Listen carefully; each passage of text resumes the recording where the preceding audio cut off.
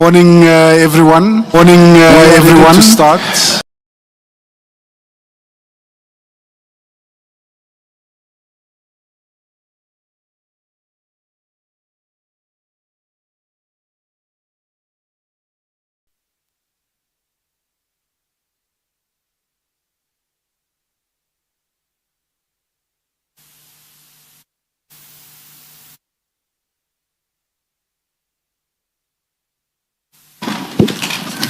Good morning, Ms. Good morning, Ms. Good morning, Chair. Good morning, Commissioners. Good morning, Chair. Good morning, Commissioners.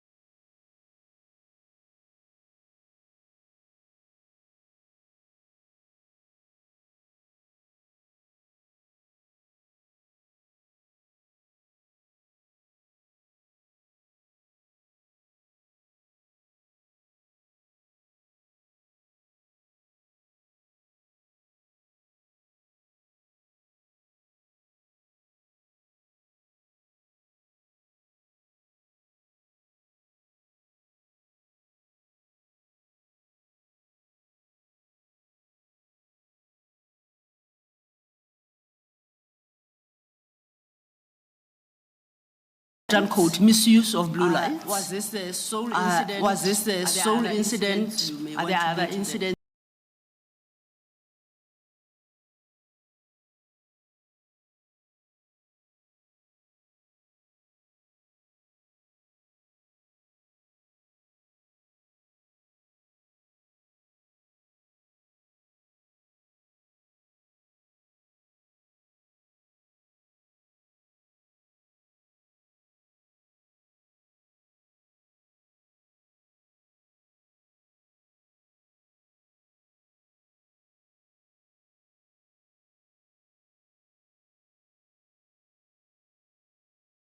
The vehicle was let go, but the vehicle itself belongs to a company with the name of Kelvin and Family, which is a private security firm situated in the East Rand.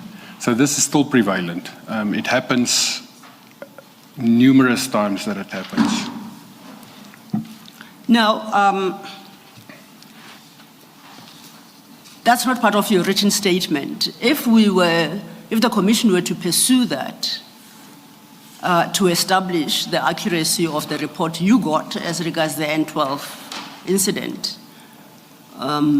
Firstly, we would have to file a supplementary statement, but I guess for me, most importantly, how do we go about testing the accuracy of that statement, the report you got? There's a radio control, the radios are monitored, there's logbooks, electronic logbooks and OB occurrence books at the radio control in Ekurhuleni, which will record all of this. And then the officers on the radio itself that heard it and that interacted with it is also be able to testify to the exactness of that. Thank you. Is there any other incident worth noting? Or is that where you end? No, that's where I end 2 weeks ago, okay. Commissioners. Thank you. Ms. Lo, will you be arranging that we at least an investigation into those documents? Indeed, Commissioner Baloyi, we intend to. Commissioner Spies now advises that we get in touch with the Ekurhuleni radio control. As I understand it, the call would have been logged in the occurrence book. So ours would be to uplift the content of that report in the occurrence book, its detail, and try and locate a witness who can speak to those facts and perhaps shed more light on the incident. Thank you. Thank you. What about the name of a security company was mentioned? Yes, the name of... Contacting that security company and finding out how it came about that they were given permission to use blue lights. My concern with approaching the municipality is that the allegations in this commission are that the municipality has not acted on many of the reports. Yes. And there's even frustration of the investigations within the municipality. So we might end up with a report which is incomplete. Indeed. Whereas if we get confirmation from the security company, at least they will be able to explain who gave them permission and under what circumstances. If indeed it's true that they are using blue lights, because we don't know that. We don't.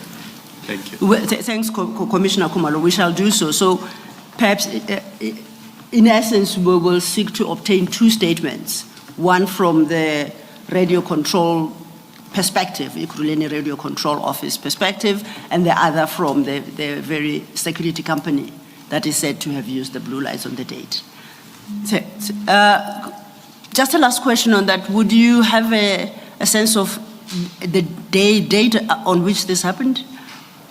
Commissioners, I have it, but then I have to consult my phone to look specifically at the exact date. I think it's a Wednesday or Thursday, and I have got the registration number as it was reported to me. Okay, then I don't think we have to detain the Commission with that, seeing as we will be seeking at least the statements. You will then provide us with that further detail to assist us in establishing the facts around this matter. Thank you. Thank you. Commissioner, then we move on. In our statement, we're at page 7. And at page 7, you have a heading, formal investigation and Brigadier Julius Mkhwanazi's involvement. And the involvement, just to locate us in where we're at, his involvement relates to the alleged use of blue lights in a private vehicle, the videos of which you flighted last week. You recall that? So if you can then take your testimony from paragraph 19 at page 7. Thank you. So on this specific day, when I received this query and we answered this back to the media through Colonel Tipa, and I then instructed Colonel Erasmus, he is the head of internal affairs in Ekurhuleni Metro Police. I instructed him formally with a letter to say that he must initiate this misconduct inquiry because of the seriousness of this as well.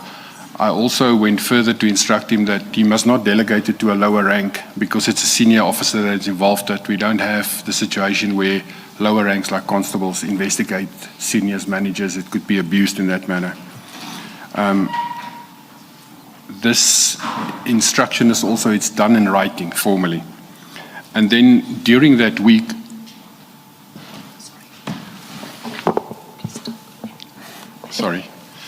during that week, it was council meeting on the Thursday evening as well. And on the Tuesday morning, Commissioner Mazzolo came back from leave, and I then addressed it directly with him to say, can you please assist me in getting answers in this matter? And then he said to me, but I must contact directly Brigadier Mkhwanazi because he was on leave and he doesn't know what took place. On the Thursday evening at the council meeting itself, Brigadier Mkhwanazi was at the council meeting. I approached him then at the council meeting itself, where I informed him, but we have this media queries. I've sent it to you. I haven't received any answers yet. Can I please have an answer about it? He then explained to me that, but we have a formal relationship with this company, Cat VIP, where they actually assist us at all scenes, and not only us, they assist DPCI, TOMS, which is the tactical operation side of the DPCI. They assist us with information and they respond to scenes and all things like that. I said to him, but it's impossible. I don't know anything about this. I've never heard it. And he then stated that he will send me WhatsApps of previous successes, which will then prove that Cat VIP was involved at these incidents and crime scenes and everything. So during the council meeting when we were sitting at, he started to send me WhatsApps relating to these incidents where Cat VIP is listed then as a role player in crime scenes. And later that evening, he also then concluded that, but they were even involved in a State of the City address, which is an annual event by the cities where the mayor would produce or present the State of the City address. And in the 2022 March State of the City address, which was done by Alderman Tanya Campbell, he alleged that even in the operational plan, it's there, that CAT VIP is part of this. And I said, that doesn't sound right to me, but send me proof of that. He started to send me WhatsApps with pictures. And then I said to him later during the WhatsApp conversation, I want a plan. This is pictures. It could be photoshopped, and I don't believe in that. Send me the original plan.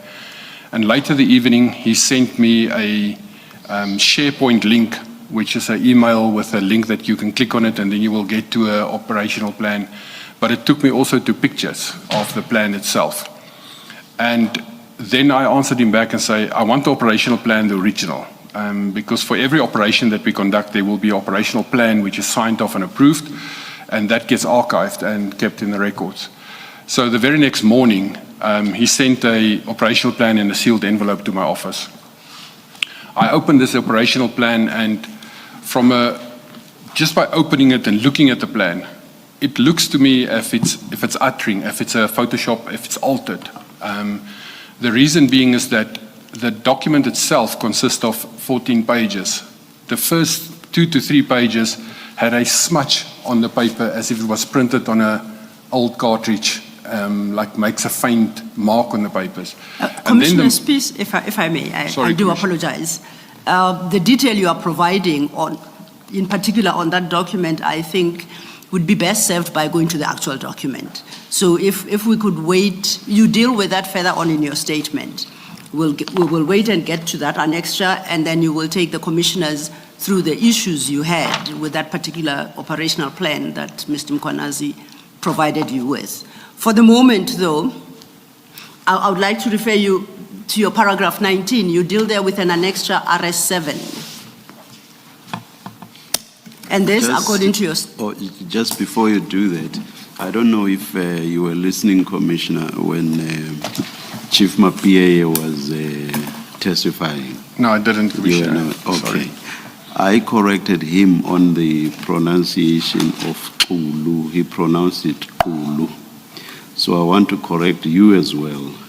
You repeatedly talk of Mkhwanazi.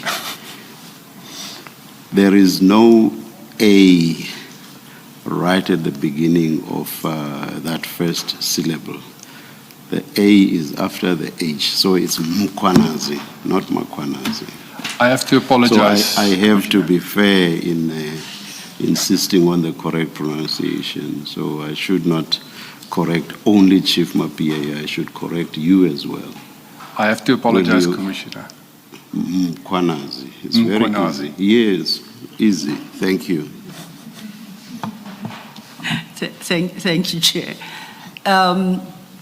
I'd referred you to RS7, Annexure RS7, that's to be found at page 11 in the annexure file. Now, at your paragraph 19, you say this was the letter of instruction you issued to Lieutenant Colonel Erasmus to investigate the matter. Are you at RS7? Correct, Commissioner. Just to confirm a few things, it is dated at the bottom thereof, 2nd of February 2023, and against that date is the name R. Spies with a signature. R. Spies refers to yourself, and that is your signature, you confirm? That's correct. And directed from, we see from the top of the page, to H.J. Erasmus, Lieutenant Colonel. That's correct. And you indicated that when you issued this letter, as the letter itself states, you were then the acting police commissioner. That's correct, Commissioner. I would like to refer you to midway that page. There are 2 headings. The second is a description of accusation. Could you read the first paragraph into the letter, into the record? It was reported that Brigadier J.D. Mkhwanazi appointed CAT VIP services on an official document. Vehicles was registered on the City of Ekurhuleni name. It was further alleged that Brigadier J.D. Mkhwanazi appointed individuals to work with EMPD. These and other conduct need to be investigated accordingly, including other facts that may be discovered during the investigation, and any other conduct that you may determine during this investigation. And with the issue and service of that letter on Colonel Erasmus? Thank you.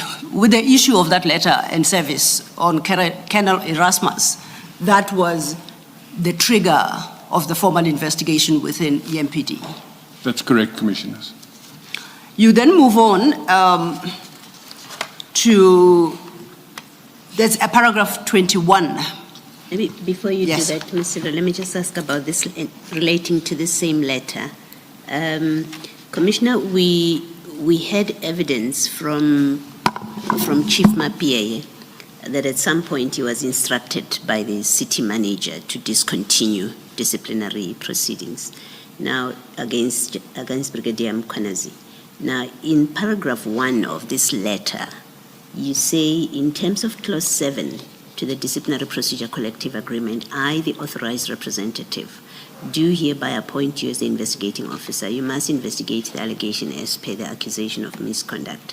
It's that first sentence that I'm interested in, which is, you are the authorized representative in terms of clause 7 to us where the power, in terms of that disciplinary procedure collective agreement, where the power to institute disciplinary processes lies, according to that collective agreement.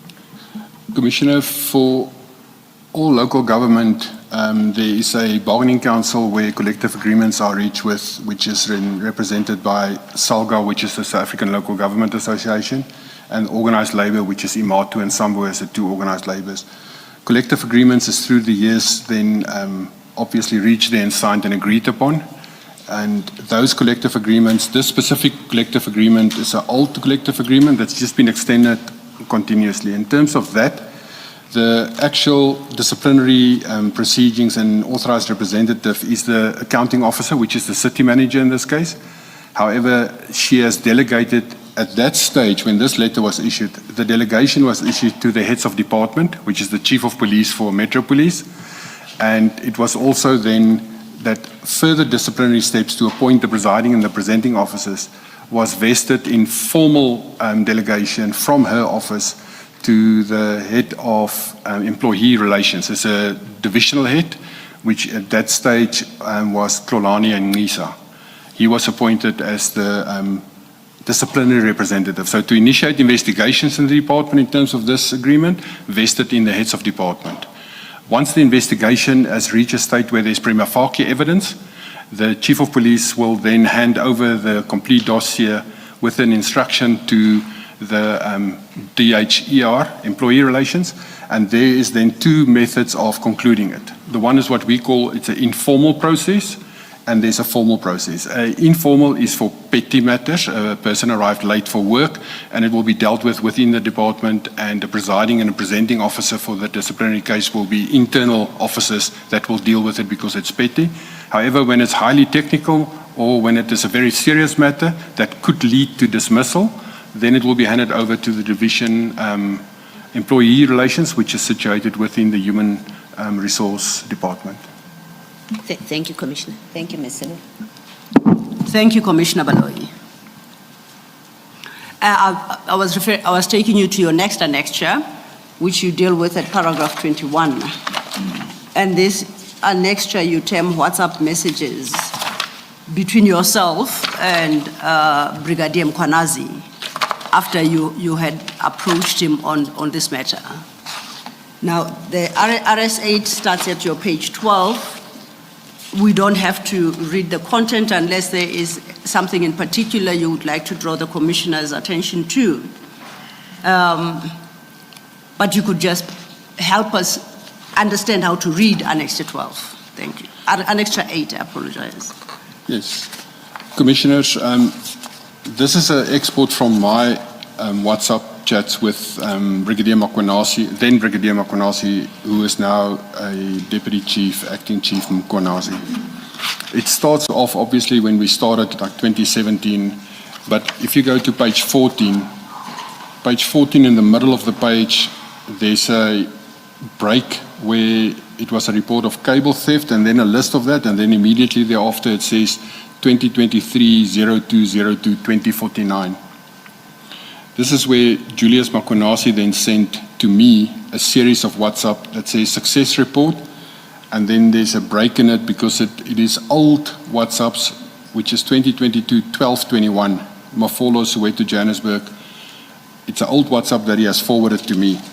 And it starts off with units involved, and then it's listing DPCI TOMS, saturation unit, bad boy security, and then a hyphen space, and then cat VIP security. And it's about a hit on a taxi chairman of Nanduwe. And the next, that list and everything that was a success at that specific incident. And then on 2322 on the next page, page 15, it again lists Julius Mkhwanazi operational success. And then it lists 2/12/22 Ortia cargo section, Kempton Park. Ortia is the abbreviation for OR Tambo International Airport. And cargo section is the northern portion of it where we have gates that where cargo can go in and out. And there it lists then 11 suspects arrested, 3 unlicensed firearms, 33 unlicensed live ammunition, 8-ton truck with false plates. And then again the units involved. It says Hawks, TOMS, Tactical Operations Management Solution, STF, which is the Special Task Force, CAT VIP Security, Bad Boy Security, K9 Law Enforcement, and then list report. So this was a set of WhatsApps that he then forwarded to me to say, but here's proof that we have worked with specifically CAT VIP. Thank you. You do deal with the 2 documents, the Memoranda of Understanding. So, Commissioner, if you're Yes, moving, can I Commissioner. just ask for clarification here? Indeed. Commissioner, so looking at that page 14, you've got the DPCI TOMS, saturation unit, bad boy security, and then you've got CAT VIP security. And then you've given us that list again at page 15, which now has in it the STF and the K9. I'm trying to understand what it is that Brigadier Mkhwanazi was conveying to you. Was he saying to you that CAT VIP were involved as listed here at the invitation or assisting the EMPD? That's why they were involved here? Or that's the one possibility. The other is they came in as an independent party, not invited by the EMPD, but used by whether it's DPCI TOMS or somebody else. What in fact was he conveying to you? Commissioner, from what I understood was the query and the questions was about CAT VIP security specifically from the media. And the way I asked him as well is why is this company involved here? And then his words when he spoke to me was that, but this company has been involved with us. They're assisting us, there's MOUs between us, and they are working with us. And here's proof that they are actually at crime scenes where EMPD is also present, and then give successes back of that. Thank you. Thank you, Mr. Thank you, Commissioner Baloyi. We will get to the Memoranda of Understanding that were ostensibly concluded between Ekurhuleni and CAT VIP. But for the moment, just to let you know that Chief Mappier did testify on these documents. And according to our records, those memoranda were concluded in October 2021. Is that your recollection as well? The purported, No. it wasn't concluded. Thank you for the correction. Were signed by Brigadier Mkhwanazi in October 2021. Correct. Okay. Now, I ask because at page 14, what he highlights and the part that you drew our attention to, as well as page 15, these are incidents that arose in 2023 and both 2023 and in February, where he claims that there have been these deployments of VIP CAT security. The first one that he sent is in 2022, December. The second one is October 2022. And then the third one is February 2023. Okay. Now, Chief Mappier informed us that Ekurhuleni, EMPD issues public tenders for provision of security services to EMPD facilities. You are aware of that? Correct, it's for security guards to protect council premises. And he drew the commissioner's attention to the fact that in 2020, the EMPD appointed 10 service providers for that purpose and provided a list. And for the record, that will be Chief Mapiea's Annexure JM 13 and JM 14. So there is a list of service providers. Correct, Commissioners. There's in terms of the MFMA, the Finance Management Act, there's every 3 years a tender that is published and then awarded to security companies to protect council premises. And the tender runs in a 3-year cycle. Yes. Looking then at page 14, you are given in details by Brigadier Mkhwanazi regarding the engagement of entities such as Bad Boys Security. And unless it goes by another name, you can accept that according to JM 13, tendered by Chief Mapie, that entity is not one of the 10 listed there. Do you know who Bad Boys Security is or was at the time? Bad Boy Security is a security company which I know of them. They're in Johannesburg and a little bit on the East Rand as well. I don't know further than that. I know them. It's like a private security company that I sometimes see their vehicles. And Cat VIP Security, at that date and time, I didn't know them at all. I know them now. Okay, and equally so with Cat VIP Security, they don't appear on that list. Correct. They're not part of Bad Boys or Cat VIP Security is not one of the tender-approved security companies for guarding services at all. Now, there is a reference as well to saturation unit. What is that? I don't know all the abbreviations. I would believe that this is a South African Police Services unit belonging to either the DPCI, TOMS, Hawk. I don't know what the saturation unit in the South African Police Services. It's not one of our units. We don't have a unit like that in Ekurhuleni Metro Police. Okay. Then at page 15, you referred us to page 15, that date entry 2023-0202. And then it's got another date below that, 02-12-2022, the Otia cargo section, and the units involved. Is it a correct way to read those messages to mean that the units involved listed there at page 15 under the date 02-12-22 were involved in the Otia cargo section issue, whatever that may have been? Am I reading it correctly? Correct. It's in terms of the success report. It's first stated in the first paragraphs with the red bullets. It's black here, but on my WhatsApps it's red bullets. It states what was found back, what was arrested, and then it says units involved, and it lists the units.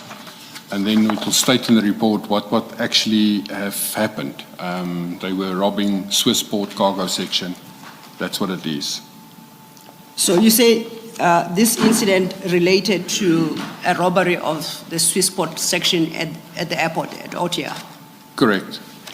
Then I understand that the units involved were Hawks TOMS, Tactical Operations Management Solution, STF Special Task Force, CAT VIP Security, Bad Boys Security, K9 Law Enforcement. You see that at the bottom of page 15. Correct, Commissioner.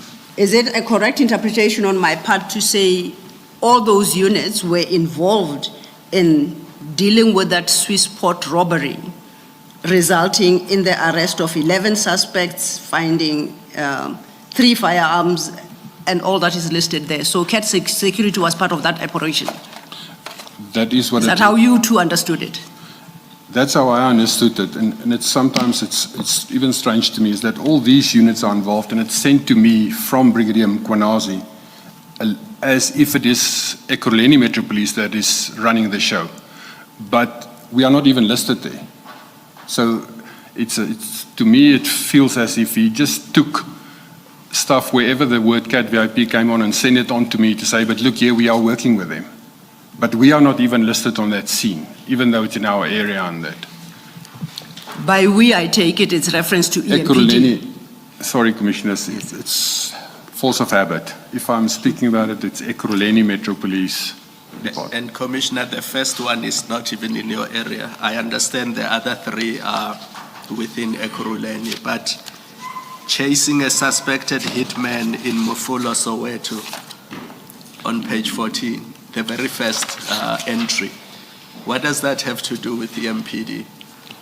Commissioner, that is one of the rogueness that hopefully I will touch on later, is that in terms of the South African Police Services Act, Section 64, we as Metro Police is established and we have a specific mandate, which is traffic enforcement, by law enforcement and crime prevention. That's the main mandate.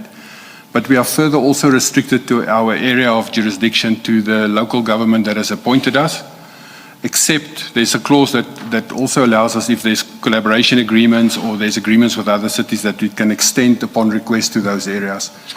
But a large portion of what these groups did is that they were actually operating rogue. They would hear a rumor here or information here, and they will go and do law enforcement, arrest people in Hammanskraal. They will go to KZN. They will go to Free State. They will actually arrest, and it will all be good successes according to them because there's arrest in that. But they acted completely out of scope. They do criminal investigations, which is the sole capability of the South African Police Service. They have no powers to do criminal investigations at all, but they were doing it. Thank you, Commissioner Khumalo. Taking you back to page 15, that OR Tambo incident that is referenced there. For the record, OR Tambo Airport falls within the jurisdiction of Ekurhuleni. So if there was anything that required Metro Police involvement, that would fall under the jurisdiction of EMPD. Is that correct? Correct, Commissioners, but we will assist the South African Police Service if they ask us. If it's in our area, we will assist them with whatever they ask us to do within our area. So you say EMPD would assist. If you go to the bottom of page 15 then, and the list, the units listed there, as I said, it's Hawks, Toms, Special Task Force, Cat VIP Security, Bad Boys, K9 Law Enforcement. There are 5 units, ostensibly, that were involved.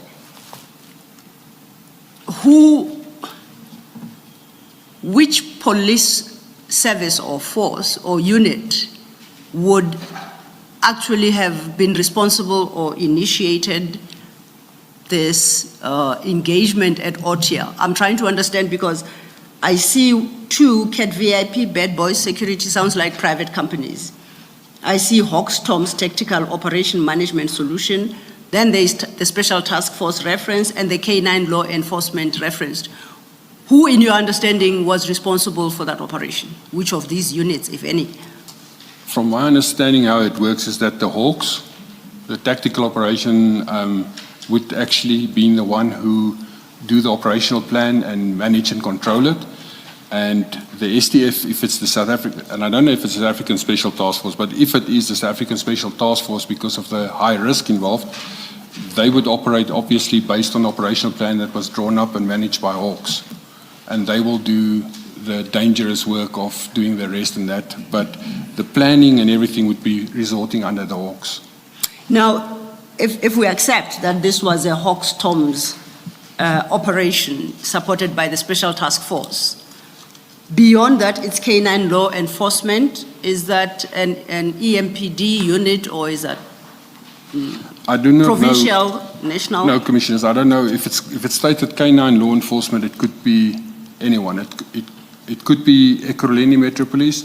It could be SAPS. I wouldn't know who that is because nowhere in that whole report does it actually list if it was Ekurhuleni's K9 or if it was SAPS K9. It is not listed. Then it leaves the other 2, Cat VIP and Bad Boys. How does this become an operation that falls under Ekurhuleni? When you say it, at best, it was an operation by Hawks Toms, which is not an Ekurhuleni unit, that perhaps would be a national unit. I don't see how Ekurhuleni gets involved in this operation based on the entities listed there. Are you able to shed light? Commissioners, that from what I understand from what's standing here is that Cat VIP and Bad Boy Security as the private security could have been the informants, or they could have received the information, and they therefore are assisting the Hawks to actually do the operation because they have access maybe to Swissport Cargo or to the information where it was. So from my understanding from what's standing here is that Cat VIP and Bad Boy Security is involved with the Hawks, they are supporting them, and that the STF is obviously necessary because it's a high-risk robbery that's going to take place. That's my understanding from this. The K9 law enforcement, I wouldn't know who it was. It could be Ekurhuleni. It could also, because it's a year before it even happened, and this was just sent as WhatsApps, which I didn't really even care about it. It was like someone made them up just to send to me to say, yes, here is successes to prove that we do work with Cat VIP. And this is supposed to have happened on the 2nd of December 2022. You were still with EMPD at the time? It's correct, Commissioner. It's 2 December.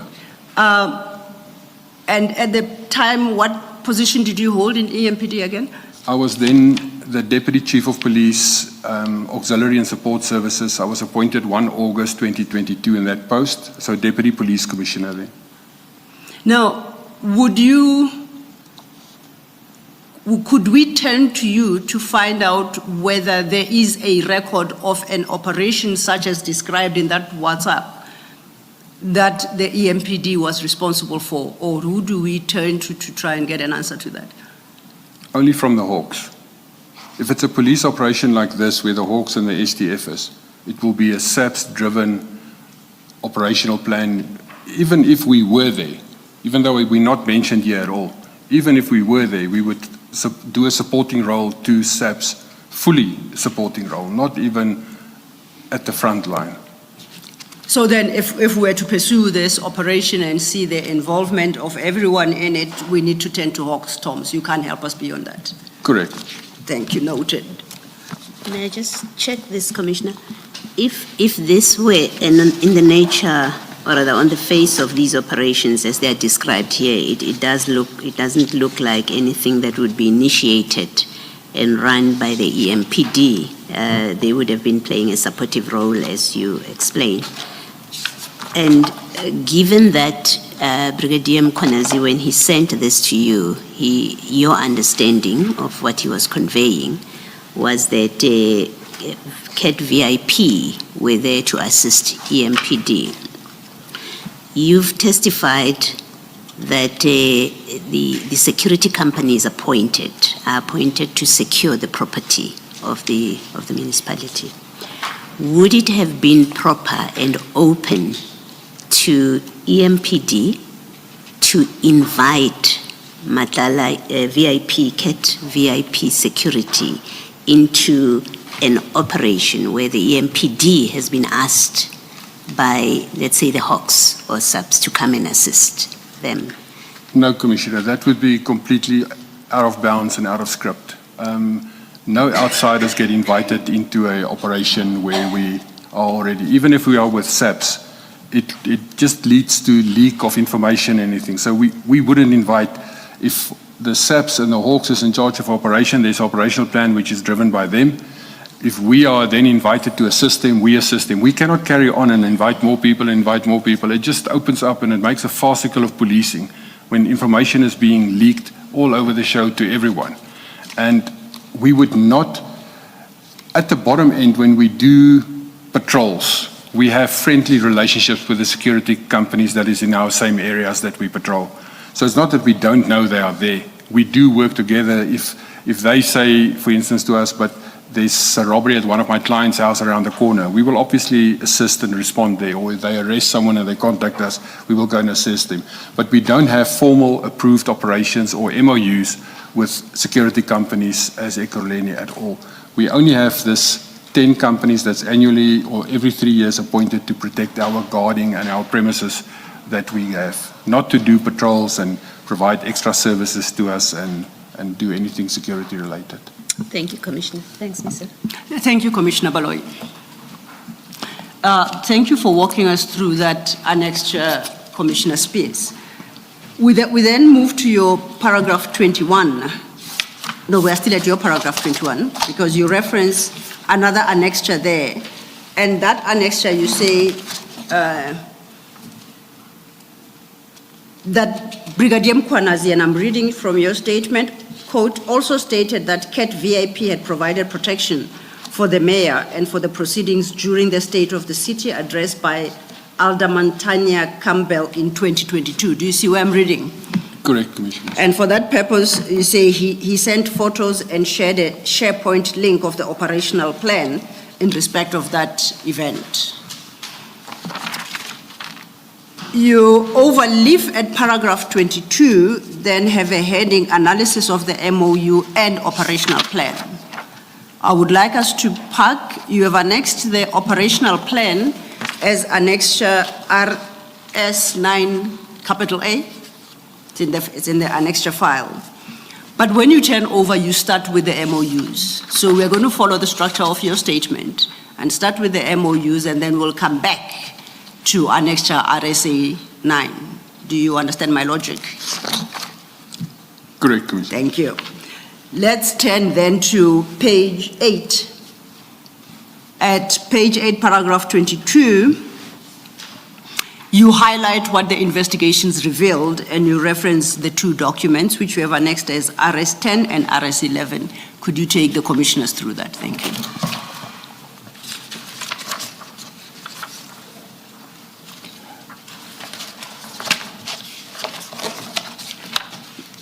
Commissioners, they were sent via email, and what is attached here too as well is the two MOUs which was drafted between the first one, which is on page 25, RS10, is listing a MOU or agreement between Medicare 24 Emergency Medical Services and UBIS Protection Services, which is duly represented by Mike van Wyk. And that is then on page 30. It is signed off by Brigadier Mkhwanazi, Director Specialized Services. And it's as if it's dated October 2021. If you look at the date just above his signature, that says effective date, and it leaves a day open, but it's month 10, October, and 2021 is the year, and then it's got open years at the end. That was the first version that was submitted. Then the second version is a very similar memorandum of agreement, but this time it is with CAT VIP protection, which is on page 32. And this MOU is then also signed on page 34. It ends the same thing as that, effective date, and then a 10/2021, just fill in a date. It's also under support by JD Mkhwanazi, and it's then dated with a date handwritten in as 13 October 2021. Commissioner Spears, my apologies. Commissioners, just to orientate you, those are the same documents that Chief Mapie submitted as JM11 and JM12 respectively. Thank you. You may proceed, Commissioner. The one thing that I want to highlight on this first one with Medicare 24 is that if on page 30, and I've actually, maybe Advocate Defensie, if we can just highlight that specific paragraph, because when we start the investigation, this paragraph jumped out at us to say, but yes, vehicles that's being registered onto our name from a private firm or security company that we will use. But this paragraph is completely against any police training, knowledge that I have, is that, and maybe if I can read that into record, is that EMPD will assist with registration of vehicles under EMPD as official vehicles, and we will be permitted to use blue and red lights to respond for and on behalf of EMPD. The cost of this will be for Medicare 24 and Bus Protection Services. That's as if we outsource law enforcement now to a private company, to say you will respond on my behalf, you will actually act as a policeman. That's what this MOU purport to be. And that's why when I read this, it is so wrong that every fiber in my body jumps up to say, but this is wrong. There's something horribly wrong in this matter. And that's why the registration of the vehicles that is on our name actually red flagged. And the investigation initially say, but here is something much deeper and it's very wrong. And that's why we start with the disciplinary inquiry, misconduct investigation. Commissioner, I think what you read has been put up on the screen just for reference point or reference purposes. That is Annexure RS10. And that is the memorandum of agreement allegedly between Ekurhuleni Metropolitan Police Department and Medicare 24. And just to confirm that at our paginated page 30 of the bundle, that is where you read from. There are 5 bullet points on that page. But if you go a step back, or a page back at page 29, it would appear it's part of a list of what is termed understandings. Correct, Commissioners. So the part you read is the last bullet point of these quote-unquote understandings as they appear at page 30. That's correct. The page 29 will deal with what Medicare 24 will provide. Yes. And then page 30 deals with what Ekurhuleni Metro Police Department will provide. Thank you. Noted. You may proceed. We have now dealt with RS10. Can I just ask this? Commissioner, that paragraph that you read into the record, it makes reference to red lights. Can you just explain what is this within the EMPD? Commissioner, the lights, as I've stated earlier, in terms of the National Road Traffic Act, specific lights have specific meanings. A blue light is always law enforcement of those entities that may have them, South African Police Service, the SANDF military police, the traffic and the municipal police. Those are the ones that may use blue lights. Red lights, in terms of the law, must be used by medical practitioners, which is a paramedic or ambulance responding to a scene. That is the use of red lights.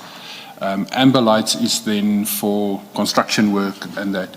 And green lights is civil defense when a person responds to a civil defense light for a green light. So red lights in this manner is, we do not have red lights. As Ekurhuleni Metro Police, we do not have. But there is sometimes a municipal police department that combine the use of police and paramedics, for instance, in a city, and then when you have a combined, even South African Police Service, when you have a combined service where there's paramedics in the vehicle plus there's policemen in the vehicle, you will use a combination of blue and red in the vehicles. But if it's purely police, it will be blue. If it's purely ambulance or medical services, it will be red. And you're saying Ekurhuleni doesn't have this combined? We do not have combined at all. We are a Metro Police Department consisting purely of a Metro Police Department. There is a disaster management and emergency services section which use fire engines and used to have ambulances. They would use red. And Brigadier Mkhwanazi would know that you don't have this combined service, and so he wasn't authorized to permit use of red lights. Correct, Is that Commissioner. something he would know? Correct, Commissioner. Oh, thank you.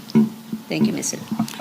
Thank you, Commissioner Kumar. Advocate Silo, on page 29 still, items 4 and 5. Just reading those 2 items, it seems to me that it wasn't just law enforcement and blue lights that were being outsourced. Even health and legal services were now being outsourced to CAT, at least to Medicare 24, not CAT protection services. just reading item 4 and 5. Indeed, Commissioner. Commissioner, do you want to can- read those into the record? We don't have to deal with them. I can, Commissioner. It's at page 29, under the heading Understandings. So, What Commissioner Khumalo is referring us to is the numbered items 1 to 7, and he's asking you to read into the record. Is it 4 and 5, Commissioner? 4 and 5, thank you. its understandings, by signing this MOU, Medicare 24 Emergency Services agrees to, number 1, first project will be a trial run. Sorry, Commissioner, I apologize, I was unclear. Commissioner Khumalo would like you to read items 4, listed 4 and 5, and leave the others in that list. 4 and 5. 4 and 5, please. Can I read 6 as well? Then you can read 6 for you as well, thank you. Can you read 7 as well? Please. Then please read from 4 till 7. Chair, any particular request? No. 4 to 7, thank you. I will explain why 6 when I get to 6. Medicare 24 Anubis Protection Services can assist when needed. All members are registered with PSIRA and are issued firearms through our VIP protection unit that are owned by Medicare 24 Holdings.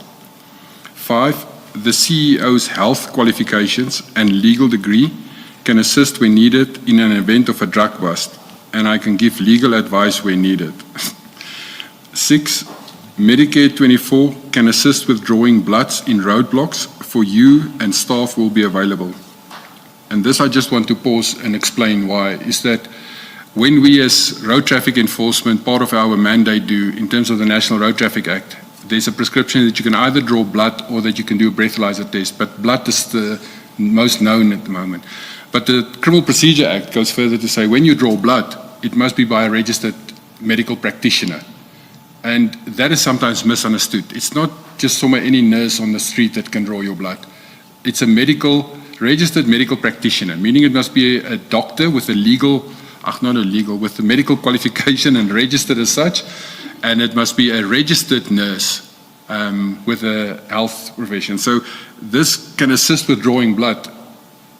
Maybe that's to hold the patient down, but you cannot draw blood if you're not, in terms of the Criminal Procedure Act, a registered medical practitioner. And then 7 is Medicare 24 can also manage your workman's compensation injuries on duty. That is also a very contentious issue because we're an employer and we're registered with the Compensation Commissioner, and the Compensation Commissioner deals with it, and we have staff on board that actually deals with our workman compensation within the department. It is not dealt with by outsiders in Ekurhuleni at all. Thank you, Commissioners. So I think it was Commissioner Baloyi who made the point that according to this document, it was Commissioner Khumalo, technically this entity was taking over all the services provided by EMPD and acting for and on behalf of EMPD if they were to be followed. Is that your sense as well? That's only if this was ever approved and signed. This will never pass a proper legal department or through a scrutiny. Did you ever get to establish, and you read this into the record on that list, item 5, I understand that the CEO, and we're talking here of Medicare 24 Emergency Services, he has got health qualifications and legal degree, and was offering to assist when required in an event of a drug bust, and she can give legal advice where needed. Did you get to know, firstly, what legal advice during a drug bust did you understand this to mean that he could provide help on? This is a laughing matter if I actually read this, and I'm looking at it from a police perspective. We are a formal city with a formal legal department, and even in terms of policies and procedures within a council, any employee, if you need legal advice, or any department, if you need legal advice, it will go through your legal department, and that legal department will give legal advice. If they're not in a position to give it for whatever reason, whatever matter, they will use contracted, proper SC or legal advice from outside. But on a scene itself, from a foreigner, from a strange person getting legal advice, that it just doesn't work like that in any law enforcement environment where we arrive on a scene and someone else from a private sector arrives there and says, let me give you legal advice. It will actually, and genuinely, if I'm there as a policeman and someone gives me legal advice on a scene, he will most probably be arrested for obstructing justice because he's interfering in my scene. Okay. Point taken. That is also assuming they do hold qualifications to advise, to give legal advice, right? Yeah, that I cannot confirm. I You don't know if I don't know this company. If Mr. Van Wyk is a lawyer, what lawyer, and that he's a doctor, and what doctor. We don't know that. The only way, if the Medicare 24 and this person, Mike Van Wyk, the only way I know about him is rumors that he used to work for Boksburg Traffic Department in the paramedic health environment very, very long ago, before we became even a city. I don't know if he in the meantime studied and became a lawyer or anything. I just don't know him at all. Thank you. But it would appear not only a lawyer, he's got health qualifications. I don't know if I'm assuming too much that it is he qualified as a doctor and then he's got legal qualifications. So we take it at face value. We would accept that he is a highly qualified person. Yeah, but I don't know that, Commissioner. I know. Thank you. Moving then to the next MOU, you deal with that again at paragraph 22.3, and that is RS 11.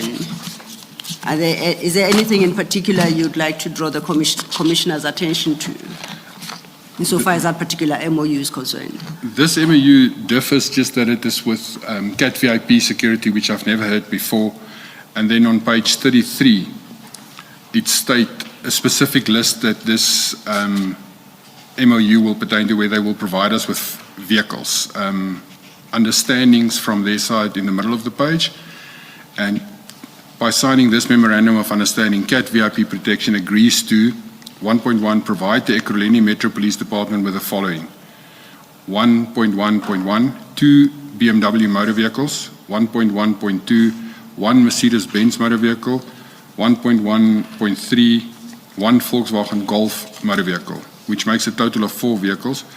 It also then goes to 1.2 to provide the Ekurhuleni Metro Police Department with a helicopter with which the department will fly for a maximum of 2 hours per month when needed for operations, and to assist the Ekurhuleni Metro Police Department with VIP protection services, skills transfers, and tactical training.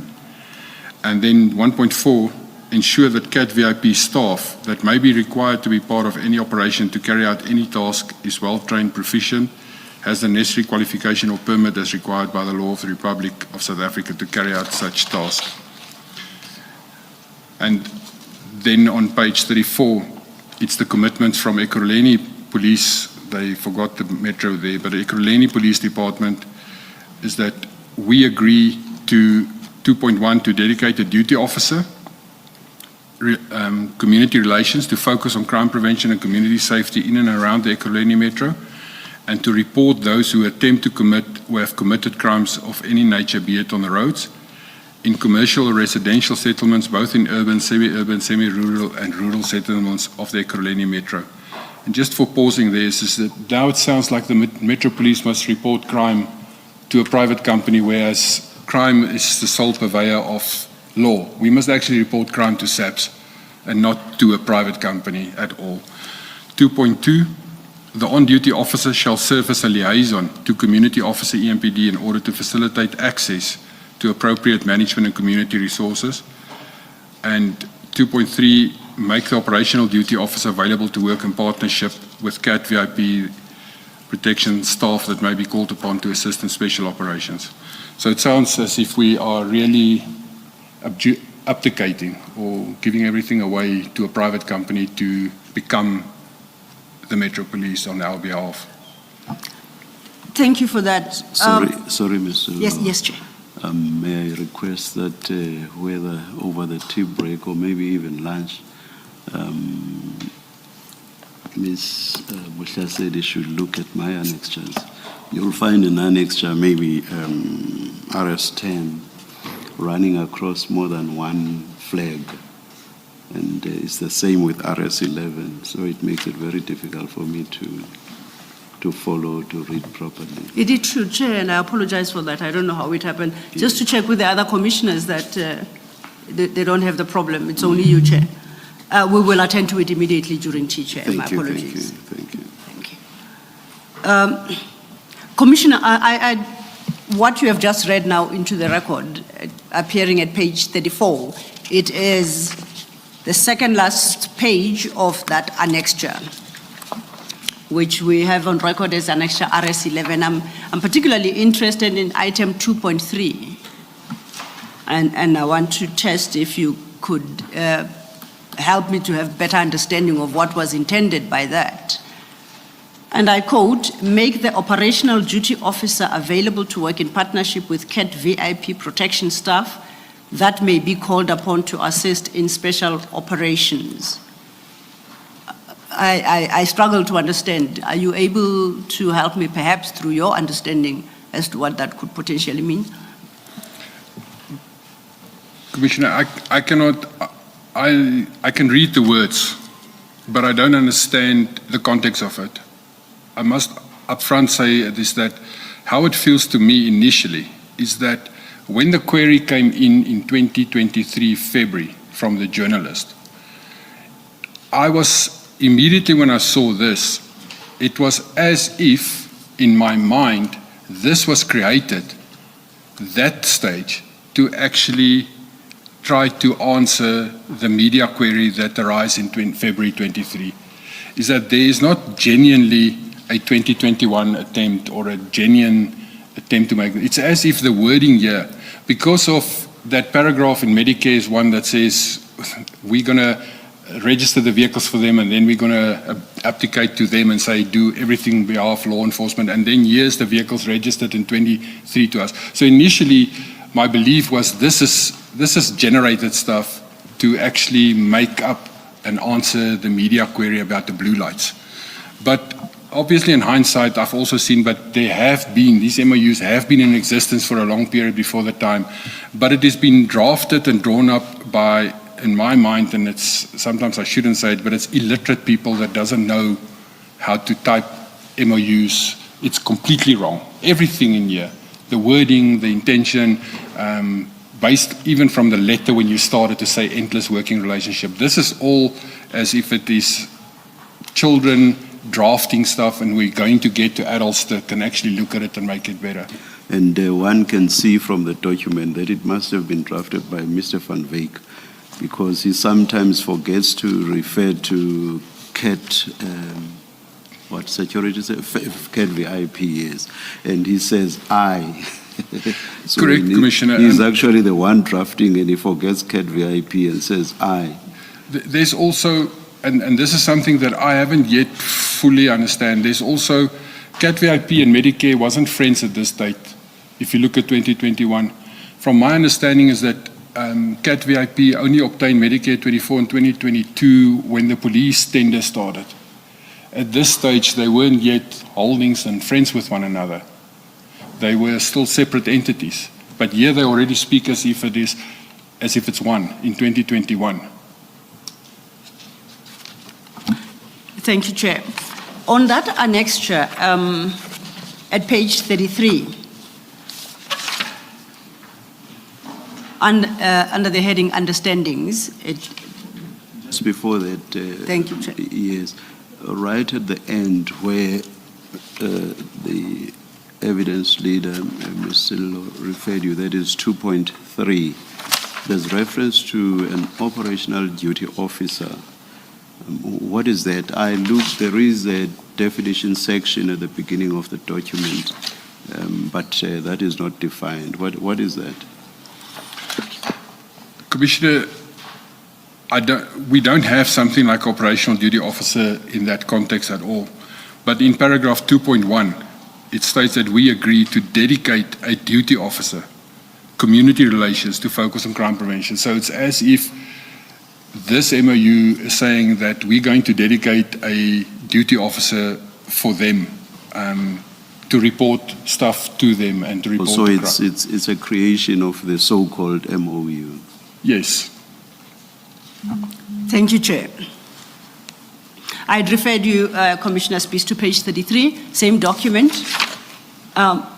Under the heading Understandings, Item 1, the main body of the paragraph starts with, by signing this Memorandum of Understanding, CAT VIP protection agrees to. Now, I would like to draw your attention to paragraph 1.2. Provide the Ekurhuleni Metro Police Department with a helicopter with which the department will fly for a maximum of 2 hours per month when needed for operations. Based on your experience, what value would such a resource, a helicopter that you could only fly for 2 hours in a month, what value would that add to your efforts as EMPD? It won't add, 2 hours is nothing in helicopter time. It's also, real money-wise, it's maybe about 25,000 Rand worth, 2 hours, because we don't have a helicopter. So we will have, it's a rented helicopter. I don't know exactly how much it costs per hour, but we have a pilot that can be used, who's got a private pilot license that can be used. But it's about 25,000 Rand worth. But 2 hours, in the sense of a crime scene, that is nothing. It cannot do law enforcement. Helicopters is a critical tool to be used, but you need more hours if you really want to fly properly for crime prevention, and you have to attend to scenes. It's a very, whoever made that, the city doesn't get anything from it if you give me 2 hours per helicopter. It's expensive for us as a city to rent because it's about 25,000 Rand, my opinion. I'm not a pilot, so I wouldn't know, but it's where I think it is approximately. It is not 2 hours per helicopter as I read it. It's 2 hours per month. Correct, per helicopters So you may split it into 15 minutes per investigation to stay in the air for 15 minutes so that you effectively use up that 2 hours over the course of the month. There are so many crimes that take place that 15 minutes, it's from the start. Helicopters measured from the moment it starts. And the flight time is maybe 10, 15 minutes to a scene. And then it's still going back, land again, and switch off. So your 2 hours it's everything. It's not the actual flight time that is counted. When you say you rent a helicopter for 2 hours, it's right from the moment you actually pull it out of the hangar and start it, right up to when it goes back into that hangar and it's switched off. So even if it's just one scene, it sounds like it's a 10, 15 minute flight time. It's a much longer payment time, effectively. Thank you.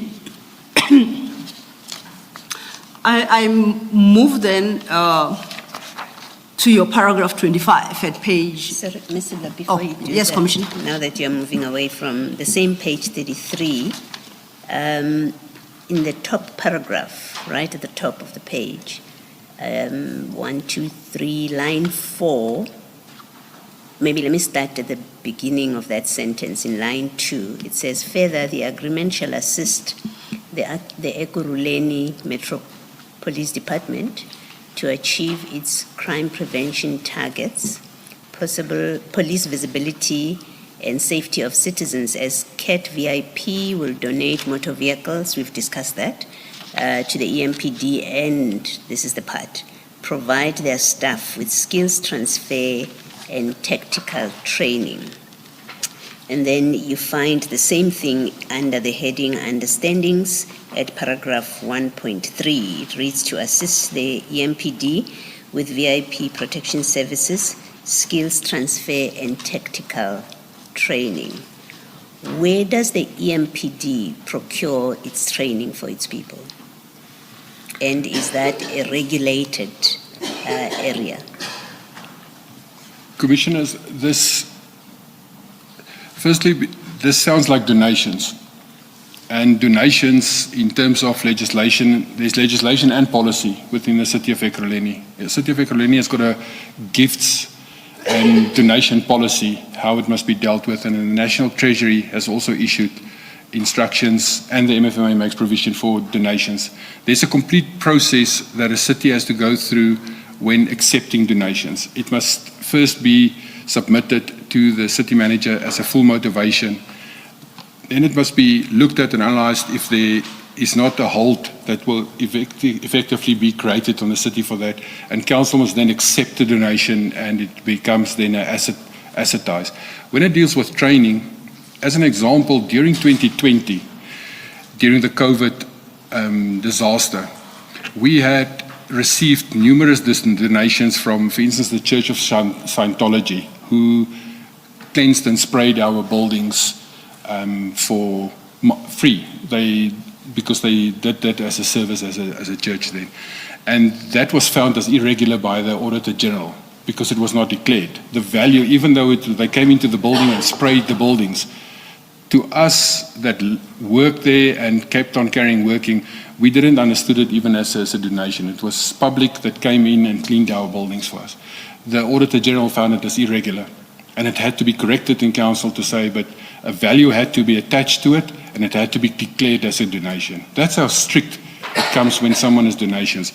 So our training initially, majority of our training, police-related training, is provided by the South African Police Services itself.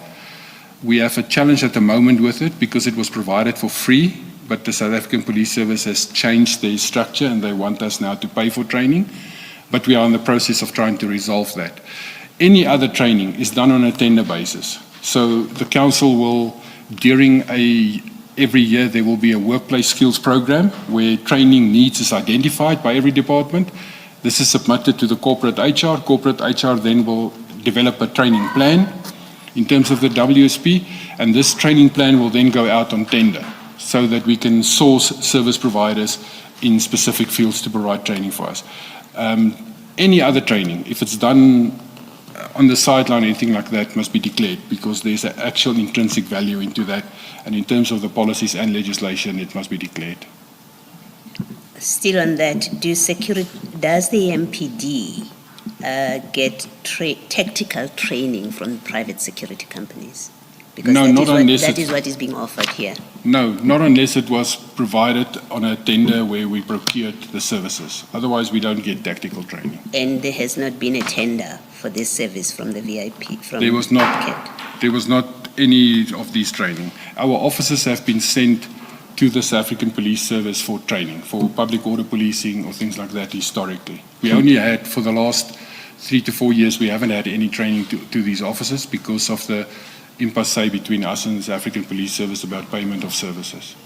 And you say if it's a donation, a submission would have to be made to the city manager, to the Correct. office of the city manager. To the accounting of the city manager herself. She must approve the acceptance of the donation. So any gift or any donation must be declared.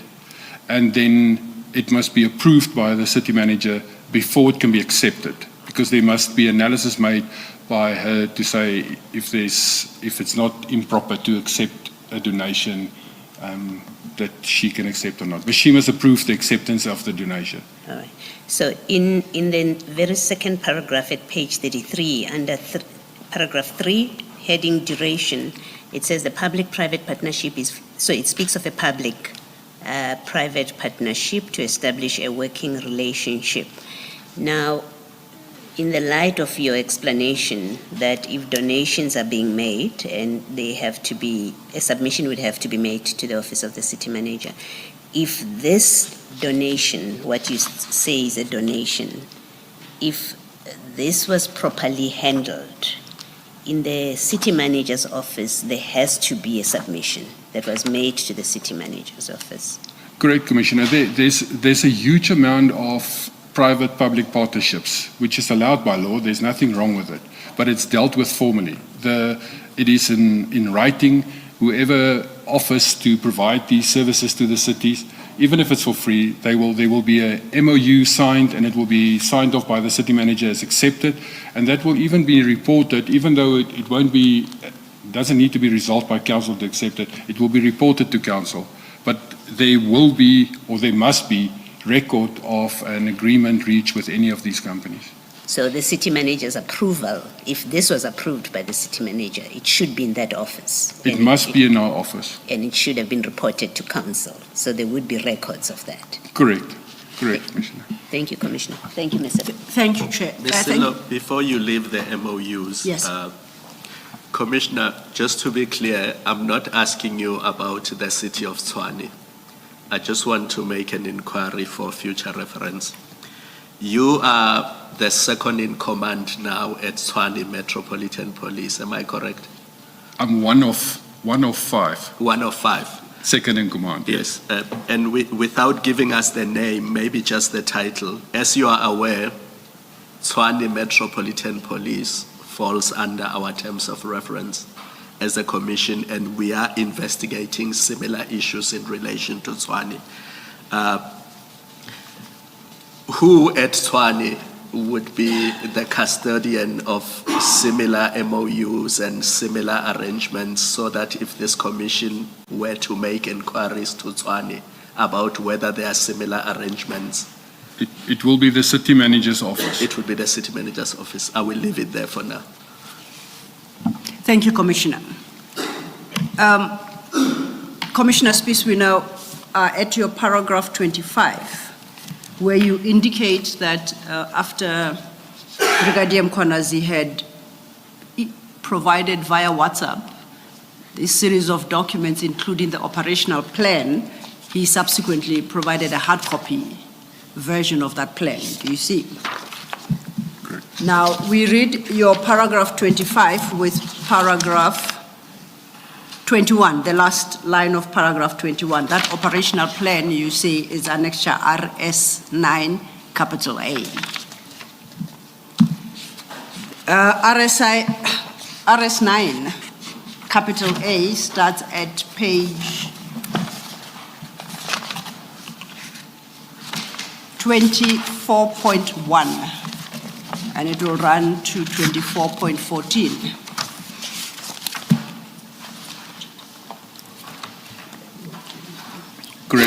Correct, Commissioner. And you make the following statement in paragraph 25. Upon inspection, I immediately noted that the plan appeared to have been altered and misrepresented. Then you say observations included, and overleaf you then lists those observations. Could you take the commissioners through the observations you made? Thank you. Commissioners, so from the original, this is obviously now a copy of a copy of a copy eventually, but the original is still in the dossier, which is kept at Bihari's office, hopefully in the City of Ekurhuleni Legal Department.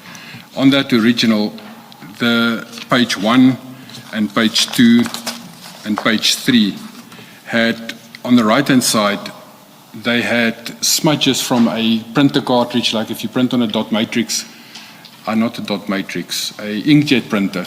The cartridge has got a filthy roller that actually smudge and makes smudge marks there. And then the middle pages up to page 9 had a clean pages with no smudges whatsoever. And then the following pages again had smudges on that page. So it's as if someone has inserted and replaced the middle portion of the operational plan. Then, Commissioner, may I request that perhaps you take us issue by issue, the smudges.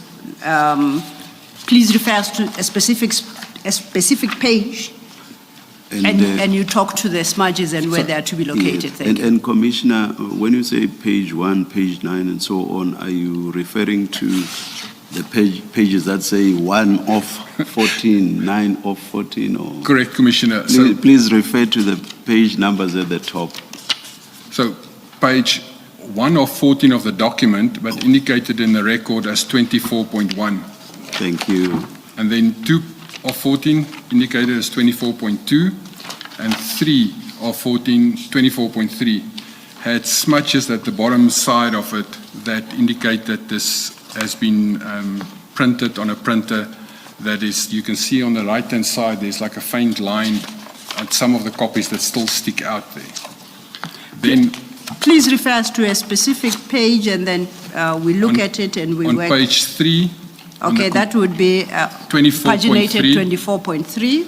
on the complete right-hand side at the top part of it, there's a black line that runs there. The black line running across the page. From the not down top to the page. bottom. So where the number, to the block bottom. the block that's got 58 in it, on the right-hand side of that, there is a black line that runs there. So the frame around the document itself, they have created a frame around it. That frame, if you look at where 24.3 is, and then this black block 58 and the square around it, that touches on the left-hand side the frame of the document. But to the right-hand side of that 58, there is a faint black line running to about the middle of the page. Yes. That is a scratch mark or a faint ink mark that stems from the printer that caused it. If you then look at the next page, which is 24.4, Yes. that line won't be there, Okay. touching that black block. So that is a newly inserted page, a clean page that was in there. And the same then with 24.5 and 25.6, 24.6, 24.7, 24.8, and 24.9. So there's no more lines on that right-hand side. So that's why it feels like it's only when you get back to the signature page again that there's a difference in the page itself. At the bottom right-hand corner, there's like dirty dots. So page 24.14, at the bottom right-hand side, just to the right of that frame around the document, there's dirty dots. At the bottom, it's about 2 centimeters below the last signature on the page. It's very faint. on the What right. kind of dots do you call them? It's smudge marks from a printer that the Oh. ink is rubbed off on the page. What must we make of that, Commissioner? All the things that Commissioner, you've noted. Yeah. On the original, it's much clearer. So when I looked at it and I started to open it and I paged through it, it's the very first thing I saw when I paged through it to say, but here's a document consisting of 14 pages, but the middle portion of it has got brand spanking new pages in, where the first pages was printed on a printer that's got a cartridge that's old and makes smudge marks on it. And then the last few pages from page 10 onwards have also smudge marks on them. So it's as if what I immediately thought what happened is that someone changed the middle of the document and printed it on a new printer and inserted it. Because when you go to my second observation that I made, is that the fonts and the pitch size of the fonts and the spacing between paragraphs have changed, where initially it was like, it's as if it's a 12 pitch, a normal font that you can read. But as soon as you get to page 3 or page 4 of the document. By page 3 and page 4, you mean 24.4. paginated 24.3 and 24.4? So up to 24.3, which is page 3 of 14, it's as if the spacing and the typing is normal. It's not suddenly not. But then if you go to page 24.4, which is 4 of 14, Yes. suddenly the wording when it gets to intentions and mission, it's as if when it's bullets, there's no more spacing between it. It's as if it has been shifted and the space has been removed. To my mind, it was to add something into it so that you don't jump too much in the document. So there was stuff added into the document. Could that not have been a function of sloppiness with the typing? It could be, Commissioner, but I'm looking at it with about 5 or 6 different points. So the first one is these smudge marks. Then I'm looking at the fonts that is being changed. The next one, Without sounding facetious, can I take you to page 35 of your statement? The very last page of your statement.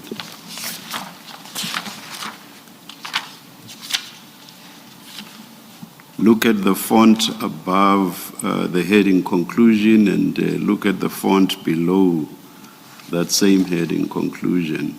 Do you see that, I don't know whether it's the font size or probably it is.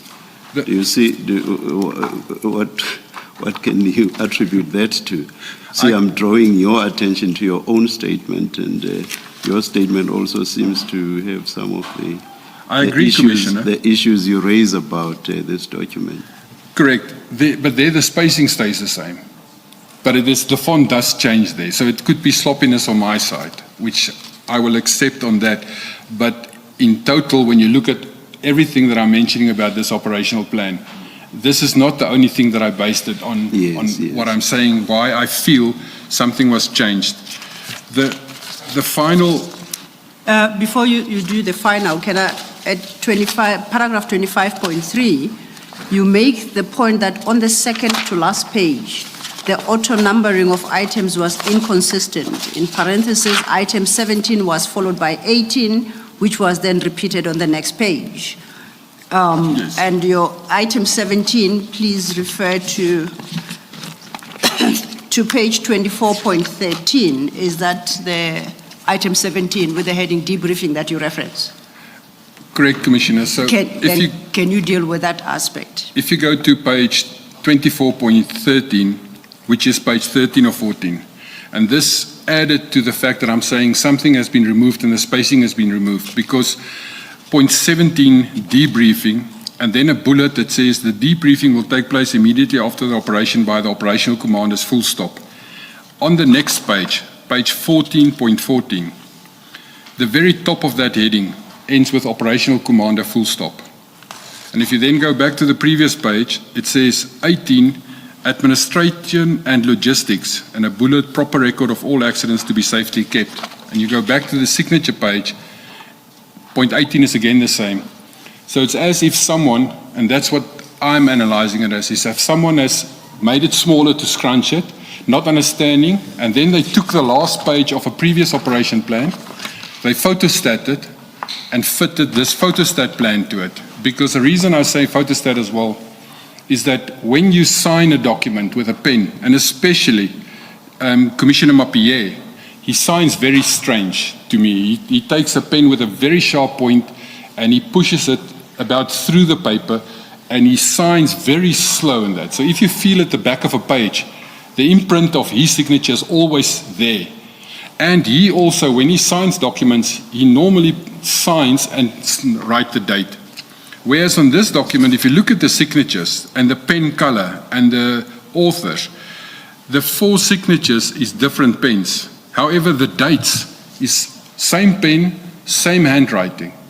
If you look then at Chief Mapie's signature, there is a predetermined line where you can write the date in. And on all 3 the others, the line is a specific length. But then when you get to Brigadier Mkhwanazi's and then the chief, it's as if that line has become shorter. And that's what I then perceived as, this was a page of a previous plan. It was already in there, but then something was altered to make it short, to pull everything to the front. And then this was just photostated, and the date was by a single individual with the same handwriting. That person used the same pen and he wrote all 4 dates in. That's what why the reason is that I say this plan to me is altered, and it's not the genuine original plan as it was presented. And when you then look in the plan itself, page 3 or 4, I must just go to the correct page. I think you are looking for paginated 24.4 at the top there. On page 24.4, in the middle where it states mission, 2-point mission, to prevent and combat crime that may threaten the safety and security of any community. The CLU and the DEU, CLU is the Community Liaison Unit and the DEU is the Drug Enforcement Unit, to gather information with regard to any crimes threatening the safety and security of any community, ensure that offenders are brought to justice, and participate in efforts to address the causes of crime, VIP and CAT VIP protection to ensure safety of the principals. I will never allow a private security company to come and protect my principal. And based on that as well, it's the officers that was protecting the mayor at that stage. Even they, much later, the one officer has actually emigrated to Australia. That officer has sent WhatsApp this year to us, wherein he stated that when he arrived on the scene to pick up the mayor, there was 2 vehicles at that scene waiting already. And when he asked them who they are, they said they are Special Task Force. So you make an assumption that it's from South African Police Service. However, while they were driving, he did the inquiry and he verified them. And the one vehicle came out on Cat VIP and the other vehicle on a private individual. And he complained about that. Apparently, that's what he says. But he's now in Australia, so I cannot. I'm just saying with the WhatsApps that I received from him. So the Cat VIP portion in there, it's just not happened. If you look at the next sentence, EMPD Security and Kyalami Security Services, that's one of the contracted security for guarding. So EMPD Security, we've got a security in Ekurhuleni Metro Police, there's a security division, security and loss control, and Kyalami Security Services is one of the 10 companies that was contracted to protect council premises. That makes sense. However, in the line just above it where you say VIP and Cat VIP protection to ensure the safety of principals, it's as if that was now added in there. And then Before you move off that point, my reading is technically, according to this document, the safety of principals was left to VIP and Cat VIP protection, and EMPD was reduced to protecting the property and access control. Is that Correct. Am I in understanding it correctly? correct. Let us leave it at that. Please hold your thought, Mr. Lo. I shall, thank you, Chair. Let's resume at 11:15. Let's adjourn.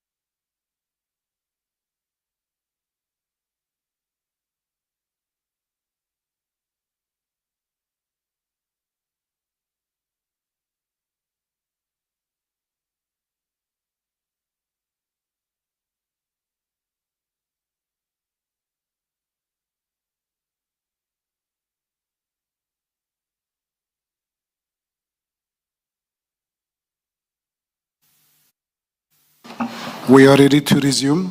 Thank you.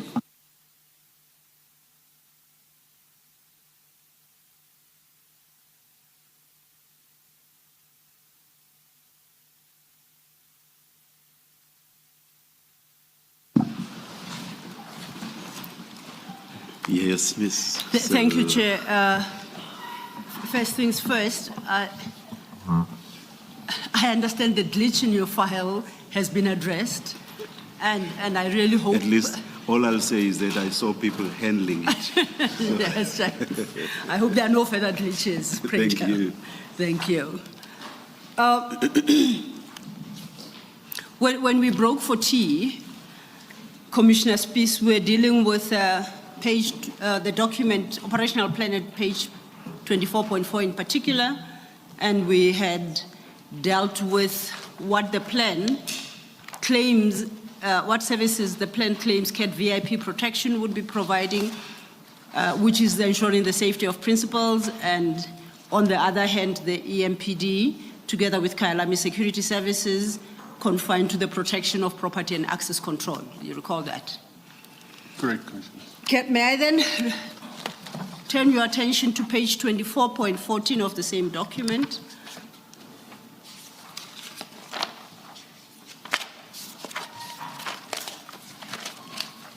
And I am interested in item 19 under the heading financial implication. Do you see that? Correct, Commissioners. And I note there that this exercise, or should I say the plan for the day, is costed at some region of 301,000. It strikes me that that total appears to be a part of it, different from the rest of the other amounts. Is there something to be made of that, or am I making too much of nothing? Commissioners, it's maybe just again a glitch, but that includes, and it's standard practice that we... Sorry, Commissioner, my question is, I don't know if the same on your copy, the color does not appear to be the same at the total line, the 301,000, and the rest, the sum does not appear to be in alignment, unless it's my copy only. Commissioners, it's the same on mine, but I just wanted to explain the table and the financial implications. I'll get to that. It is definitely different where it's as if it was skew on the page and it was photocopied, and it happened during the photocopy. Okay. The only way that I could confirm now if that is still like that on the original is if we actually submit the original plan, which is very difficult to source because it was forcefully taken away from us. But taken away from you by who? The city manager instructed Commissioner Mapie that the complete internal affairs dossier must be handed over to the head of legal, Kemi Bihari. So he had a meeting with her, she gave him this instruction, and he then gave a written instruction to, or not a written, he informed Colonel Erasmus that the complete dossier with all the evidence must be handed over to Kemi Bihari. And Colonel Erasmus then had an accompanying cover letter from the Chief of Police to Kemi Bihari to say, as per our discussion yesterday, herewith is the dossier. Okay. So are you suggesting that the original document this will find in the dossier that was subsequently handed over to Advocate Kemi Bihari? Correct. Okay, we'll pursue that. You wanted to talk about the actual costing then. You may do so. Correct, Commissioners. For every operation that we do, we obviously have to provide the financial implication that operations will cost us for reporting purposes and also for budgetary purposes. So the table that is listed there lists then, for instance, the going rate at that stage of the staff that will be deployed and the vehicles that will be deployed as per published tariffs and everything. However, none of that will include or is including the falseness of CAT VIP that support us. So if there was support from them, vehicles or water or anything provided from them as resources, we would also list to say that these are the resources that is being used for them. It becomes massively critical, as you would obviously know from previous operations that went skew, and there's commissions of inquiry into those operations, is that every single thing at that operation must be listed. What's going to be used, what is used, if there was ammunition used, if there was firearms used, everything has to be listed in the operational plan. Unless it was a donation, But it would have no cost implications to the metro if it was a donation. if there was a donation, Commissioner, then the subsequent MOU, or in terms of what the donation is, there must be a formal declaration of this was received and this was accepted as a donation. Donations, you cannot just take donations. You have to formally accept donations and manage formally donations. We live in a government environment which is highly regulated. So are you suggesting, and should I understand you to mean, that somewhere in this plan there should have been a portion as regarding the costing of the CAT VIP services? And if it's a donation, then it would indicate that there are no cost implications for the EMPD, or that the cost is recoverable from the EMPD. Am I understanding you correctly? Correct, Commissioner. Thank you. I'm looking at, or rather, against vehicles and below that armored vehicle. I see that above those, the number of hours are indicated, but against these two items, vehicles and armored vehicle, no hours are indicated. I know it's not your document. Weren't hours supposed to be indicated there as well?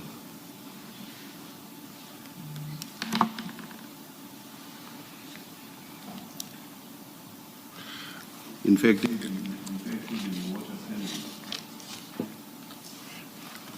correct, Commissioner. It's correct that next to the armored vehicle and the water cannon, there is no rate per hour and number of vehicles.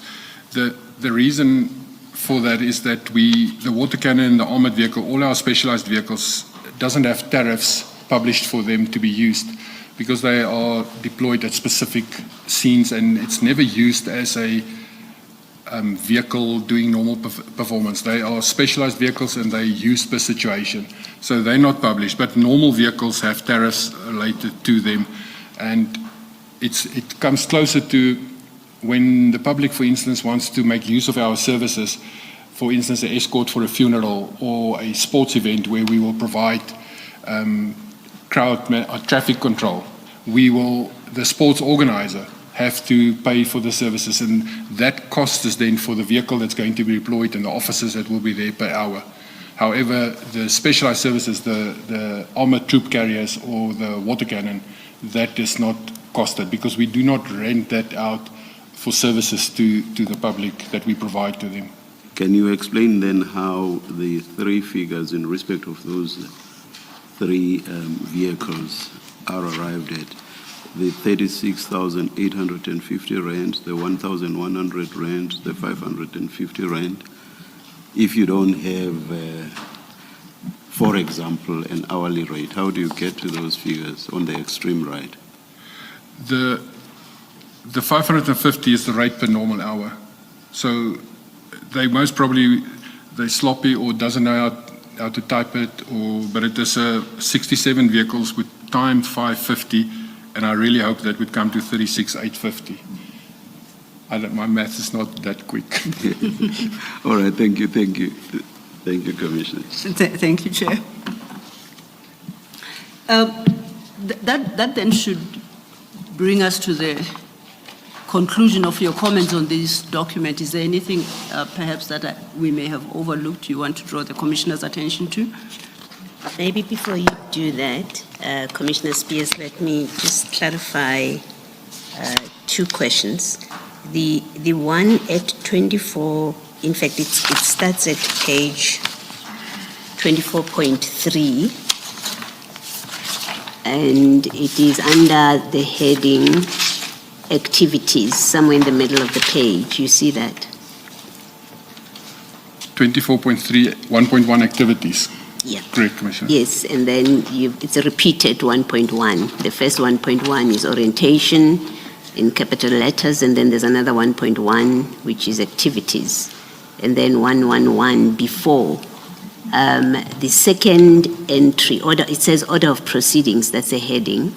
And then there are two entries there. The one is on duty parade and briefing by operational commanders. And then the second one is deployment at ORTGP and the initial point, as well as all identified key points.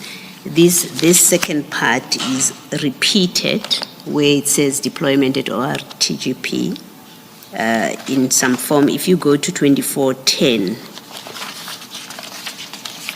and then you've got 10.2, and then you've got 11, which is coordination in the middle of the page. You see that? Correct, Commissioner. And then it says parade of members at ORTGP at 6 hours in the morning. And then a clear line of command and control should be established, all commanders. The security companies, CAT VIP, and the Kyalami that you say is one of the appointed security companies, am I correct that they would have been at these briefings in the morning if they are part of the operation? They should have been there. Correct, Commissioner. Okay. And there would be a record somewhere of who was present in the morning at the parade. So if CAT VIP were there, the record of this deployment in the morning would reflect the participants in that. Correct, Commissioner. If there should have been a parade, and at the parade people would sign on, and there would be occurrence book entries, and everyone that signed on would then be mentioned in the occurrence books. So somewhere there must be a record of this in the Correct, city. Commissioner. All right. Now, the preceding this plan, this if we take it at face value, it is the plan that was approved. Before this plan is finalized and approved, what would have been the process and who would have participated in the discussions? I'm assuming there are meetings where stakeholders or role players, different role players are present, and which culminates in this plan. If I'm correct in that, who would have participated? And maybe just explain how it works, in fact. Commissioner, because it is a State of the City address, the responsibility would fall in the division operations and specialized services, and specifically in the directorate or the specialized services section. They would be overall, because it is dealing with the security at the OR, and the name is for the Germiston Administrative Head Office of City of Ekurhuleni as OR Tambo Administrative Precinct. So that is where the ORTGP comes from. It's the Germiston head office where the city's head office is. There would be, before that, there need to be a formal plan. It need to go through the SAS-RIA process, the Sports and Recreation Act that prescribe for any event that is being held. So it would go through a SAS-RIA process where the unit responsible for it will design the plan, call a meeting with SAS-RIA, and then present the operational plan to them, which will then be approved by them that it complies with the SAS-RIA Act. And then it will go from that unit. Now, in this case, from the signature basis, it was drafted or signed first as recommended as then Lieutenant Colonel Kebesile Timba. She would have signed off as that, and then it will go to the director, which is Brigadier Mkhwanazi. It will then go to his divisional head, which is Deputy Chief Goodman Mazolo, and then ultimately the chief would sign off it. The moment the chief have signed off that it is an approved plan, it went through all the structures. It will then go back to the unit to be kept at the JOC, which is the Joint Operations Center at the venue itself where the event is. It will be kept at the JOC as approval, so they can, from this plan, record and make everything in the OBs as it happens. And then after the JOC and the event is finished, there will be a debriefing session where these documents and the OBs will then be archived and stored at the unit itself. So it will be at the specialized services region where the documents will be stored. Yes, I think more particularly what I'm asking is CAT VIP and the other security company, would they have had to be part of the discussion which sets out what their role is going to be? I mean, I can't imagine that the city would simply go ahead and assign functions and roles to them without them having been part of a discussion that determines and agrees on their role. I don't know about the CAT VIP side of it, but the Kailami security is the security that's deployed at the ORT administrative precinct, the council chambers and everything. So they are the security, private security company doing the guarding there. They would do their normal day-to-day screening and access control portions. So they are included in the operational plan because they're already there and they're guarding the front door and the entrances and the exits.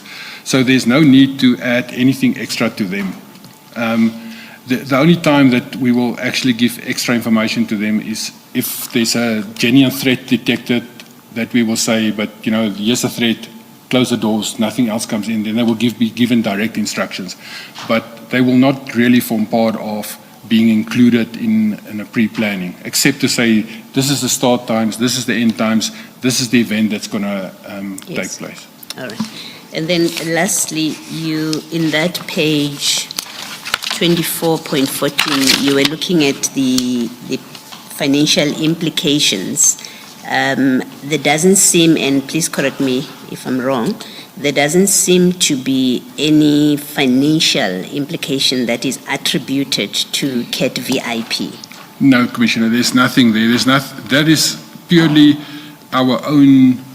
It's as if no one else was with us that day. That is our cost as the city of Ekurhuleni. And if CAT VIP were present on that day, then it would mean, because they're not reflected here, it would mean it was a donation. Correct, Commissioner. And you're saying the city manager would have had to have approved it. Correct, Commissioner. All right, thank you. Thank you, Mr. Thank you, Commissioner. Commissioner Spies, we now, this then takes us to your paragraph 26. You have indicated that that's what you did, where you reflect that you contacted Lieutenant Colonel Erasmus and you provided him with the operational plan and instructed him to place it in an envelope to preserve any potential forensic detail. Correct, Commissioner. That then will bring us to your next main chapter, which you had referral to the Independent Police Investigative Directorate, IPID. You deal with these matters from your paragraph 27. May I request you to take the commissioners from paragraph 27 to paragraph 33 in the best manner you deem appropriate, whether it is to summarize or read what's stated there, or both summary and direct reading from the statement. Okay. Obviously, this matter has now been investigated by Colonel Erasmus, and a lot of the evidence and everything was concluded. The Chief of Police, Commissioner Mapie, has already submitted a letter. He was already back at work then, because I was only the acting chief till the 5th of February. And he submitted a request and the dossier portion that we had at that stage to Kolani and Nisa, who was the divisional head employer relations, so that the request was that Brigadier Mkhwanazi must be suspended because he could still interfere with all the evidence that is at work. And then in the beginning of March,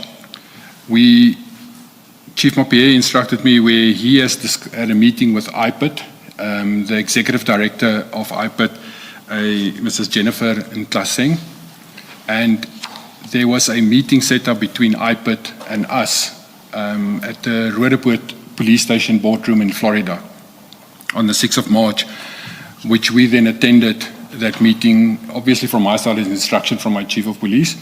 But we traveled together, Colonel Erasmus and myself, with my private vehicle so that we don't leave a footprint because we're going to meet IPID.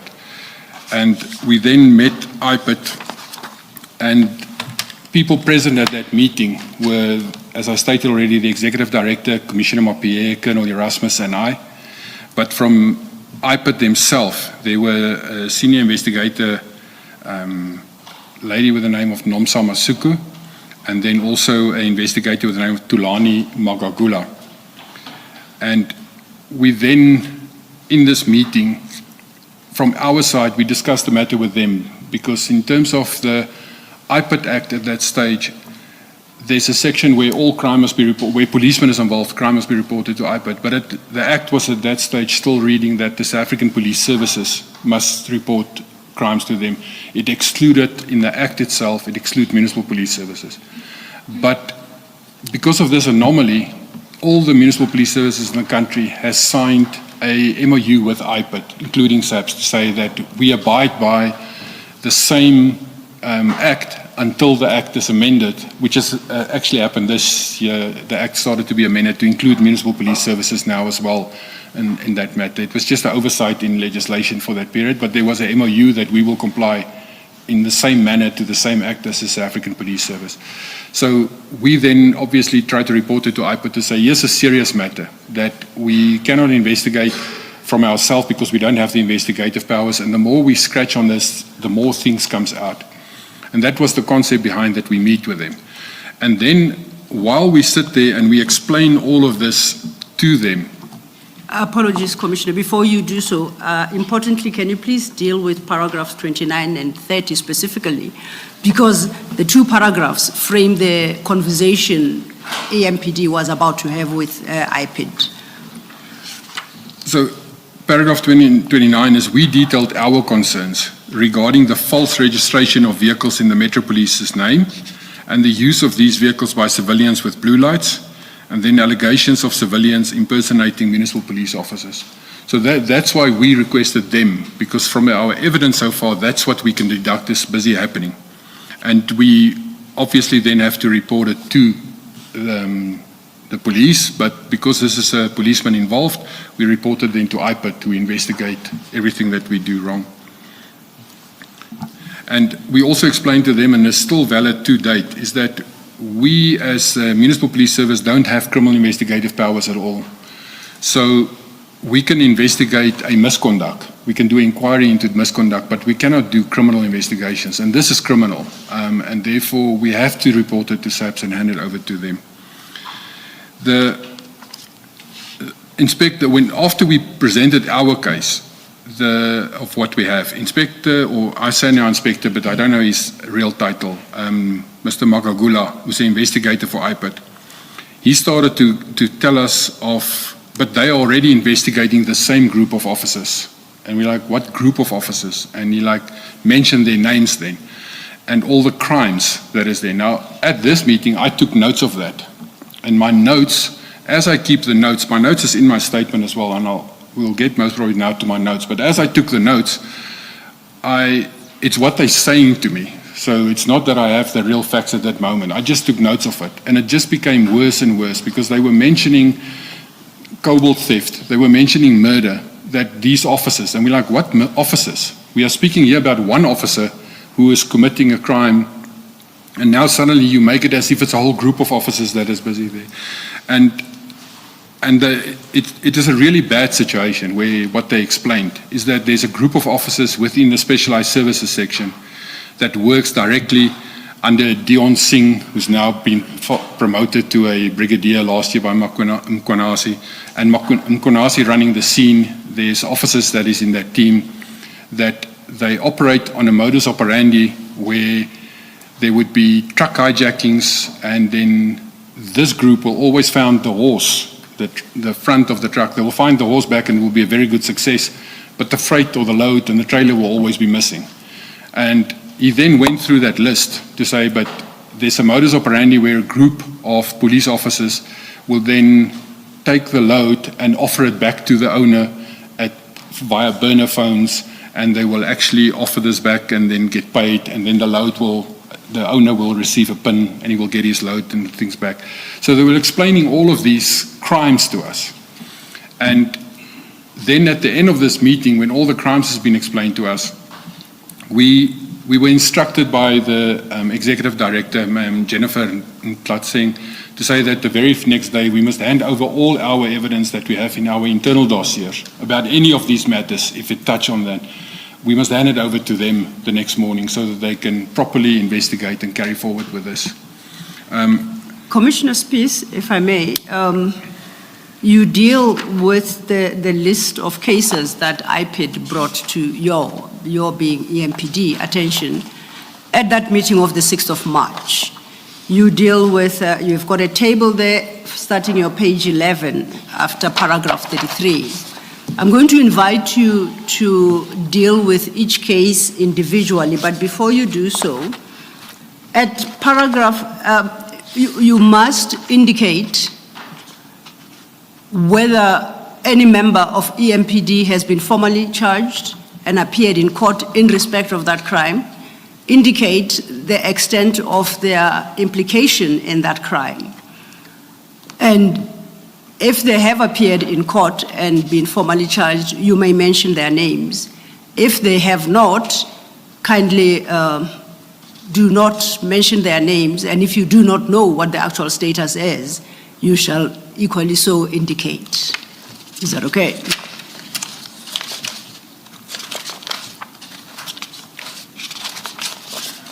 So then if we start at the table, appearing at page 11, starting with under the heading case, what your table, perhaps to describe the table, you have numbered them, all of them, from 1 till 7 in that table. And then your second column is headed case, and this is where you identify the case. The third column is the details regarding the case number under which that case is registered. Then you provide the place. I take it the place is where the crime supposedly occurred. And then lastly, you give a description in the last column. So I would like you to follow a similar format where you identify the case with its case number, where it happened, and then you highlight what is set out under this description heading. I will do so, Commissioners. It's just that my list is, as I list them here, it's not anymore in the order as they were presented by Magagula. It's a list that is made, and it's a living list in the sense that right up to now, every time I get anything new from any informant or anyone, I just add to that list to say, but this is new. One of the cases, I only got an update, for instance, this past Friday, but I will deal with that when I got the information. Thank you. The very first case that they mentioned was a incident that took place in Pitfontein. It's a truck with theft under false pretenses. The case number, it's a criminal archive system of SAPS that they're using. The case number is 86 of 2/2023, and it's a Pitfontein SAPS case, and IPIT is obviously investigating it, this Mr. Magagula. It happened on a plot in Marigold Street in Pitfontein. These officers arrived at the scene 11 o'clock the evening, and they contacted their supervisor, who arranged the driver for them, who only arrived the next morning. So during the whole night, they kept the truck and the owner very similar to, close to kidnapping, but they kept him in detention, which they're not allowed to do, but they were stationary with the truck and not allow anything to happen with the truck. The next morning, they actually, when the driver arrived that they've arranged, they took the truck and they drove off the plot with the pretense that the truck is not licensed and it doesn't have paperwork or anything, and they're going to impound the truck. And they follow a route, and in my head, obviously I know the area very well, but if you're in Pitfontein area in Benoni, from the plots, you go past the police station Pitfontein. And then if you carry on with that, you eventually get to the N12. Just off the N12 is the police vehicle impoundment. So you can either impound at Pitfontein, or you can impound at the vehicle theft unit pound. But they kept on driving past onto the N12 all the way towards Galuli's. The owner of this truck, and this is what Mr. Magagula informs us, the owner of this truck is following them with a dash cam all the way to Galuli's. At Galuli's, the officers switch on their blue lights and sirens, and they push in peak hour traffic through Galuli's, and the truck owner got stuck behind them. He couldn't go and follow them through Galuli's, and obviously he lost them. So that happened 11 o'clock the previous night to 8 o'clock the next morning, and then the truck is now gone. The very next day at 4 o'clock in the morning, the horse of this truck is handed in at Boksburg EMPD pound, found by this specific officer, recovered as a stolen recovered vehicle. The truck is driven into the pound, meaning that it's operational, the engine, everything is working, but there's no load. So that no trailers whatsoever. The truck alone, the horse is driven in. And it's parked and booked into the pound legally as found back. However, the owner is then contacted to say, your truck's been found back, come look at it. And when you get there, the owner indicates that, but this truck can't drive as it is now because the gearbox controller has been removed. So the owner then alleged that the reason for that is that this is a brand new type of truck, that if you can reconstruct the movements from the gearbox controller if you are the owner or the manufacturer of the vehicle. But now the truck cannot move and drive at all. The controller of the truck was moved. But that's where that matter stopped. We provided the proof to IPID the very next day of, here's the occurrence book, here's the pound register where the vehicle was booked in. You can see which officer signed in, you can see which officer actually found the vehicle back, which correlates directly back to the officer that was on the scene that reported the initial scene. And that case is to date not concluded that we know of at all. Can I just inquire from you? You do indicate in your statement that certain members of EMPD are implicated in that crime. Do you know, one, whether any have been arrested, firstly, and secondly, if they have, whether they have appeared in court and been formally charged? No, Commissioner. From this specific case, I do not know if any of them have been arrested or anything has been concluded on that matter at all. This already took place in February 2023. It was right then when we had the meeting, it was mentioned to us immediately as this is a new valid case that's running at the moment. Thank you. Your next matter... The next matter, this occurred, it wasn't presented at that meeting to us immediately, but it was because we then the next day had a meeting with Mr. Makagula where we hand over information and that. This came in that same month still, this complaint, and it came from him as well to inform us that there's an incident which took place in the Hillbrow, Kensington, Johannesburg area. But this is followed up at that moment in time. It was just informed from Mr. Makagula that this incident took place. We call it just the precious stones.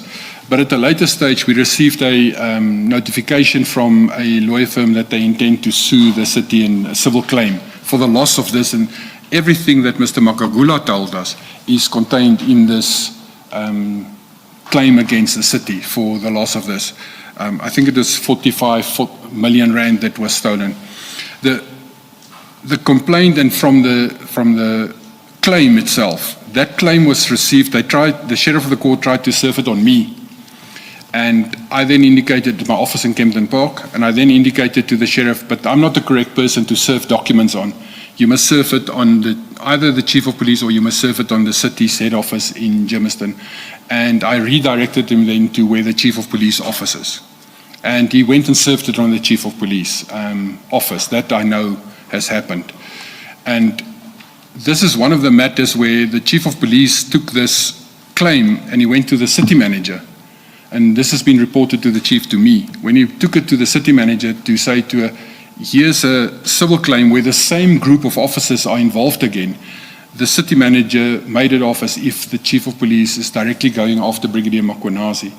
And she lambasted him. That's what he informed me. She lambasted him and we should step out of this matter and not get involved into it at all.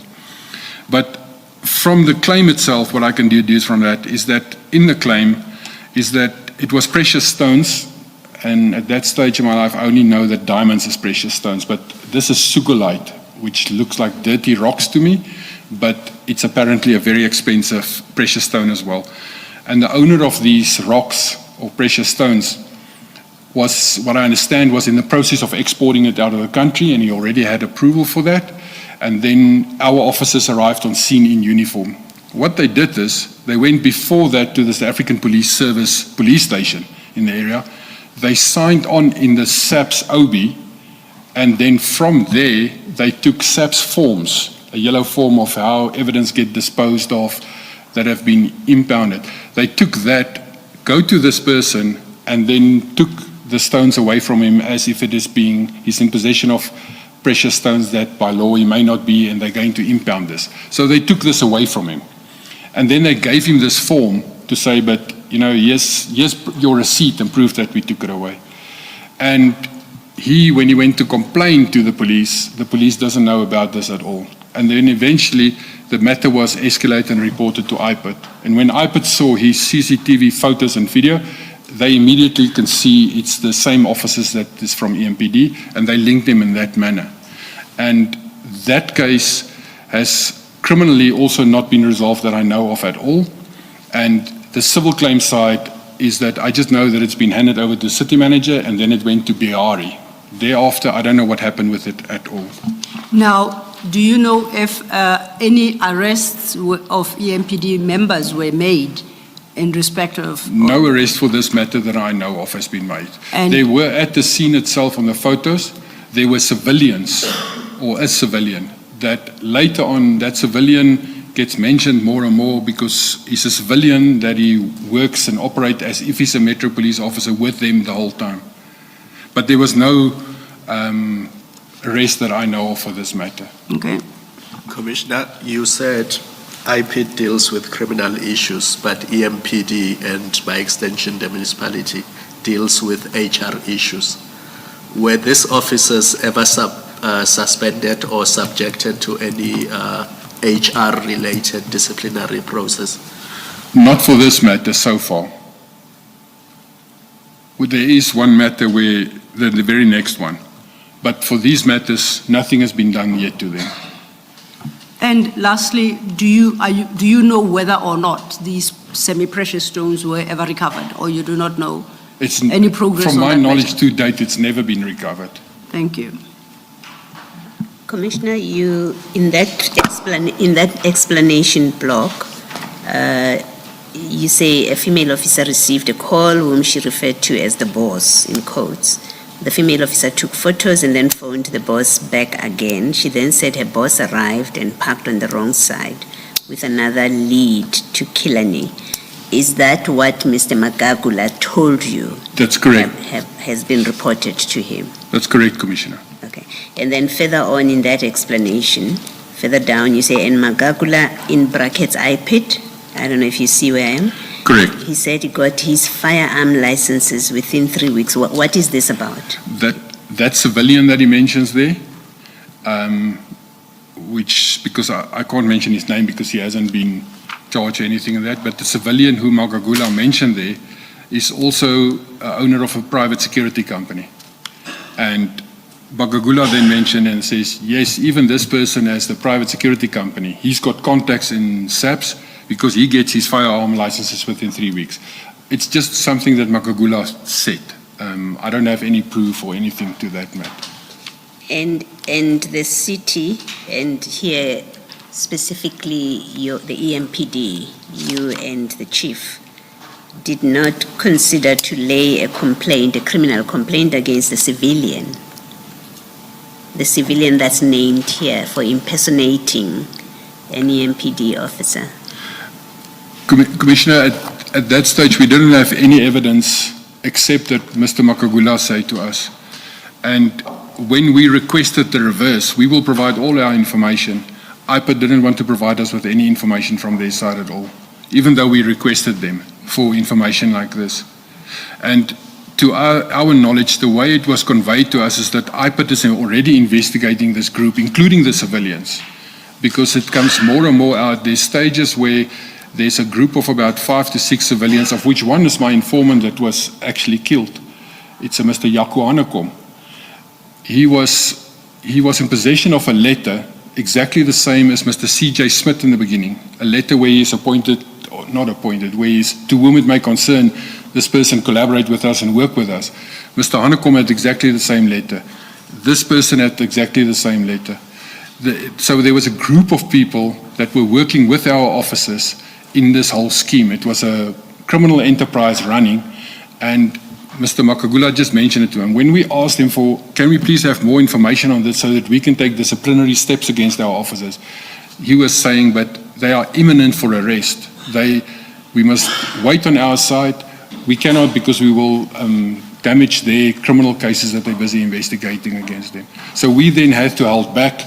That even include Brigadier Mkhwanazi's case, which he was suspended, he was supposed to be disciplined steps. He was in the process already. The presiding and presenting officer was already appointed. When we then said, but the next moment is that Mr. Makagula and them say, but here's a serious murder case where he's implicated as accessory after the fact. And he helped clean up the scene in that matter as well. So we were holding back under the impression that it's a murder that already took place in 15 April 22. We were under the impression this is going to take place any moment now, because they would already have a lot of information if they can tell me that there's a murder case. And that's why IPA didn't want to give us really any physical information or anything back to us. They were investigating the docket, which we then had to obviously respect because they are the investigating officers in this matter. Okay. Thank you, Commissioner. Thank you, Ms. Thank you, Commissioner Baloyi. That then brings us to the third matter on your table. If you could deal with that. And once again, indicating whether or not there have been arrests and appearances in court and the like, because that determines whether or not you may disclose their identities. Thank you. Commissioners, if I can just make sure, they were arrested, they did appear, they were out on bail. The case came many times, but last week, Thursday, I received notification that the matter has been provisionally withdrawn You are running ahead of us, Commissioners. I just want to make sure before I mention their names that I don't get into trouble. I think to the Chair, what you want to mention is they were arrested, specific members of the EMPD. They did appear in court, formally charged, and they were released on bail. And your question to the Chair is, in those circumstances, are you entitled to identify them? Correct. The answer is yes. Okay. So it's an incident that happened in Benoni, and the business name is Smoke King Supermarket, where they were formally charged or criminally charged with theft, kidnapping, extortion, defeating the ends of justice. The case number was Benoni 215-07-2022. This dossier was initially investigated by the local detective, Sergeant Ben from Benoni. The docket was completed by her. It was already presented to the control prosecutor. Because policeman is involved, that the control prosecutor makes a determination if they must be arrested or not and notify the DPP. However, Mr. Makagula went to the control prosecutor and he took the docket away from the control prosecutor so that I could take the whole matter over. And then in this matter, Mr. Makagula contacted me on a specific Thursday afternoon, and he said to me that the very next morning he wants these 3 officers at my office. And I said to him, but they're not working for me. I'm not dealing with them. Their direct supervisor is this Dion Singh. Contact Dion Singh. He will arrange that you can meet them. And I've left the matter there. So the next morning, which is a Friday morning, I was in my office, in my boardroom. It's called Leopard Boardroom. So I was in my boardroom having my weekly meeting with my direct subordinates, discussing everything that happened during the week. And the next moment there was a knock on my boardroom, and the door was opened. And as it was opened, SAP's TRT members came into with fully armed balaclava, rifles, everything. So we are all police officers sitting in the room, which is a very tense situation where people is now actually invading inside the police station, inside my boardroom. And they went and stood at the corners. And then the next moment, Mr. Makagula came in carrying a docket with him. And then these 3 officers, Kershaw Lee, Stolz, Adrian McKenzie, and Bafana Twala, came in civilian clothes. They were from the specialized services. They sat down at the boardroom. And then in the passage, more TRT members stood in the passage protecting the boardroom. I then asked Mr. Makagula, what is this? What are you doing in my boardroom with these 3 members? And he then informed me that they actually contacted Dion Singh. They discussed it with him. He referred them back to me again, and that's why they came to my office, because they went to Mr. Mazolo's office, which is the Deputy Chief Operations. There's no one there, so they came to me to use my boardroom. And I then asked him if all my staff can be excused so that we don't intermingle stuff. So all my staff, except myself and Colonel Erasmus, who from Internal Affairs, stayed behind because he was reporting to me at that stage. And then Mr. Makagula proceeded to inform them of this case, and he arrested them in front of us, arrested them, took their cell phones away from them, took their appointment cards away from them. We had to wait for a few minutes so that I can arrange the armorer, which is the responsible person in terms of the Firearms Control Act, to actually come to my office to collect the firearms so that we can hand it to the armorer. And they even were followed by the TRT members to their vehicle to go fetch rifles, which they've left in the car, to fetch the rifles as well, to be handed over to the armorer. And that lasted for about an hour, hour and a half. Then they left, and obviously they're now being arrested by IPID, and they would appear in court, or they would be detained. On the Monday morning, I was sent a video clip from Benoni Court just to show that the officers appear in court, but they were denied bail because of court processes, and it was postponed to the next week for a bail application. And then at the next week, the week Friday thereafter, very early in the morning, they then got bail, and they were released on bail. Commissioner Spies, one thing we overlooked in respect of this matter is you didn't tell the commissioners what the matter is about. It is, I thought I mentioned the headings, but what these officers did in effect, what was alleged by the victim, is that they entered his shop, which is in Benoni, diagonally across the fire station. They entered into his shop and they confiscated boxes and boxes of cigarettes, which they claimed he is illegally in possession with. And they then arrested him as well. So they took the boxes of cigarettes and him. They traveled down Pretoria Road towards the Benoni police station side. And when they got to the N12 in Benoni, where Pretoria Road and N12 intersect, they let this man out of the vehicle. They took his cell phone and 200 rand, and they told him to run away into the veld because he was a foreigner. I didn't know if he was legal or illegal, but he was a foreigner. And they then let him go. The specific Kersha Stolz then, she went to Benoni police station, where in the police station in the 13, which is the evidence register, she handed in one box of cigarettes. As if she would, and her words were in that document where she handed in, it was picked up in the veld, and she collected it in the veld. A box or a carton? One box of cigarettes or a carton? A carton. All right. Thank you. And you say they were then arrested. Do you know the status of that matter?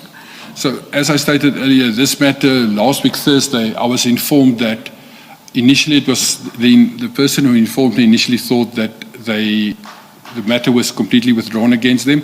But when I queried specifically with the control prosecutor, it's a matter of where it was numerous times postponed, and the last time the magistrate stated that he's going to withdraw the matter if it is not dealt with, and then the state prosecutor or the public prosecutor provisionally withdraw the matter because they couldn't find the victim and the complainant in the matter for the whole case matter. So it's as if the complainant is now either dead or gone or missing, and he can't be found. So the matter was provisionally withdrawn by the prosecutor in April this year.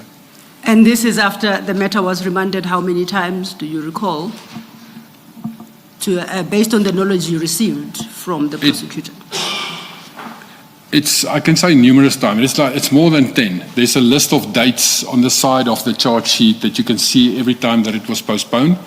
There's a huge amount of dates that it was postponed every time. You indicate that you acquired this information last week, Thursday. Correct. Which was a preparation for your testimony here before the commission. Is there anything that was shared with you to substantiate what you are saying that you may want to share with the commission, any documentary evidence? It was, I can share it. But it's obviously, I haven't printed it out. It's on my WhatsApps. It is a charge sheet that is attached to it. I think it's a J15, which is the official court document. It's the J14. And then for every charge that was like the kidnapping and the theft and the extortion, there was an annexure that lists, normally when it's presented to court, it's what the prosecutor would present when they are found guilty so that the magistrate can just sign it. It is the actual charges. And the versions I received is copies that was certified as true copies by the clerk of the court that made them. And then on the J14, which is normally the previous convictions of a person that would be read into court. On that J40, on the right-hand side, it states that provisionally withdrawn by the public prosecutor, and it is signed off by the clerk of the court as true copies of it. I have that. Could you make that available to us, and commissioners will attach it to the statement? We will sort out the annexure numbering for its purpose, as it's a late submission. But we will update your statements and the files accordingly. Do you have a date? Do you recall the date on which the matter was withdrawn eventually? It's April this year. April I don't have the 25. exact date, but it is listed on the charge sheet itself on the right-hand side. The last date is mentioned. Okay. Are you moving? Yes, Commissioner. Are you moving to the next one? I was about to. Okay. On this one still, you, in your explanation column, the very last column, you've used the word, then they kidnapped the manager. And when you're testifying now, you said they arrested him. Is there a difference, and what's the significance of the difference? Commissioner, when you do a legal arrest within the realms of the law, and you go and you arrest by law, and we cannot detain, we can arrest. So if we arrest, we must immediately hand over to SAPS as soon as possible, and SAPS will then detain. If the process is legal, then it is an arrest. If I act outside my scope of mandated and my powers and my functions, the member of the public will think he's being arrested, but I actually kidnap him in law because I'm acting illegally. Then it's not an arrest anymore. So when we speak between us, it was because he was illegally arrested. There was no reason to arrest him. He was then taken from his store where he's under the impression he's being arrested. From the other side, it is actually, and then they get to the highway and then they let him run away because he's a foreigner. That action is actually kidnapping. So the difference between is when you do it correctly and legally and you hand him over to SAPS and it goes through the papers, it is a legal arrest. However, when you take a person and he's under the impression he's being arrested and you do something to him, that is kidnapping, in my knowledge. And then secondly, the arrest that happened in your boardroom by iPad, when was this? Do you have a recollection? When about, even if it's not exact? It's in March.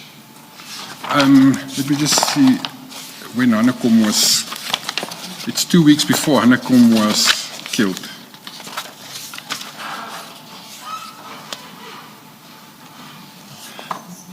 I will look at it, Commissioner, but it is somewhere in March. March 20?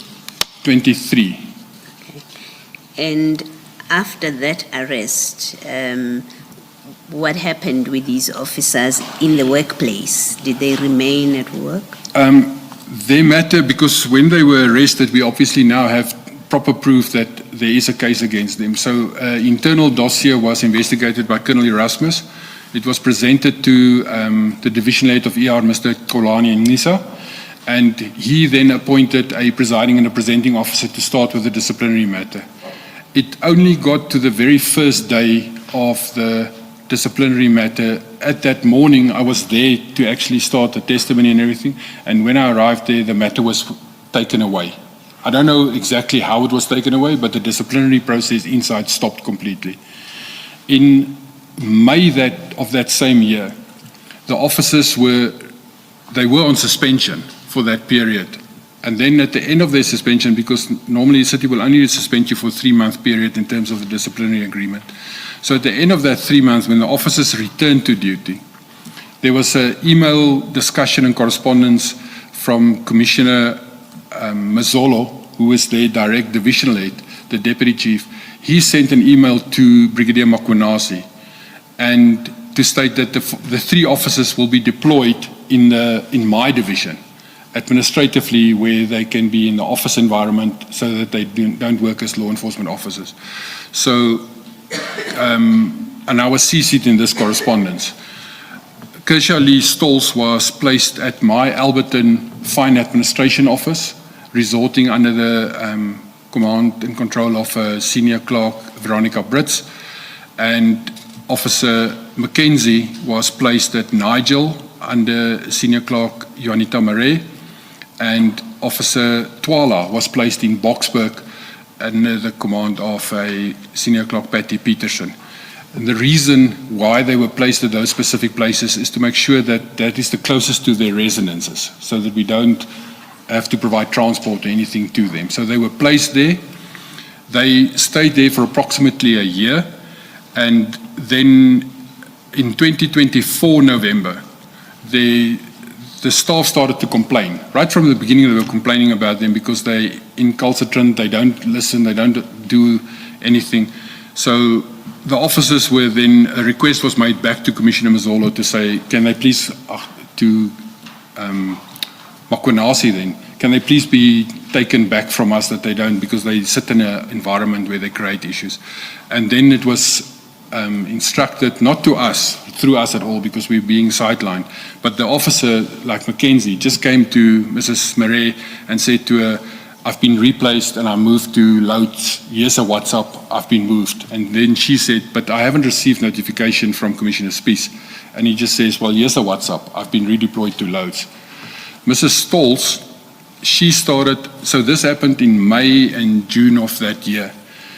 She then lodged a grievance against me, where she stated that I don't allow her to work overtime. Where at the back end, we have a system in place where overtime is pre-approved at least a month before. So for this month, I will pre-approve overtime for the next man. Depending on what you plan and motivate it, the overtime will be pre-approved. And the pre-approval for the Alberton section has already been concluded the previous month. She came in the middle of a month to our section. And then she submitted a grievance to say that she doesn't get overtime and I'm victimizing her, because I was present during the arrest and I'm testifying against her and I'm victimizing her, and that's why I doesn't want to give her overtime. However, in the evidentiary proof, she sent a whole email to Linda Kacheka, which was the HOD HR, the city manager, Mkhwanazi, all of them, where she stated that I'm victimizing her and she doesn't get overtime. We've replied to that where there's proof of that as well, to say, but she can apply the next month in the motivation and she will be placed on overtime if it can be motivated for the next month. And then at the end of that month, July, she actually resigned out of her own free will and she left the force. She then, after she left the force, she then lodged a unfair dismissal through arbitration labor relations, and that was then concluded at about October, November, and it was found not in her favor, where there was no victimization or anything like that. So the two officers that stay behind, Nhlanhla and Mkhwanazi, to date, no disciplinary action has been taken against them at all. Thank you, Commissioner. Thank you, Commissioner Spies. That then brings us to the matter dealt with under item 4. The item 4.1 is allegations of theft of copper at a plot in the Meyerton area. This information was corroborated not only when IPID gave this information, but I also got from an informant, which is Jaco Hanekom. And he was shot the day Stolz, Mkhwanazi and Nhlanhla, the morning they got bail, that morning, that 12 o'clock that same day, Jaco Hanekom was shot in a drive-by shooting, which the police alleged is a hijacking that went wrong, but it looked to me and everyone on this, it looked like a hit. But he gave video clips and of what happened and took place. And there's a person with the name of Willem, that's a complainant close to the R29 in Meyerton. But it's also stated that Willem doesn't trust the police and he doesn't want to get involved because the local police also doesn't want to involve them. And in this video clip, and we most probably going to show the video clip, but the person who is speaking over the video clip, explaining what's happening on that, is a civilian who is most probably family from Willem, but it's someone speaking there. And in that, when he speaks, he mentions the person's name, but just his name, not his surname or anything like that. But it's an incident where our officers, together with this civilian, arrive on scene with unmarked cars, and one car has got a mark on, and they stopped at the front gate. The civilian with a red shirt tries to climb over the fence. It's a very high fence. He tries to climb over the fence, and then eventually the gate is opened for him and all the vehicles drive in. The civilian climbs into the Kershaw stall. She's one of the officers. It's her patrol car that's been assigned to her. The civilian climbs in her patrol car, and he drives the car into the premises, driving the police car. And then the cars are standing around there, and they're accosting the owner, and they're discussing with him. They stole the cop and everything from him. That's what Mr. Makagula is saying. But then at this point where they're speaking about the last car that came in, they all went to the right rear passenger door of this car. And as they got there, the door opened, and Mkhwanazi, the Brigadier Mkhwanazi at that stage, he climbs out of the right rear side as if he's being escorted, or as if he's a principal VIP protection. He climbs out there, and you can clearly see him on the video clip where he stands and talks to them and gives instructions to them. So that's a matter that's also being investigated by IPIT and Magagula and them, but which is not concluded to date. There's nothing, even internally, there's nothing that has happened with that matter. Can you just confirm, Commissioner, Meyatin is also outside of Ekurhulene's jurisdiction?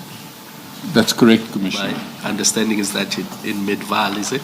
Correct, Commissioner. And then your reference to R29, is it 29 or 59? It's what I wrote there, it's R29 is as Mr. Makagula said it to me, and I write it down. I don't know the exact address at all, but it is definitely in Meyerton, and R29 was mentioned. I know the R59 goes through them on the side, but I don't know if it's the correct address or not. But my issue remains that apart from the criminal activity, if you have EMPD police officers using EMPD vehicles, driving outside of the jurisdiction of EMPD, apart from criminal issues, I mean, isn't that misconduct that should result in them being subjected to discipline? Correct, Commissioner.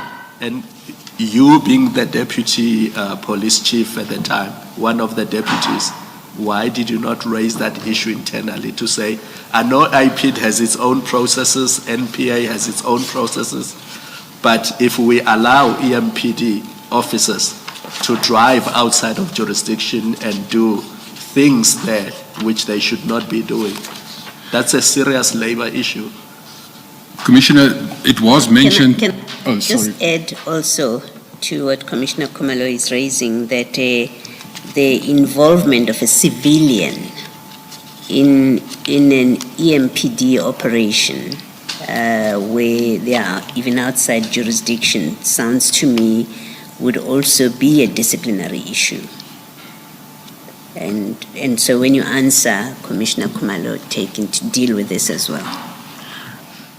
Commissioner, when we received this information on the 6th of March and we were discussing it, we also had, when we came back, we had a discussion where we had a meeting internally with Kolani and Nisa from HR to say that these are all the cases which is being mentioned. But for these matters, it was mentioned to us by Magagula, but we don't have evidence of that.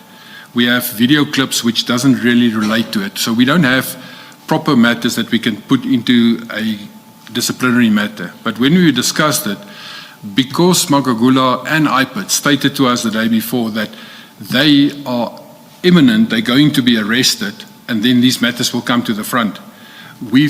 Internally, it was decided by HR that they only want to proceed with the one matter. And that one matter was the serious, the blue lights, where we have all the evidence already that we can proceed with a disciplinary matter. So from our side, we did give it to HR to say, but here is serious matters. But the decision was made that we will deal with the one matter, which is very serious, and we have all the evidence. The others are proper hearsay. We cannot really deal with that at that stage in time. Commissioner, my concern is that there are this many issues. You've only highlighted a few, but if internally EMPD does nothing about this, it promotes the culture that police officers, I mean, you've got a similar Hillbrow case where apart from whatever was stolen, they, EMPD officers, went to Hillbrow police station, completed forms that should be completed by subs, then proceeded to the residence of somebody and robbed that person of precious stones. But again, no HR-related consequences. It's almost like EMPD and Ekurhuleni leave those issues to IPID, and they do nothing about it. And this promotes a culture within EMPD of impunity. Commissioner, it's very true what you say, but the atmosphere and the environment where we operated, Brigadier Mkhwanazi and his unit, the VIP protection side, the specialized services, and all of those officers were very seriously protected by the city manager, by the head of legal, by the head of HR. There's even a nickname that we used to use for the city. It's not the city of Ekurhuleni, it's Kemashli, which is the abbreviation for Kemi Bihari, Imogen Mashazi, and Linda Kasheka. They protected Brigadier Mkhwanazi to the extent that I cannot explain to you the victimization even I experienced, where I was completely pushed out. In the structure itself, I was appointed as a Section 56 employee with a fixed term, fixed performance contract. However, in 2024, Council adopted a new structure which changed the whole structure of the Metro Police, that they report now to a civilian. They don't report as per SAPS Act anymore to the city manager and accountable to her. My position where I was appointed in, the Deputy Chief Auxiliary and Support Services, was completely removed of the structure. When I queried it with the HR people as to why would there not be a support and an auxiliary, how do you get rid of me? I'm still in the post. The words to that was directed at me was, you will sit here and read newspapers for the next 3 years till your contract ends. So there's and I touched later on it, there was even meetings held where the city manager absolutely unprofessionally pushed us aside and actually tries to forcibly interfere into our matters. They were properly protected. Doesn't matter what I say or do. I will touch on it. There will come to a point where it deals with vetting. It deals with criminal records, where the manner how it was being dealt with. So there's a situation of fear in the Metro Police against this small group of officers that has completely taken over the city, but with the protection of the city manager, the head of HR, the head of legal, who's protecting them. There's even false reports being generated and created where they try to push us and get us out of the system and to push us aside. Thank you, Commissioner Khumalo. You then have given a brief overview of this Merton copper theft case. You have a date in the fourth column, 16/2022. Is that when it occurred? That's the date that the original crime occurred. You, in your testimony, referenced videos, which now you've made available to us. And once again, Commissioners, if you could just make a note for yourselves, we will update your files so that we formally introduce them as annexures to his statement.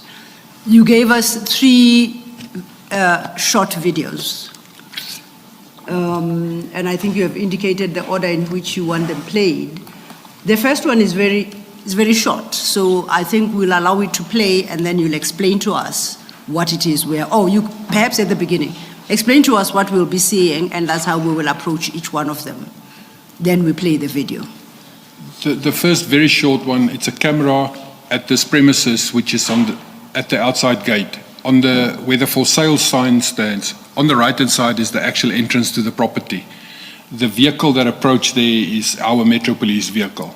So it approached on the gravel road, and it's going to turn to the left, stop in front of the gate.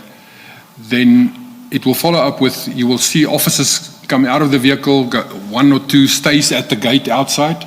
They go stand at the gate armed They're standing at the gate. They don't allow anyone else to come into the property. They're guarding from outside. And then on the next video clip, you will actually see a camera from inside pointing at the gate, where in the top left corner, the private individual with the red shirt is trying to climb over the fence. And then at the next moment, the gate will open. This vehicle in front of the gate will pull in, and then the second vehicle will also come a little bit later. And the female officer, Kershaw Lee Stolz, she's the one speaking to the owner then, this Oom Willem. And then it will go to the actual vehicle at the back, where Mkhwanazi climbs out of the back of the vehicle, and then they stand in a group and speak. And as we go through it and you need us to stop, please indicate so that you can assess to the extent that it's possible to identify the people that we are seeing in any particular video. Okay, we're playing the first one.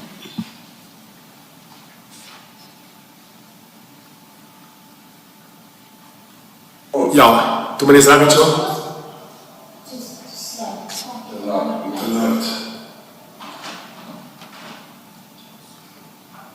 Okay, we're going to try and slow it down. It seemed to... But it is only 7 seconds, Commissioner. It is 7 It's just seconds. that portion where the car approached and it stops in front of the gate then. And you confirm that this is, firstly, an EMPD vehicle? Correct. And secondly, the clip, what we are seeing on that clip is the approach of that vehicle onto the complainant's property. Okay, then you can play the next.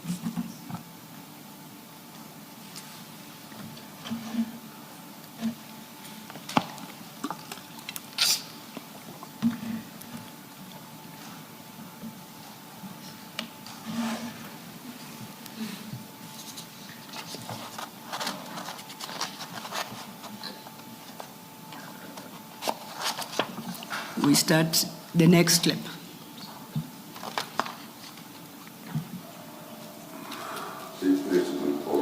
Hier zo bij die. Nou, Nog een beetje. Oké. Ja, net recht gitu. Oké, we komen play. Kom net zo los. Dit was 11:54. Ja, gewoon kunnen we maar net zo play. Dat is gewoon check hier zo die inklim.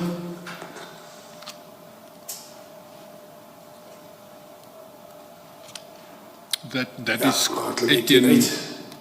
That's the Etienne person, the civilian climbing out of the passenger. And you say that's an unmarked EMPD car So that is coming out both of. vehicles is unmarked EMPD vehicles, and that civilian is the one that they will refer to as Etienne the whole time. Thank you. Thank you. Als Kershaw. Ja, dit is Kershaw. The officer on the bottom right-hand corner with the black hair, female officer, that's Kershaw Lee Stolz. And then the officer, I don't know the other officers by name, but they are from the specialized services. The one with the denim on the left-hand side, I don't know his name, but he also works for us. And you know that you don't know his name, you know he works for you. How? Have you seen him? Because it's been confirmed by everyone that looks at this video. They know, the officers on the ground knows them. I just know that they say, this is our officer, this is our officer, and some you can see in uniform, it is our officer as well. This one in the red shirt is the only civilian one that we know that doesn't work for us. Thank you.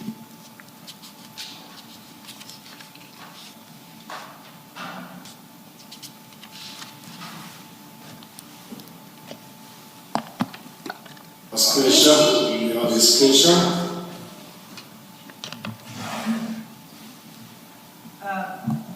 I don't know if we saw, you mentioned a lady. Is she the one closest to the gate in front of the gentleman in red? Correct, Commissioner. She walks towards the camera, right next to the gate, but you will see a better angle of her when they go to the inside Okay. camera. All right, thank you.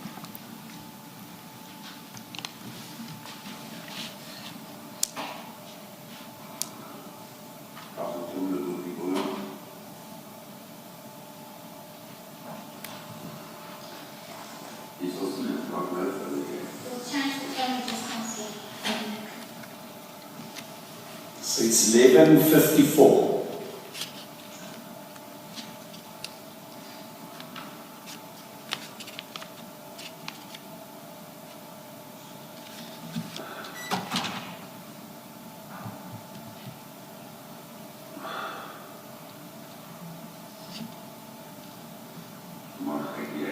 As jy nou gereed oop.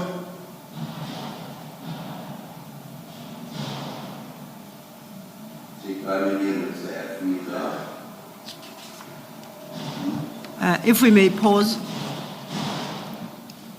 can you identify the person on the screen now? That's also one of our officers dressed in a golf shirt, but with our cap, EMPD cap, and then the EMPD pants and a rifle and everything. I also don't know his name, but the officers know him, that he's from Specialized Services. Okay, thank you.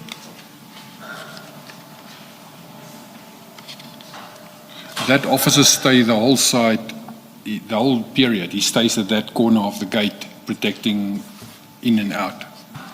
This particular... That particular officer, he doesn't Okay. come into the premises. He stays at that gate, guarding the gate. Okay.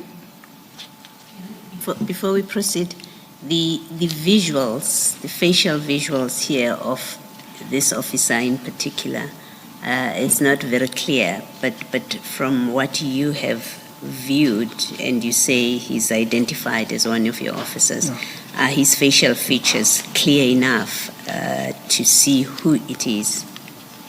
Commissioner, it's what we do with the officers. It's because we know we work together with them. For instance, Officer Stolz, there's in the Metro Police in Ekurhuleni, there's only 5 white female officers, and there's always a misunderstanding between my wife or my life partner and Officer Stolz because both has got long hair, black hair, and both is about the same height.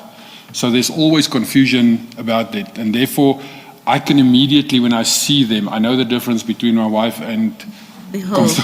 Constable Stolz. We would hope, Commissioner. So even in the way she walk, and Officer Stolz, I know her much better than the rest because I was in charge of the Ekurhuleni shooting team for Metro Police games and things like that, and she was one of my members on my shooting team.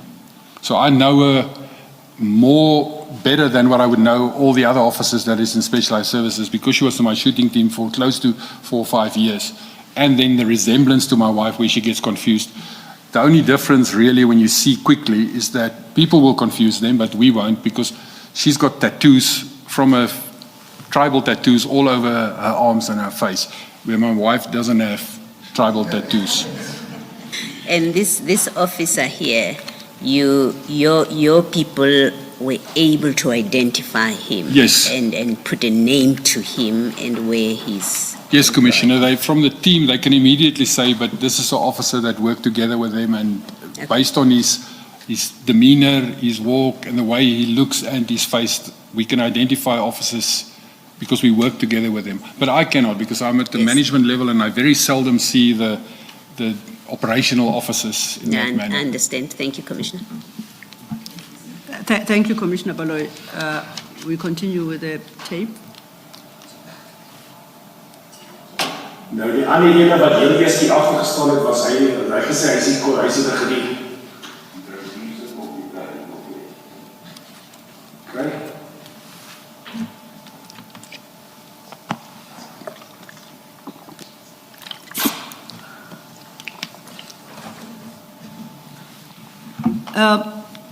And I think we will also do it formally. But are you able for the moment to translate the conversation in Afrikaans, just to give everyone a sense of what's being said? I can, Commissioners, I just haven't listened to that last words, but No, but just generally what the conversation is about and from your understanding between who? The person that's doing the speaking here is asking someone else, is this the brigadier? And his answer was, no, you'll see him later, he's in another car. That's the gist of what's happening here. Okay.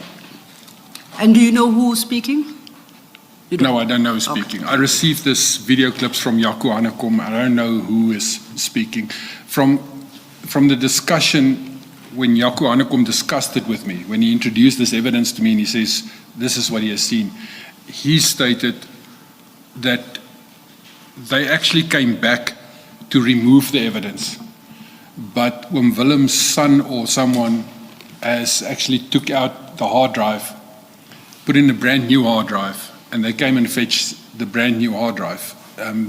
So it was a joke actually how they operated, because this incident took place, but when it was reported by Oom Willem, and this comes from Jaco Hanekom now, is that when it was reported by Oom Willem to the police, this group came back the next week to retrieve the hard drive from him. But they retrieved the wrong hard drive. And so the people who's speaking, I don't know. I know that one is Oom Willem, because you can hear that he's asking the person who is this and what happened, and then the oom or the uncle is busy explaining back to them who it is. Thank you. Just to be clear, Commissioner, the voices that we are hearing, that you're being asked about, these are not people on the scene at the time. No, Commissioner. Okay. It's people who's narrating what happens afterwards. Okay, thank you. So trek hulle in. He's pulling in, Hier kom die ander in there. and then the second car is coming in as well. Ons gaan hom nou stop, dan kan ons gou die binnenkantste kamera vat. We're going to stop and then show the inside camera.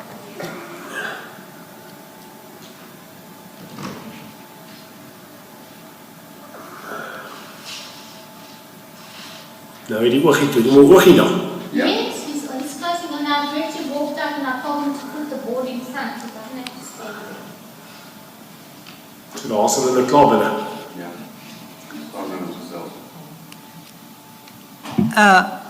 Before it ended, the gentleman in blue and a cap, is that a rifle in his hands that he's got? Correct, Commissioner. Okay. Yes, there it is. Okay? And you say this gentleman stayed at the gate and never moved? He stayed at the According to gate, he these didn't clips. come on. Even from the other camera angle, you will be able to see that he stayed at the gate. But there's two officers that stay at the gate. The other officer that earlier was seen with a denim and that, you also don't see him inside again. So that officer you can see stay at the gate, but the other officer, I make an assumption that he went to the other side of the gate and he stood there at the outside of the gate. Okay. You said, Commissioner, that golf shirt that he's wearing, it's part of your uniform. It's not part of our official uniform at all. So the pants and the rifle and the cap is our uniform, and we have a blue shirt. That is normal part of us. But the specialized services, they would use out of their own, on most probably direction of their brigadier, they will use a blue golf shirt. But it's not provided uniform, that shirt itself. Can we just go back? I thought I saw that at the back, it's written EMPD. Am I wrong in my observation? At the back of the shirt, Yeah. it would be embroidered by themselves.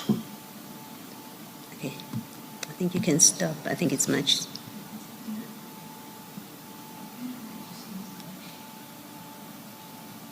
And you're saying it wouldn't be issued uniform if it is? No, if that's my not observation is issued correct. uniform. The shirt is not issued.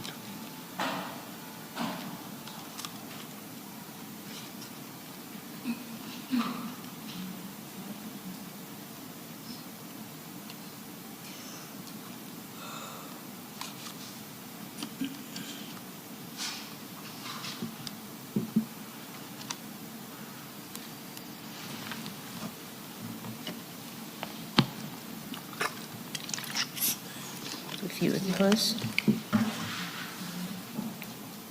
We have tried to pause it as quickly as we could. That's when he turns his back to the camera. Sorry, we tried to stop it as quickly as we could because that's the point at which he turns his back to the camera. And Commissioner Baloyi, is it at this point, Yes. what can you make out? It is definitely embroidered letters which states EMPD. Okay. Thank you. But it is not an official shirt, it's not part of the schedule, it's not issued by the stores of EMPD at all. Thank you. That then what leads us to video 3. Okay.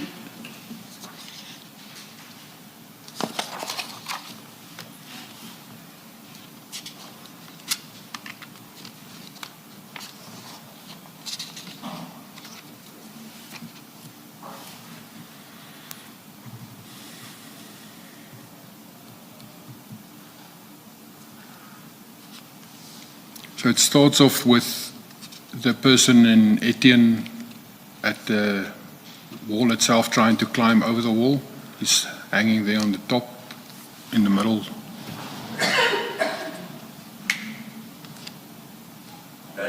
Daar klim jy op die muur, daar op die ding daarso. Daarso.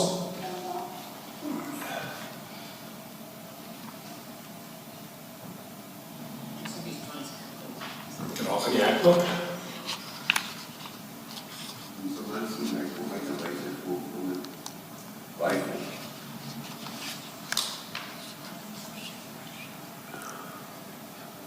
So he's a civilian now, he climbs into the vehicle and the police vehicle, and he's driving the police vehicle into the premises.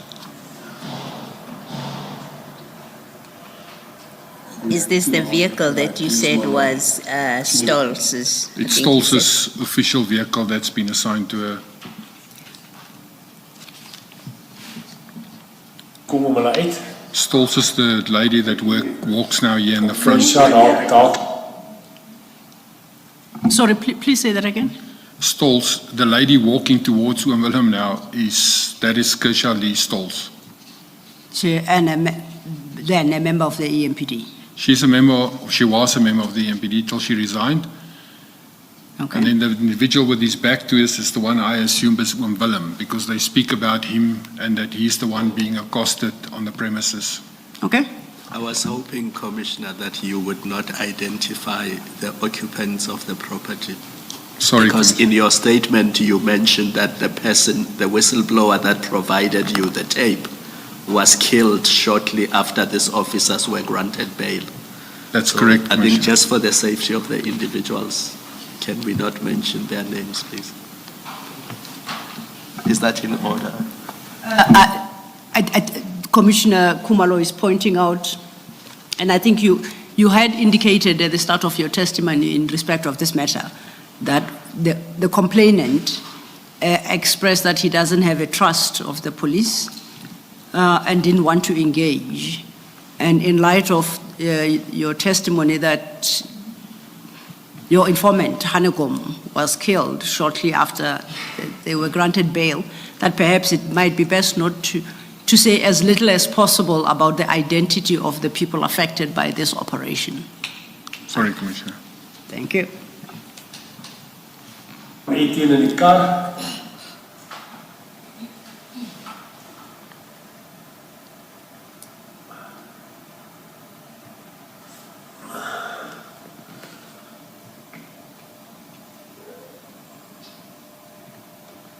Daar vra sy vir die warehouse, daar wys oor vir hulle in die warehouse toe. She asked, where's the warehouse? And then the person showed her towards where the warehouse is.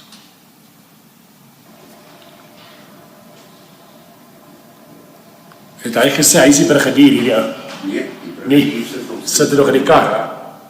So they ask if that person indicates he's the brigadier, and then he says no, he's still sitting in the car at the back. Now, coming in from the direction of the gate towards the camera, I think it's yet another person who seems to have a light-colored top. Is that an EMPD member or another civilian, or you don't know? That's also an EMPD member, Okay. just in civilian clothes. That one on the right-hand side Yes. is an EMPD member in civilian clothes. Okay. Sê hy is die brigadier hierdie ou? Nee, sit hy nog in die kar? Okay, so hulle was dan, nou kyk, waar klim 18 uit die kar uit?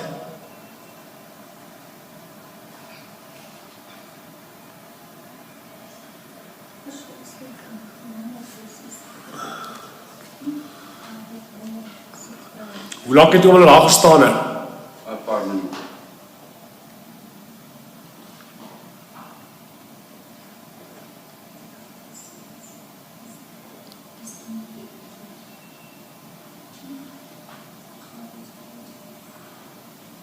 There they speak to the passenger in the back of the car. So Kershaw went to the passenger door at the back and she opened it, and the driver in the orange shirt, he climbed out and opened the door for her. And now Kershaw is speaking to the person in the back of the car, which when he climbs out, we can immediately recognize him, but it's Brigadier Mkhwanazi. Now, the driver in the orange top that you just referenced, He's also a member. also a member of the MPD, thank you.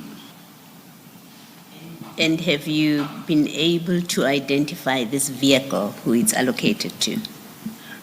The vehicle is also it's allocated to the specialized services, but we can identify them. Who the driver was? Yes. Thank you.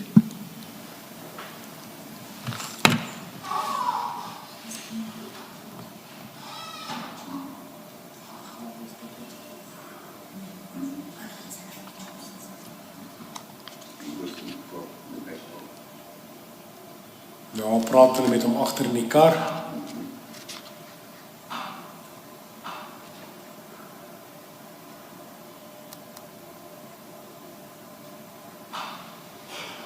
So hulle was 3 in die kar. So the person that now climbed, you can see from the head and the side profile that we know him it's Brigadier Mkhwanazi. Okay.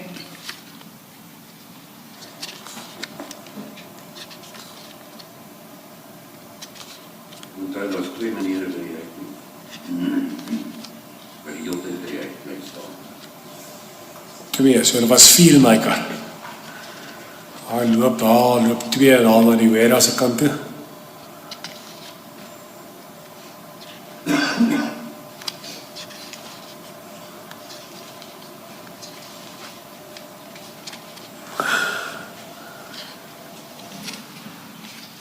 That's the end of tape 3. Correct, Commissioner. Any Can we Commissioner, just absolutely. confirm that property that we saw in tape 1, 2, and 3, that's the Mayerton property? Correct, Commissioners. Any concluding remarks on the videos we've just watched before we move to the next matter? No, it's Maybe just that before you do your conclusion, an operation such as this, you would expect, am I correct to assume, or to expect that there would be a record of it, if it's a proper operation, there would be a record of it in the municipality, or in the EMPD, in fact, let me say. Commissioner, if it was a legal operation, but it's so far outside our area that we wouldn't, as management, you wouldn't allow it.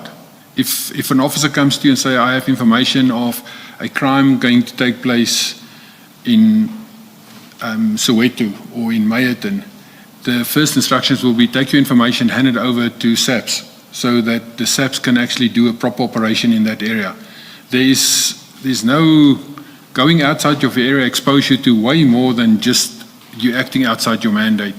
If you are injured there, your injury on duty doesn't cover anything. If anything happens there. So it should be, if there's an operation, there should be records of it, but this whole operation is irregular, and therefore I don't think there's any proof in the city itself that there's records that this actually took place.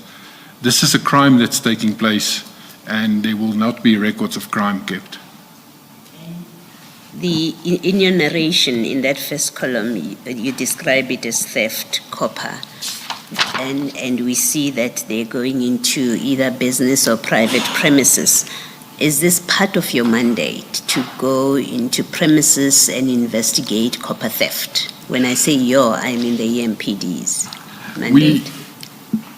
We have in our powers that we can search and we can enter premises when crime and things happen right in front of us.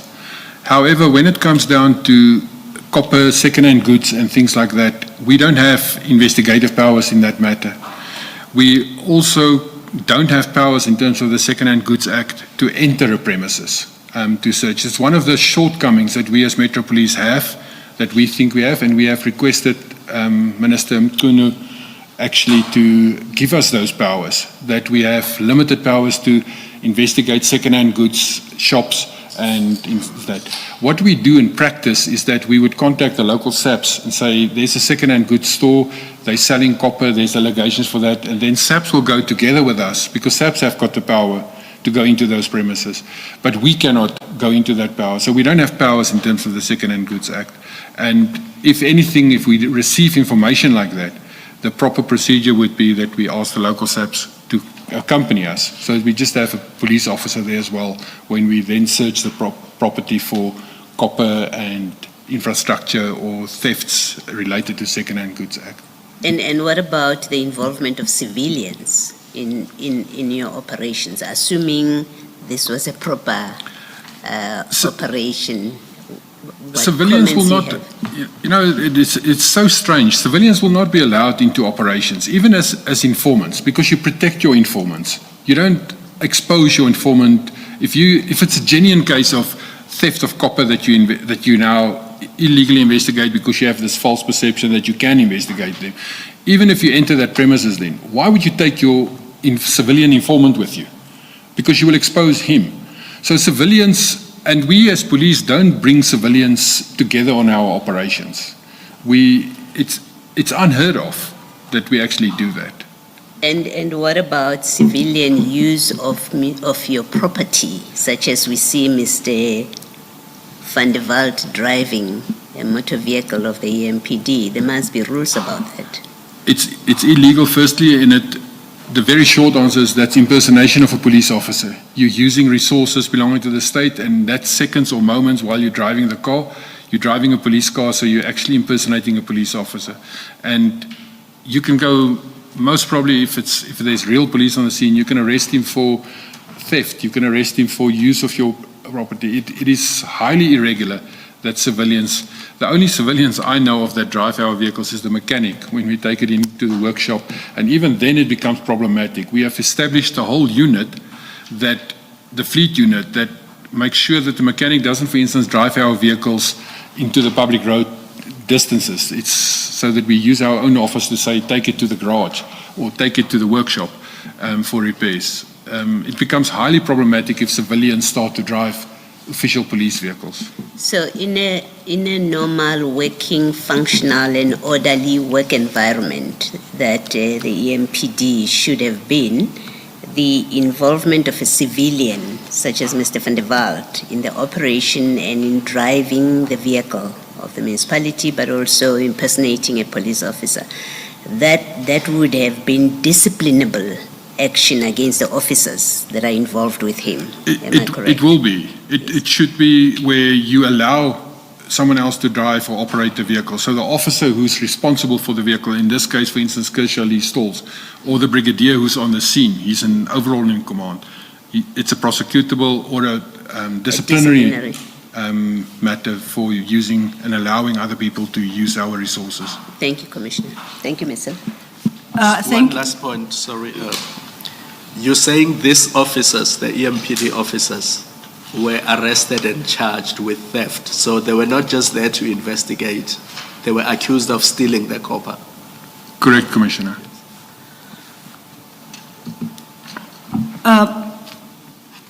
As a follow-up to the answer you gave to one of Commissioner Baloyi's questions, this is the information you received from Mr. Magagula, the IPT investigator, at the meeting of the 6th of March, 2023? He presented the information, but the video clips and all the other information I received from Hanekom afterwards. I also handed all of this over to IPT. Okay. Now, before we get to the handing over, the follow-up question to Commissioner Baloyi's question, having been informed of this particular case, or any of these cases, did you investigate whether or not there are records within the EMPD of an operation such as, and I say operation in inverted commas, of course, such as what we have just watched on the screens? It was investigated and we couldn't find anything related to this matter. Okay.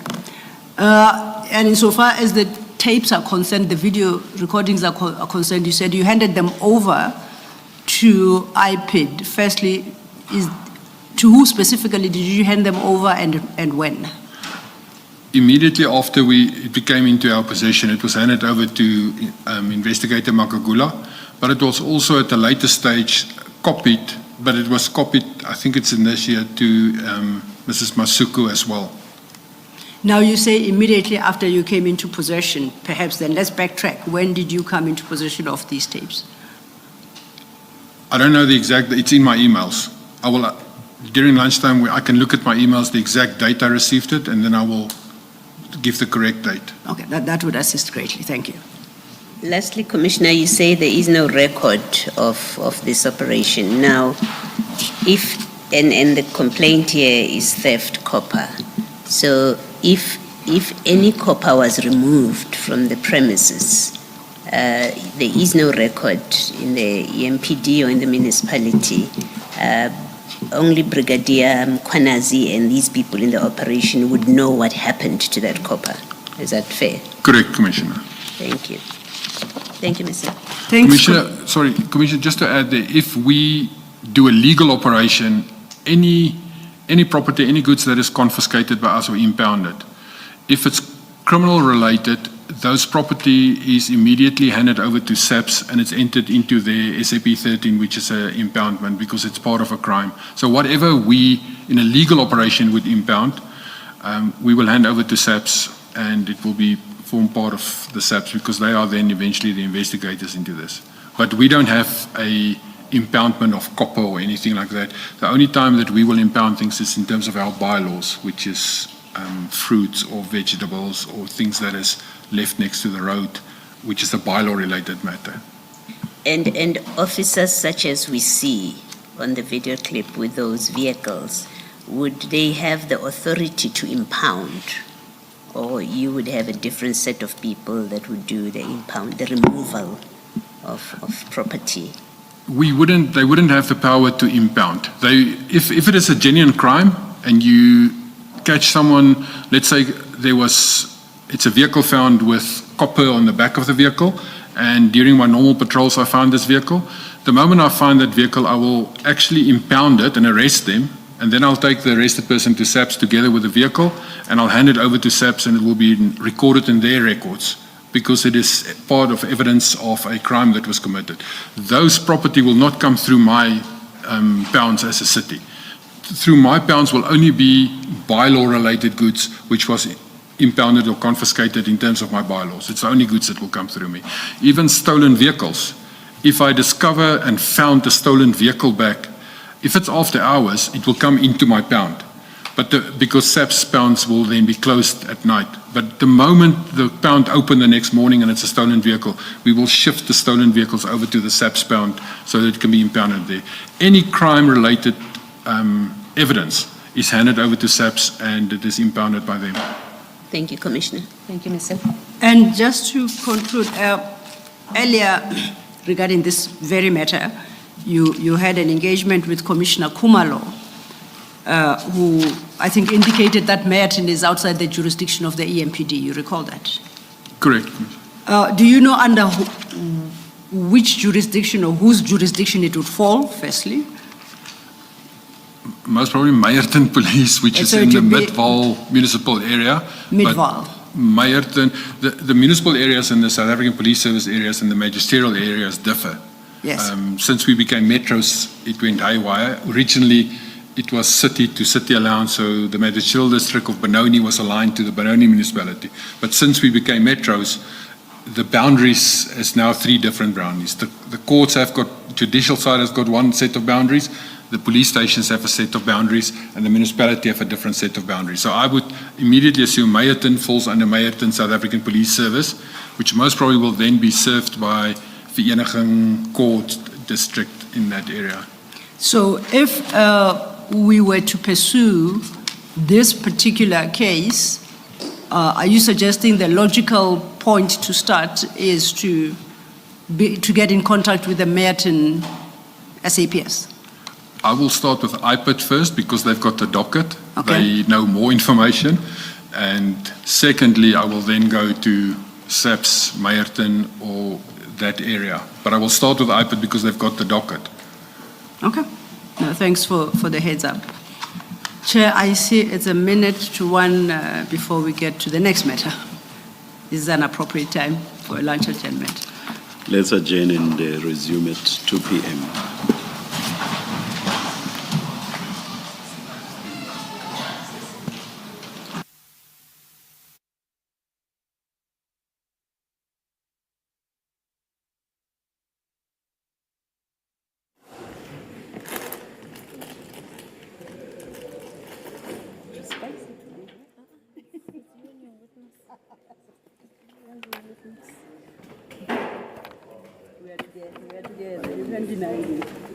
I'll take the guest. I'll take the guest. What time are you getting out? Trying to find a flight. It's jam-packed.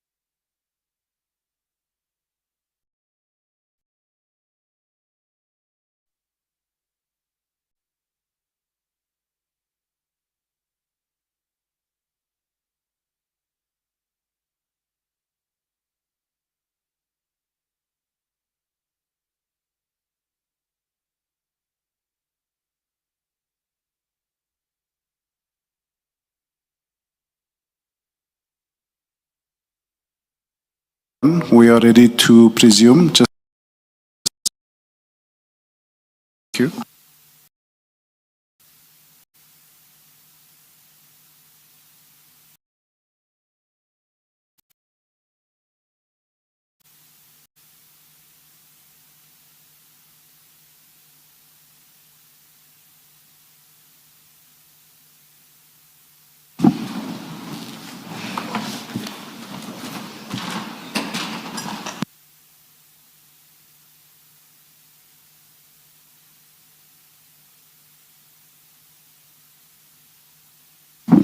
Thank you, Chair.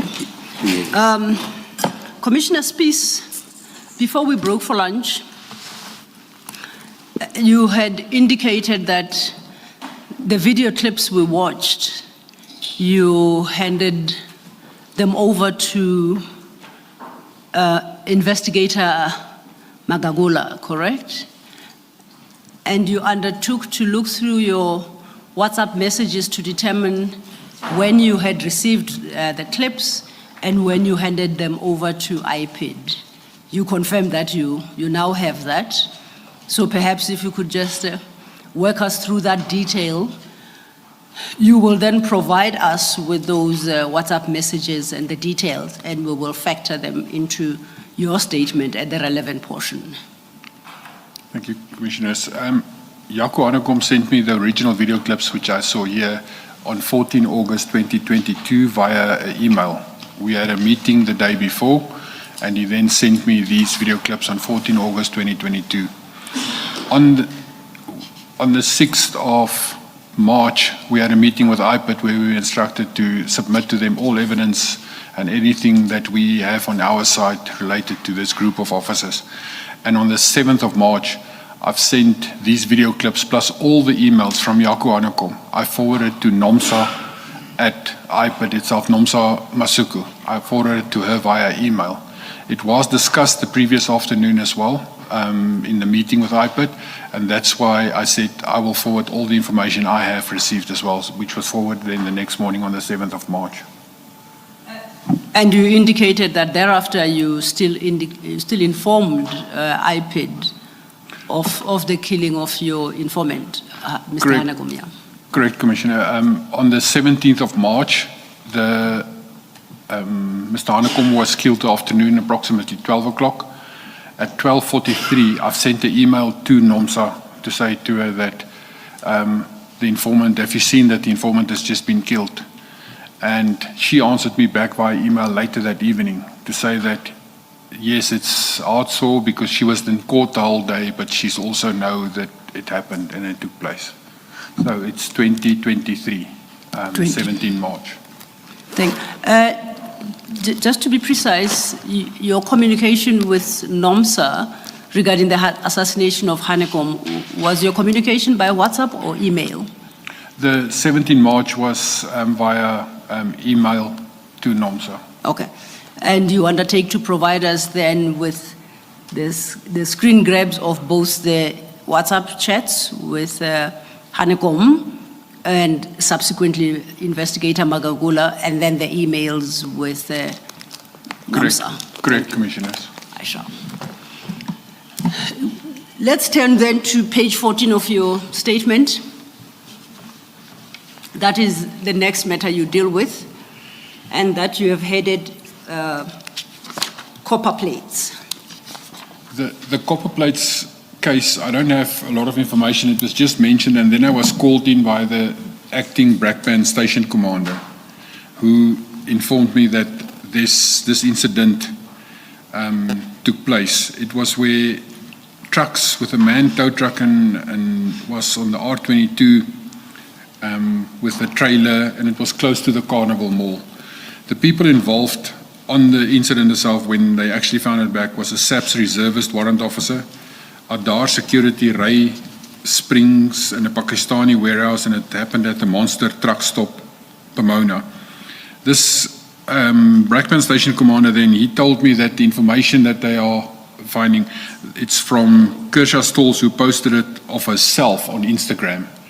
So he called me in, we had a discussion about it because he wanted to have more information from me, And I then stated I don't do social media, so I don't have things like Instagram, and I don't have any information about this matter at all.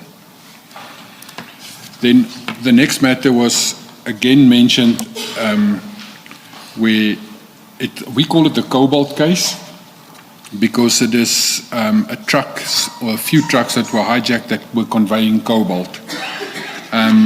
The investigating officer in that matter was then Warrant Officer Roots from Springs, and his telephone number was given. And Hanekom is the main informant in this matter. So what Hanekom informed us about this matter is that Etienne arrived with a helicopter. They were flown by a person impersonating SAPS, where he said he's Captain Smith, and they arrived on the scene in the Delmas area. But May I just, sorry to interrupt, you just said Etienne. When we were watching one of the videos, you identified one person, I think they had a red top on, as Etienne. Is that the same person, or is this a different Etienne? Hanekom stating it's the same person. Etienne van der Walt, the same person mentioned in the one Etienne, and this one is the same person that Hanekom said. He and the Smith was flying the helicopter, and Etienne was a passenger in the helicopter. And they arrived at the scene in Delmas, where when they arrived, there's already SAPS present. Now, I don't know that you will see in my question, I made in my statement a question mark, because on the scene itself, there was a female captain, Carla Hartley, who chased them away from the scene because they wanted to take the scene over from her, and she chased them away to say she's in charge of the scene, they must get off her scene. And so the helicopter landed, and then the helicopter flew out again because she chased them away. And then very shortly thereafter, this Stalls and Mackenzie, they arrived on the same scene with marked vehicles. Stalls even posted pictures of this on Instagram of herself. And then Magagula said to us, and then this is what they discussed, is that they use this modus operandi of stealing the load or the freight, and then they will offer the load back to the owner at a 10% cost release via burner phones and pin drops so that the owner can collect his own goods. That matter itself, we don't have more than what Hanekom has told us, is to say that they arrive on the scene in this, but obviously if it's Captain Harley, Delmas, it's easy to be confirmed or verified with the South African Police Service. And this is where the problem lies with us, is that we cannot do criminal investigations. So we receive all of these snippets of information from everyone, and we then hand it over to our SAPS contacts, and it's way outside our area. So it becomes highly problematic for us if we don't have a little bit of investigation capabilities. One of them where I want to touch on is that our officers, municipal police officers, when they commit crimes, doesn't matter what crime it is, if it is now bribery or corruption, which is known officers do when they issue fines or drunken driving or things like that, is that the victim, the member of the public, will always come and complain to us because it's our officer involved, it's our vehicles. He will then complain to us, and we will take his statement and deal with it in a misconduct disciplinary inquiry manner. And we will then inform the victim. Please go to the SAPS station, this is the area, this is where it is, and lay a formal criminal complaint so that SAPS can investigate it. We cannot ourselves investigate it. And what then happened, and this is where the slight problem arises with this, is that we know our area, for instance, and I want to make it specifically to the Benoni Boksburg area, because and it's most probably between us and Joburg as well, the magisterial boundaries and the police station boundaries between Benoni and Boksburg is Atlas Road, running from north to south. If you travel north, the divide between the magisterial boundaries and police station boundaries is the center island. So the 2 lanes going north is in the Boksburg magisterial areas. The 2 lanes going south is in the Benoni magisterial area. So if my officer do law enforcement there and he stands and takes bribes, he will take one going north, a 50 or 100 rand bribe, and he will take one in the south, 50 or 100 rand bribe, and both of those complainants will go and lodge it at either Benoni or Boksburg. And no one will see the real pattern. No one will see, but this same officer took a large amount of bribes at this specific spot because they do it in different magisterial areas. And the member of the public will come and complain to us and we will do the misconduct disciplinary inquiries and try to do the discipline action, but the member of the public is seriously afraid to really push it through and come and testify at our disciplinary hearings, which makes it more difficult again to find them guilty and actually dismiss or fire these officers. One of the things that in this specific cases that we also mentioned is that, and this is a critical thing which we've been highlighted for many, many years, we have a different set of conditions of agreement when it comes to disciplinary agreements than what the South African Police Service are. We are in a local government environment. Our disciplinary agreement that's already been touched on, it deals with all municipal employees in exactly the same manner, irrespective if you're a plumber or an admin clerk or a police officer. We are dealt with in terms of that disciplinary agreement in that manner. You get suspended, if you do get suspended for 3 months with full pay, you must be treated within that conditions of service. However, the South African Police Service has a different dispensation between police and civilians. And we have requested at very high levels, SALGA, everyone to intervene so that we can have a separate set of disciplinary agreements for municipal police officers, even though they're in local government. But to date, we've been denied that. So a municipal police officer is treated, doesn't matter what crimes he committed, he is treated as if he's a normal council employee, and he's not treated as if he's a police officer, which can intimidate witnesses, and and therefore the public doesn't want to come and testify in our disciplinary cases. Very few public do. And if they do testify, then we obviously dismiss and fire officers. But that's one of the problems that we have in this environment where we're dealing with officers. Okay. We then, on your list, I think, turn to the last case you discussed with, EMPD discussed with IPID on the 7th of March, and that's your item 7. Could you turn to deal with that one? Maybe before you do that. Yes, Commissioner. Commissioner, let me just check this. In that item 6, the cobalt matter, you say in your explanation to the extreme right, then Stolz Mackenzie arrived on the scene with EMPD vehicles. How does it work? And I ask that because in the preceding paragraph, you say the SAPs were already on the scene. So to have the EMPD come in, how does it work? Is it by invitation? Would there have been a call? Does it necessarily have to be a call for support from the SAPs, or EMPD is free to just attend any crime scene within its jurisdiction? Commissioner, normally if we're operating in the same area, we can arrive at the same time or just after SAPs is on the scene. We can also arrive at the same scene because of our patrols and the way that we react to scenes. It could be that there's a crime reported on the radio and officers from all over respond to the scene. And whoever arrives first on scene, there's a national standing, a national standard for municipal police services of first responder to scene. So if we are the first responder to a crime scene, our function on the scene is to stop the crime and preserve the scene until we can hand over to SAPS, who is then the lead on that scene, forensics and whoever from the detectives and that. However, if SAPS is first on scene, they do exactly the same. They will preserve the scene, and we will not be allowed to enter into a scene if it is there. And I think that's what happened here. Is this Captain Carla Hartley, it was her scene, and she chased the officers away. So you don't belong into my scene. And it's also outside our area. It's Delmas is closer to our area, to the border, but it's also outside our area. And we will not respond because everything reported in Ekurhuleni, everything in there, when we respond to scenes, we will respond within Ekurhuleni.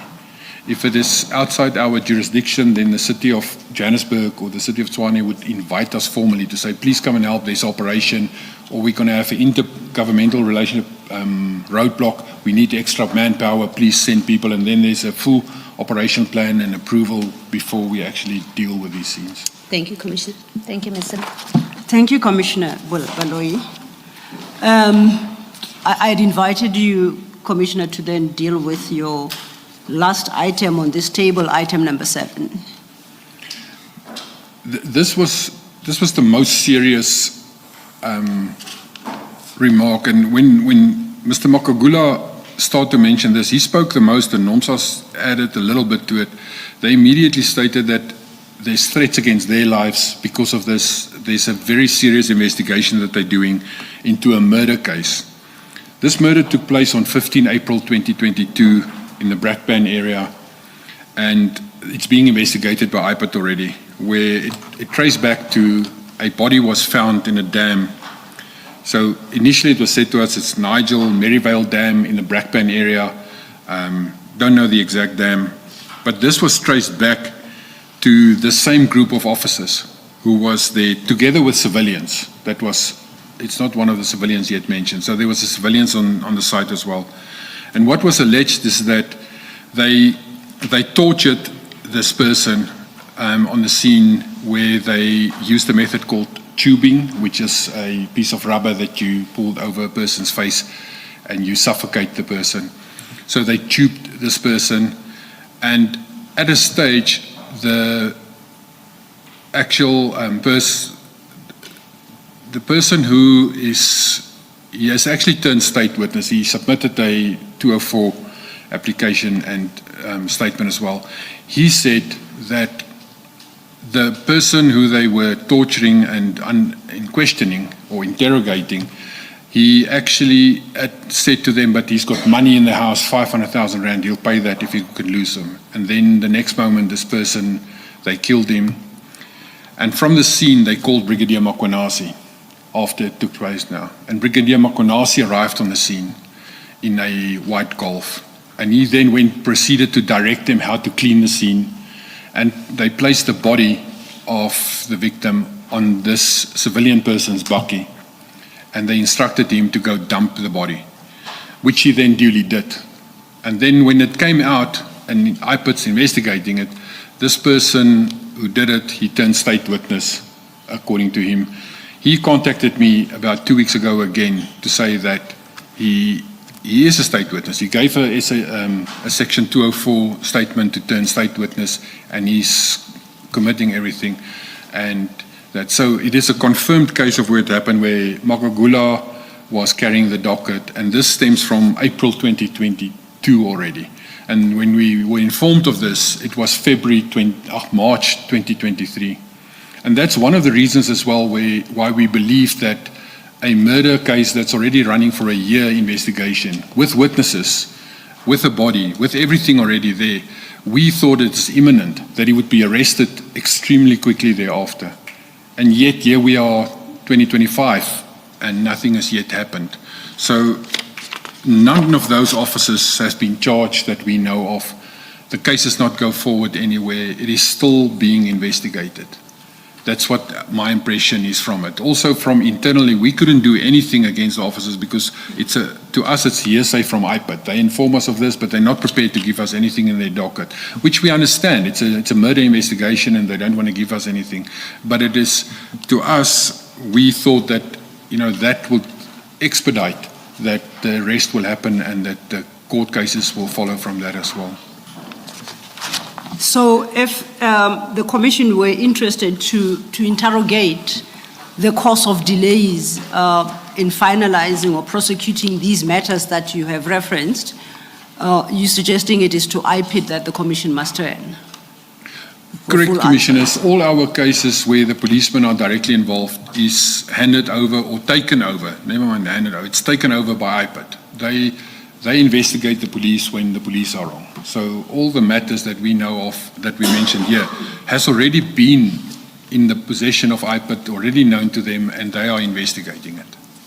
So as at the date of your retirement, to the best of your knowledge, this is where these matters stood, which was in February 2025?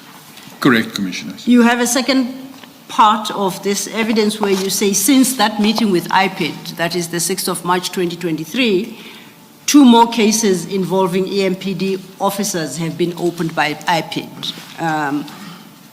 You deal with that at page 17. Can you take us quickly through those 2 cases?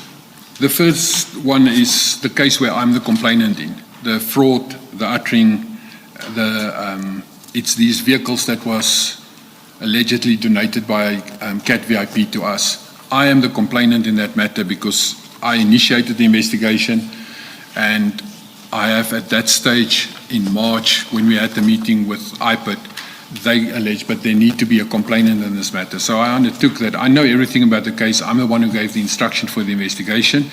And up to that stage, with all the knowledge of the separate statements that we have already obtained for an internal disciplinary hearing, I made then the statement as the A1 statement.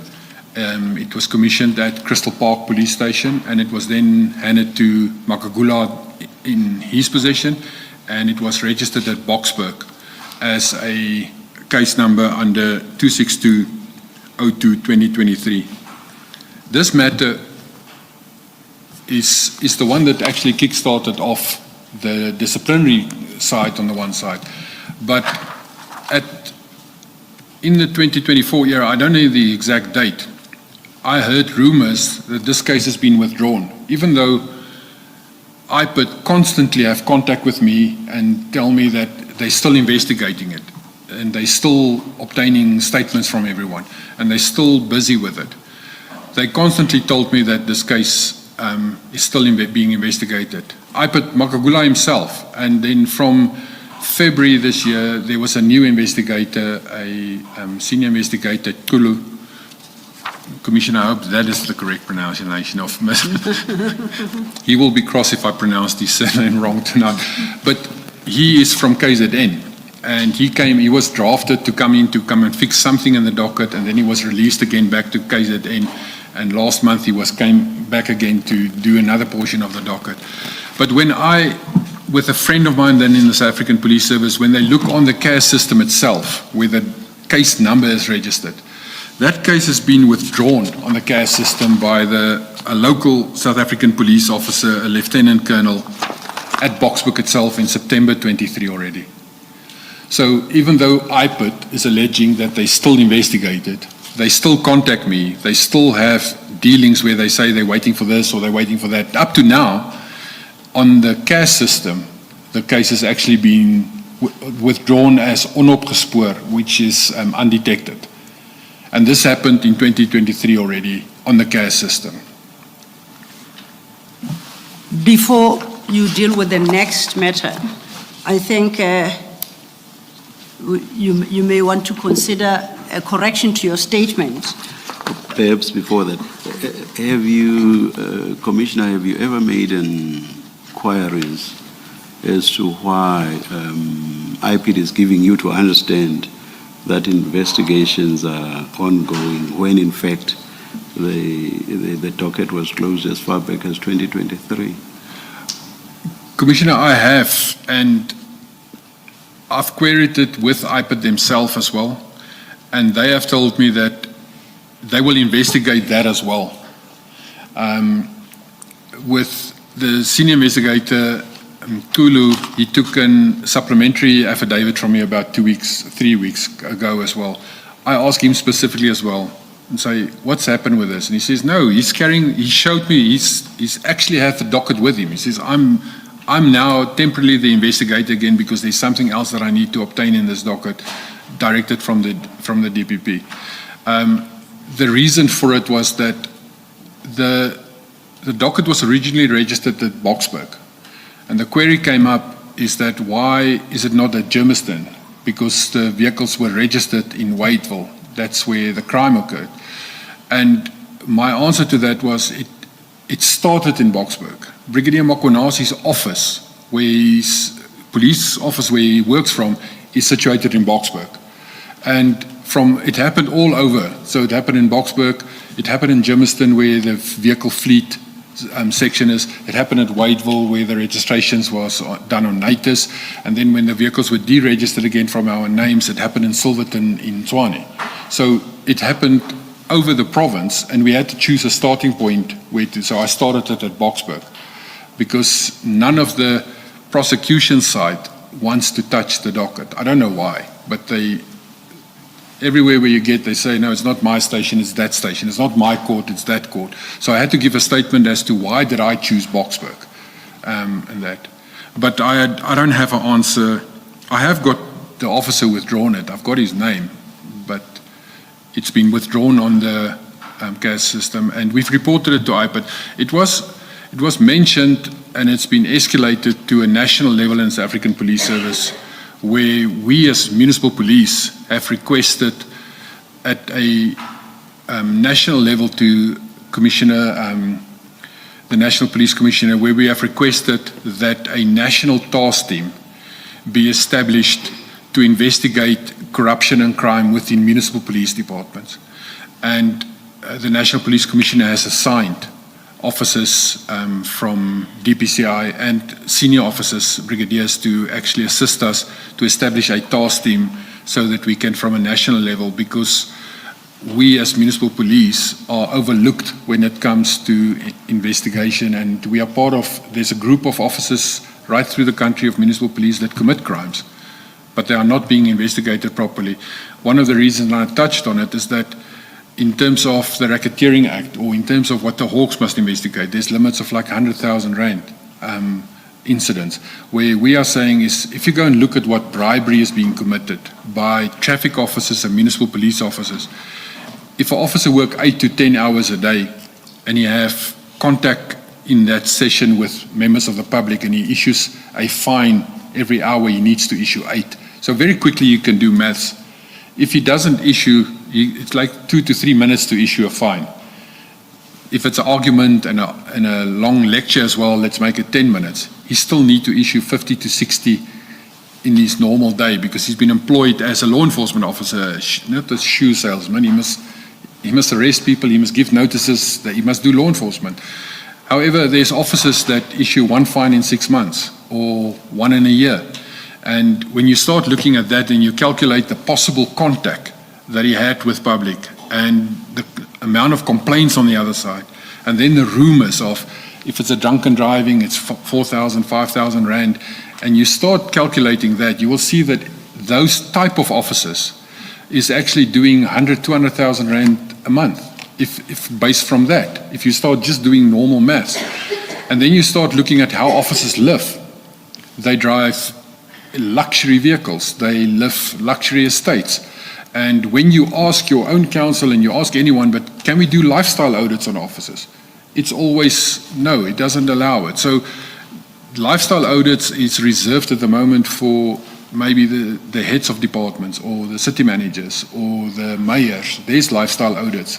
But at a lower level, there is no lifestyle audits at all. That's something that need to be, according to me, made compulsory, is that you cannot be a law enforcement officer and not be vetted to do your work. Thank you. Thank you, Chair. I wanted to draw your attention perhaps to something that might require correction. The case you just discussed at page 17, you cite as a Boxback CAS 2620223. If you turn to page 19, paragraph 36, third line from the bottom, you refer to a case number 262032023. It's correct, Commissioner. It's March. It's 262 of March. Okay. So in this table, we should correct the 02 to 03 for Correct. the correct CAS number. Thank you. That then leads us to your second case that you have since learned of since your last meeting with IPID on the 6th of March 2023. Thanks. Correct. In the very first week, this matter already took place in 2024, but in the very first week of my retirement, as I finished, not everyone, a lot of people that used to work with me still sent me information. And a lot of people, private people, didn't know that I retired. So they will still send me as if I'm the deputy chief at Ekurhuleni. They will still send me information and tell me stuff that happened. And this is publicly in the news as well, where 6 officers from the drug enforcement unit was arrested because they extorted plus minus 80,000 rand from a foreigner. These officers were arrested, detained, they were released on bail, and those officers have to date not been disciplined. Not even a disciplinary matter started against them. What is and they are reporting directly to Dion Singh, the brigadier that was suddenly promoted last year by Mkhwanazi as well. He reported directly to him. It's a drug enforcement unit.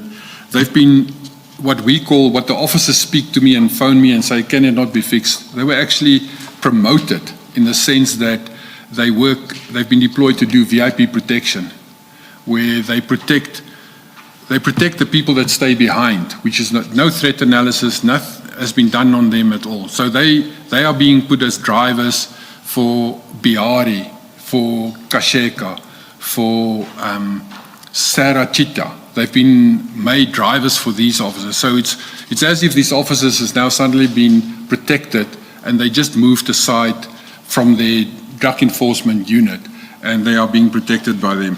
But this happened after I left already. So it's information that's constantly being sent to me about this arrest that took place. And I saw it in the news as well, that it happened. But the incident took place in 2024 as well. And it's also investigated by IPID, and IPID did the arrest when they were detained.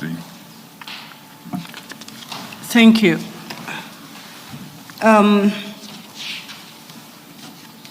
Are you moving off the table? I was going to. Okay. In the first item, the blue lights one, right at the end of your explanation, you say you were informed, that very last sentence, you say you were informed by IPID of direct links between CAT VIP and Ekurhuleni politicians. Do you care to explain a little bit more there, if you're able to?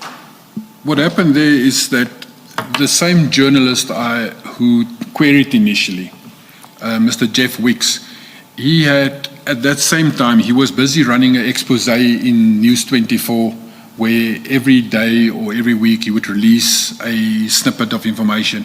And the information he released was more aimed at the Tembisa Hospital finance scandal where the whistleblower Babita Dukaran was murdered. So the angle that he approached was from that side. And he attached that then to the Brigadier Mkhwanazi, as the newspapers called him, Blue Light Blesser.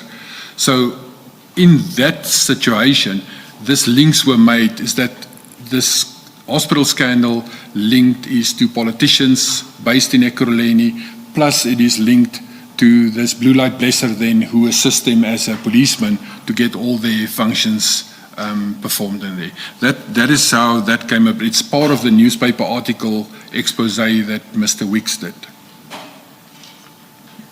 Okay, and then lastly, I mean, we've gone through the list of the criminal conduct that, or the alleged criminal conduct that you discussed with Mr. Magagula, and some of it it has been raised by commissioners as matters for disciplinary action, and you've explained why. Is it a case of, because of the environment, those who had the authority to request disciplinary or to even authorize disciplinary action, such as yourself and the chief, simply gave up on it? And I ask because we, at least in the case of the blue lights, we have a request from the chief for a tribunal, disciplinary tribunal to be set up. So we know there's a process which the senior people like yourselves could instigate, and yet we don't have anything done in respect of the others, the many cases that you've referred to. Is it fair to say you simply gave up on initiating disciplinary processes? No, Commissioner. The thing is that we, as the deputy chiefs, we give it to the chief, and it goes through the chief's office to the HR to actually deal with it, to appoint the presiding and the presenting officers, and to make sure that the disciplinary proceeding is happening. However, Chief Mapiye was sidelined completely, and he was victimized, and he was suspended, and he was placed on special leave. And every time when he was placed on special leave or anything like this happened, the then Deputy Chief Mkhwanazi was the acting chief, and he failed to forward it to the correct HR processes. So it is not that we didn't try to do anything. I was even accosted that we are trying to push the matter on a criminal side, and I was threatened by the city manager in the same manner as what the chief was. So even though we tried to go to the corporate HR staff, and at that stage, Polani and Nisa, who was eventually dismissed during this period that we tried to inform them and say, carry on with this matter, what is the challenges and the problems? But then the chief would be placed on special leave, or we would be suspended. And then Mkhwanazi was acting, and nothing happened then with these matters. When you say you were threatened by the city manager, I mean, if it's still coming, if it's something that you're still going to deal with, It is still coming, is it still? Commissioner. Okay, all right, that's fine, I'll leave it then. Thank you, Mr. Thank you, Commissioner Baloyi. That leads us then to paragraphs 36 and 37 of your statement, Commissioner, and you deal with 3 annexures in a row, RS 13, RS 14, and RS 15. And the 3 annexures relate to the quote-unquote blue lights issue.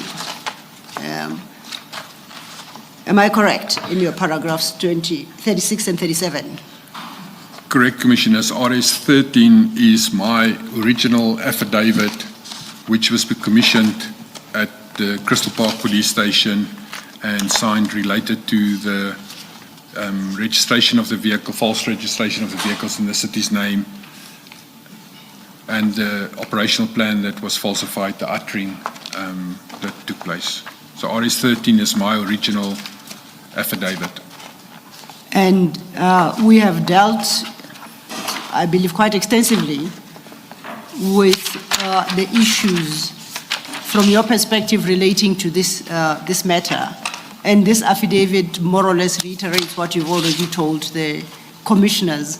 Is there anything out of this affidavit that perhaps you believe we may not have brought to the commissioners' attention that you would want to do so now?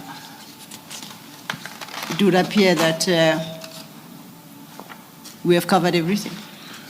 No, it's correct. Everything up to now is covered actually in my affidavit. Okay.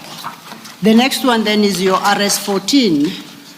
And this you describe, appearing at page 41 of the annexures file, this you describe as a picture of the docket in respect of the case registered by Mr. Magawul.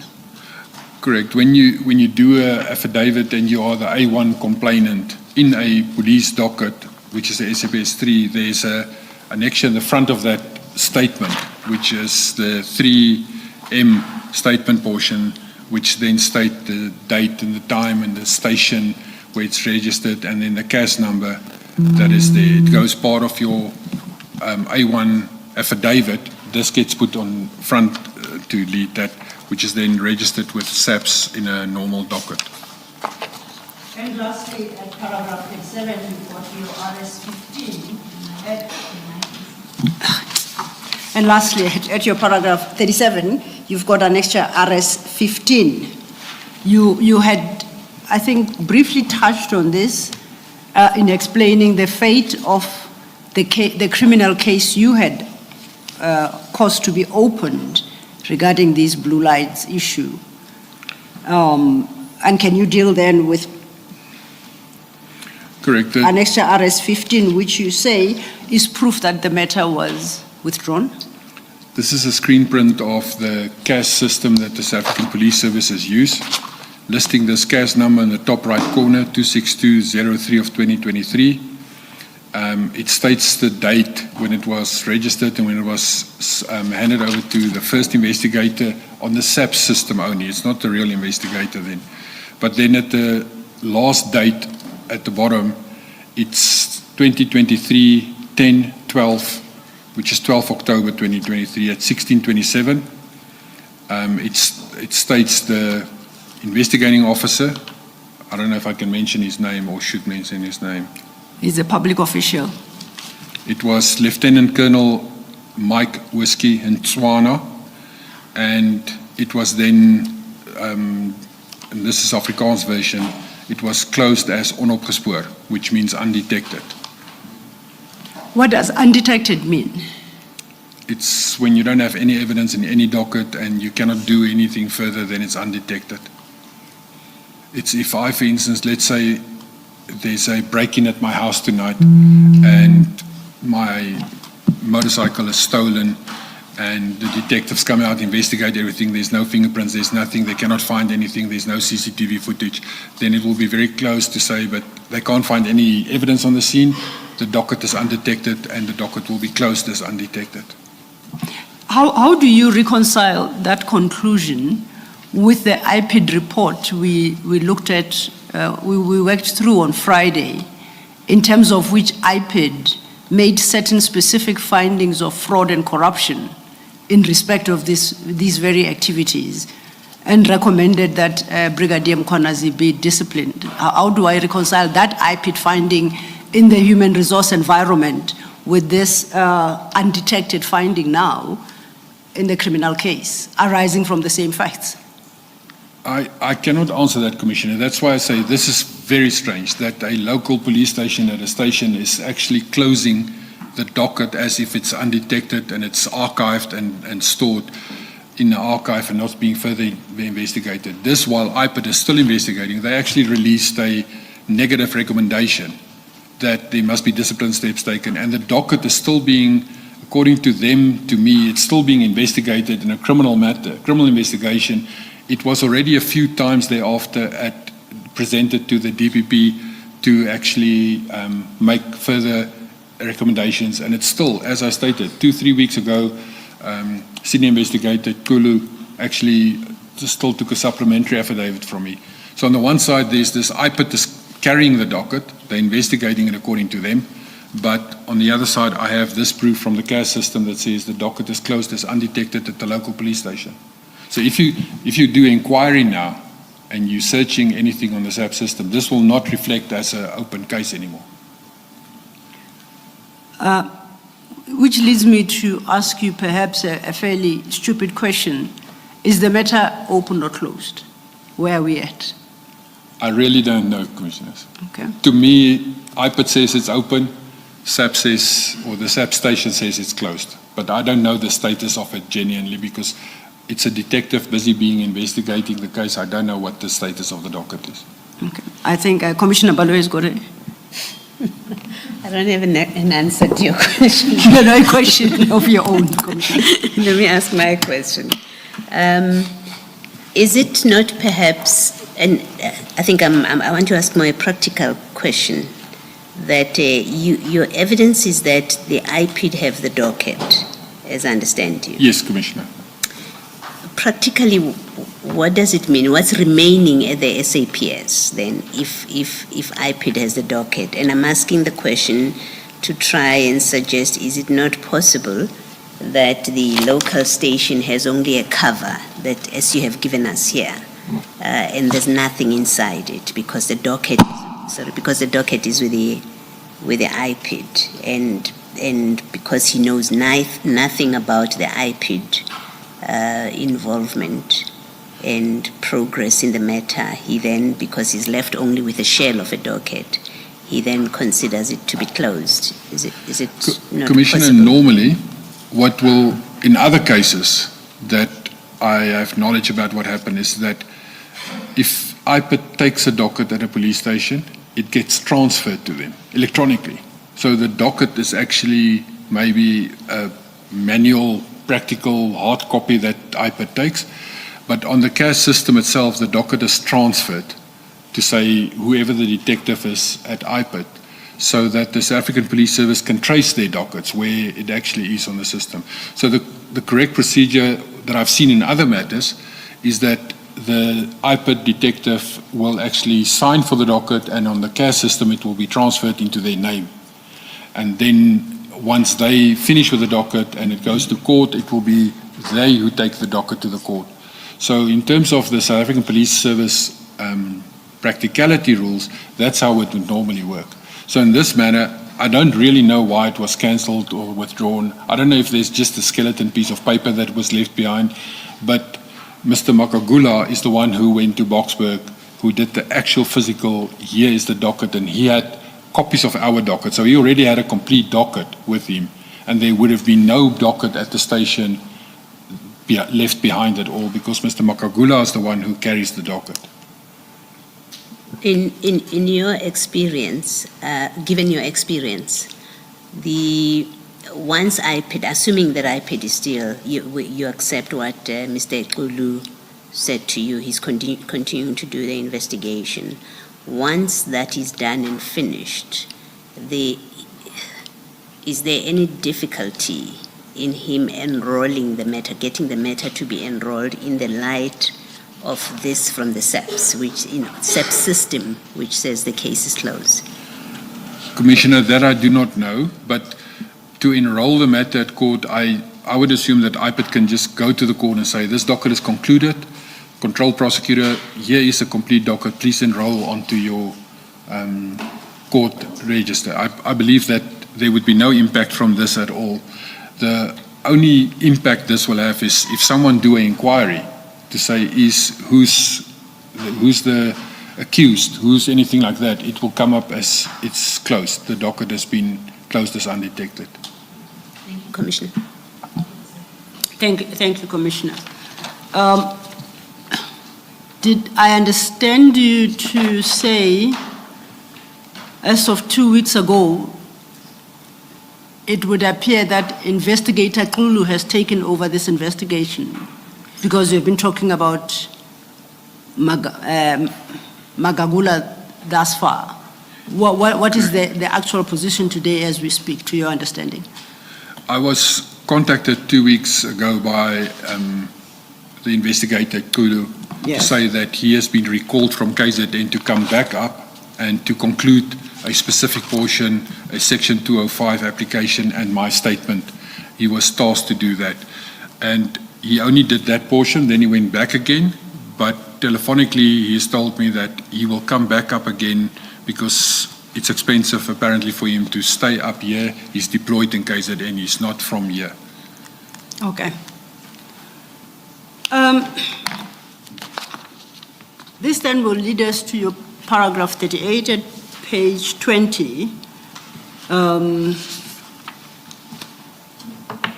where you conclude on this chapter. Correct, Commissioner. Yes, you may speak to that. It's just that last portion that I already touched on, is that 2 weeks ago, the witness who turned state witness contacted me and he explained the whole situation to me again, and he confirmed everything that took place, and that he also informed me that he gave to Magagula a Section 204 statement already, and that he has turned state witness. That's what he informed me. And that's in respect of the murder case you have listed under item 7? Correct. It's in relation to the murder case, and that he's turned state witness, and he's already given statements to that effect as well. Oh, thank you.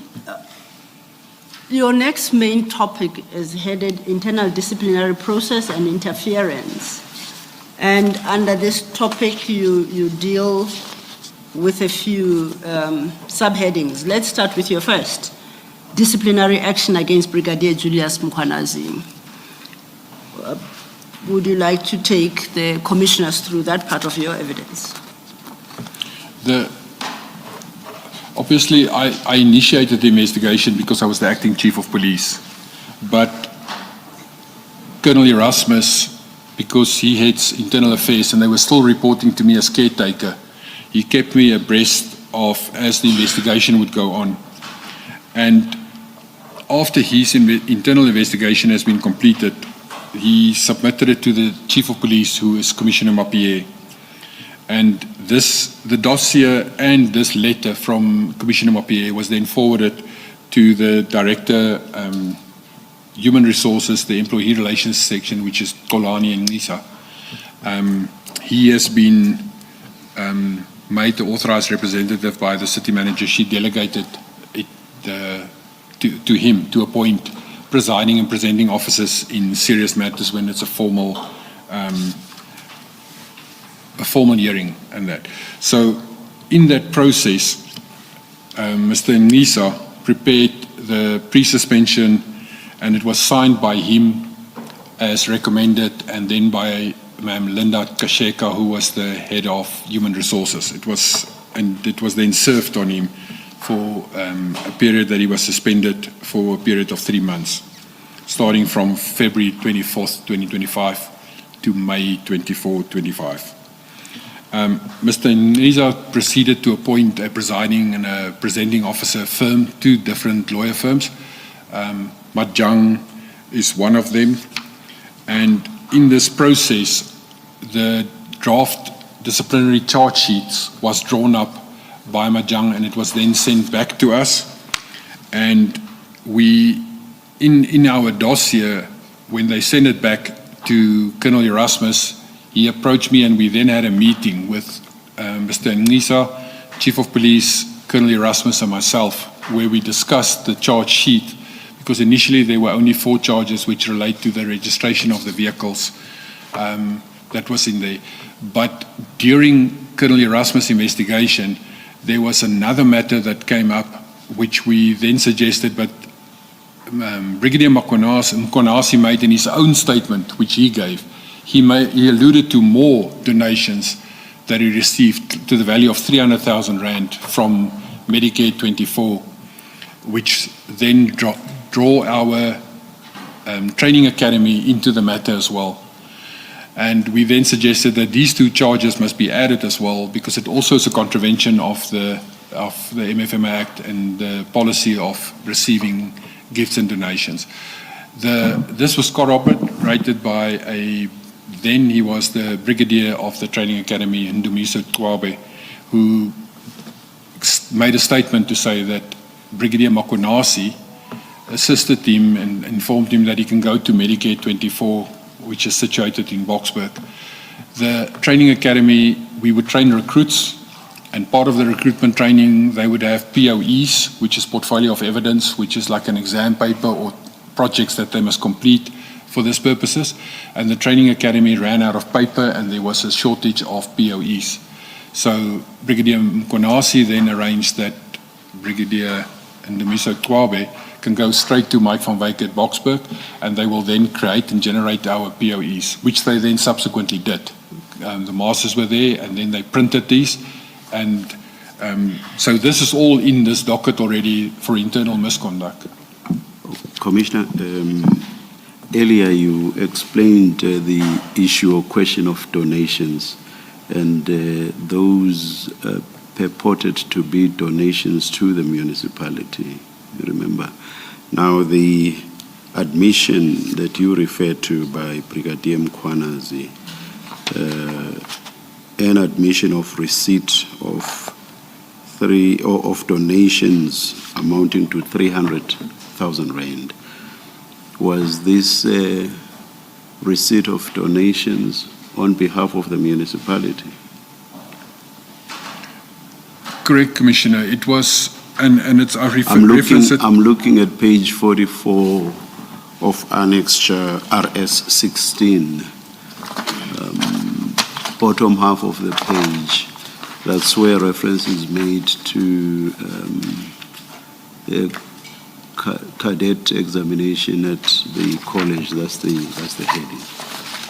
So you say that would be donations to the municipality, not to him personally.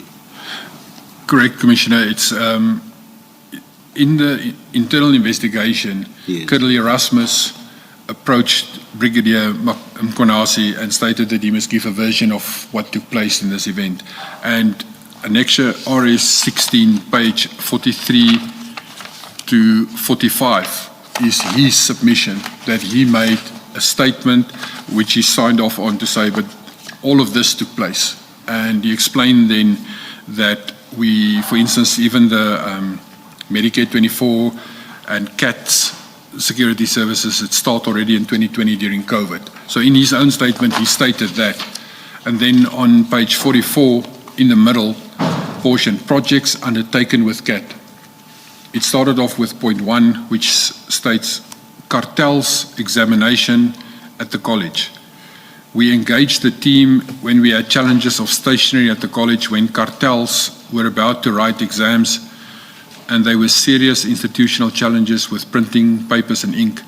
We requested their intervention and the commitment that Mike van Wyk made and fulfilled in terms of printing and producing documents that made cartels to write the exams with our EMPD at the cost of more than 300,000 rand at that time, as per their estimation.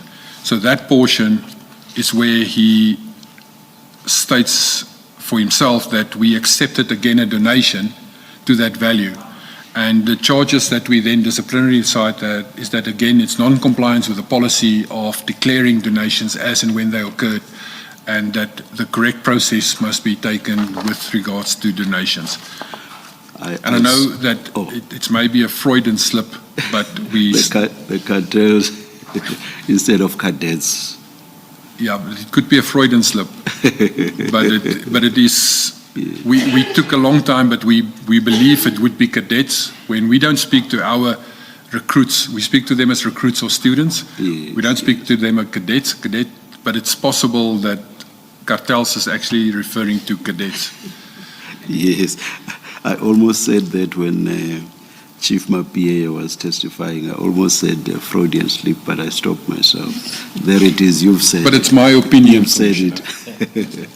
All right. I sought that clarification, Commissioner, because reading paragraph 41 of your statement, one might think that you are saying that Brigadier Mkhwanazi received the donation in his personal capacity. So that's why I just sought clarification whether this was a donation to the municipality in the manner you explained this morning. Commissioner, it's maybe my grammar. It says that Brigadier Julius Mkhwanazi had personally admitted to receiving a 300 Rand donation from a subsidiary, and then I carried on. But it's not, it's from his personal admittance that this donation was not declared. Chair, through you, I think the Chair is correct. What is expressed in the statement is slightly different from what is in the actual document. The document makes it clear that the donation was to EMPD. The phraseology in the statement would appear to suggest that that donation was made to Brigadier Mkhwanazi personally, right? And that is not that wasn't your intention. No. And perhaps then to avoid any confusion and miscommunication, the statement should read, this evidence revealed that Brigadier Julius Mkhwanazi had personally admitted to EMPD receiving that donation. Would that resolve the problem? That's correct. Okay, which I do so. Thank you. Thank you, Chair. Thank you. And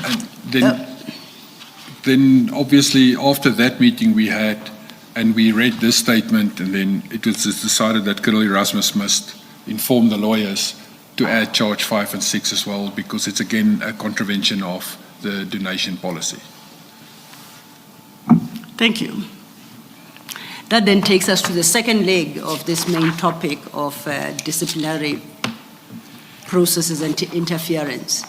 You now have a sub-chapter titled Intervention by Human Resources, starting at paragraph 43. At this stage, this is already when his suspension is starting to end. There's an intervention by Kasheka where she, as the head of HR, sent a letter to him that he must come back to the office and that his suspension ends. But at the same time, when these charge sheets were served on him, the lawyers sent it to Tolani and Nisa to say, please ensure that the charge sheets are served on Mkhwanazi. And he in turn gives it to a person with the name of Tami Zambé, who is a senior person working at HR as well. And there's other interactions that happen at the back end that I know now, but I wasn't present when this took place. But at that stage as well, I asked Mr. Zambé, why are you not serving it? Because I was CC'd in the charge sheets when it was sent, and I was following the process. And then at a stage I'm at HR and I ask him, why are you not serving this? Why are you keeping it at bay? It's not being served to him at all. And then he said to me, is that he phoned Mkhwanazi to say to him, come to the office to come and fetch these charge sheets. And Mkhwanazi told him over the telephone that I spoke to Kasheka and the city manager, and they instructed me that you shall not serve this on me, this process will be stopped. So I said to Zazambe, we made a joke about it, it's like, it's not possible. He's lying to you. Why don't you just give him an instruction that he must come through? And he says, no, he's honest. This is what happened. He's been stopped from serving these notes on them, and it came directly, firstly from Mkhwanazi, but then in the department itself from HR. The charge sheet and everything were being withheld and not served on him. So then I touch on it in this letter that is being sent from Kasheka as the head of HR. She's sending a letter to him to say, your suspension has been uplifted, you must return to the office and go back to your office that you can do your work again. And in that process, the chief of police, we had a short management meeting when it was decided by the chief that he's going to redeploy him to the director bylaws. Now, there's 8 director positions in the Ekurhuleni Metro Police, and the director bylaws position at that stage was vacant. So he said he will deploy him to the director bylaw. It's the similar job description, same level, there will be no interaction, but then he's not... Sorry, Commissioner. When we are done with what I'm raising with you, you'll go back to the deployment. You say that Brigadier Mkhwanazi said that he was not going to accept service of the disciplinary, let me call them disciplinary documents or documents relating to the disciplinary process, and that it was the municipal manager and who else who had said he should not receive this? Kasheka, yes, the head of HR. The head of HR, yes. Yeah. And when you and others said he's talking nonsense and that he must be served, he then said, no, the person that was serving. He said, no, it's actually true. And my understanding is that you said he had actually gotten word from above that this was indeed the position. Correct, Commissioner. The brigadier was not going to be disciplined. Who were you told had actually said that the brigadier should not be? There is someone from the top who is supposed to have said this. When we had arguments then where we were actually arguing and fighting with HR, and Mr. Niza said that he was informed that it shall be stopped and it shall not proceed. So he directly informed me as well, over and above Tommy that made it in a joking matter, but Mr. Niza said to me that this matter will be stopped and it's instruction from above. Whose names did he give? He gave the names of Linda Kasheka and Dr. Imogen Mashazi as the city manager. He said they instructed him, and he says also that Advocate Kemi Bihari from legal. The 3 of them were involved in the matter, and this matter will be stopped. Yeah. No, I just wanted clarity between what Brigadier Mkhwanazi said and what came directly to Mr. Niza. So you've clarified that. Thank you. You were at the stage of the deployment. And then I referenced that his suspension was uplifted by Kasheka on RS 17 is the reference then to the upliftment of his suspension, which was on the 24th of May 2023 signed by him. And for the record, that is at page 46 of the annexure bundle.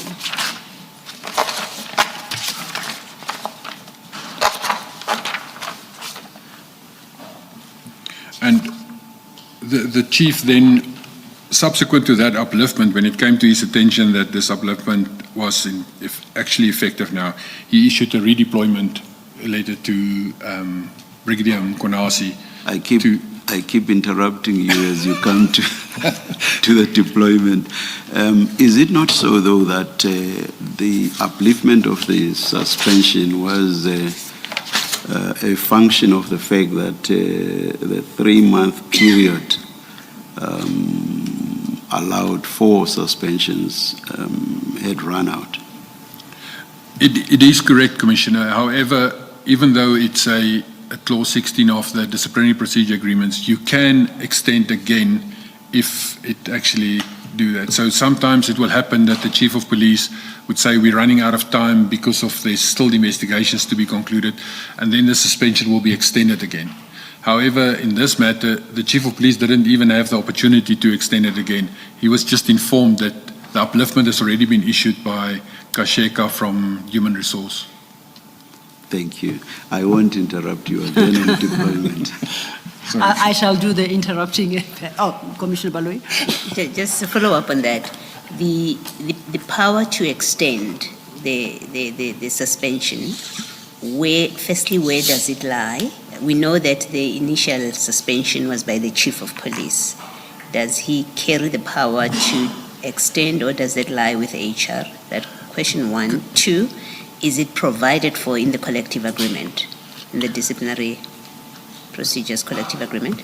Commissioner, the first suspension was done by Kasheka.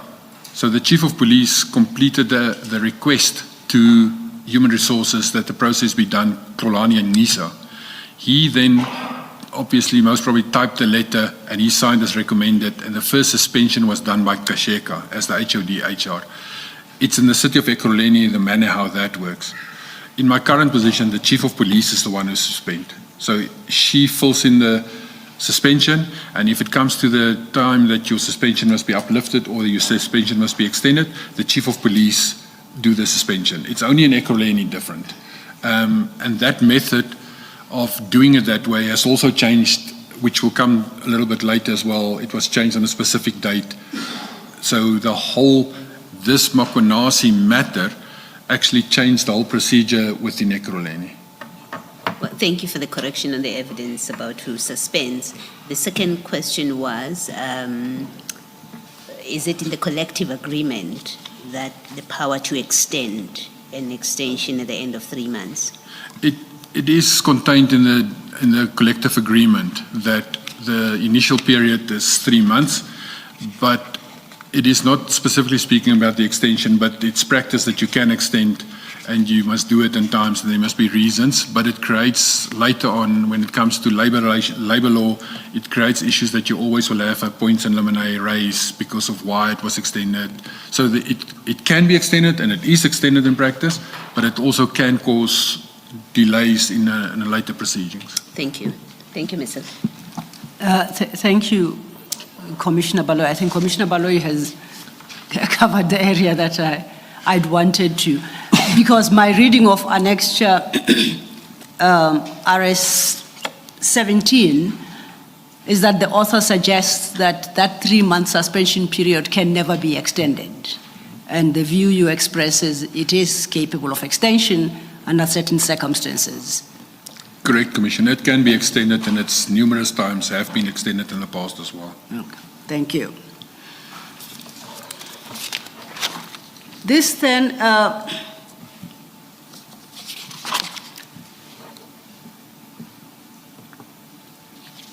leads us to the next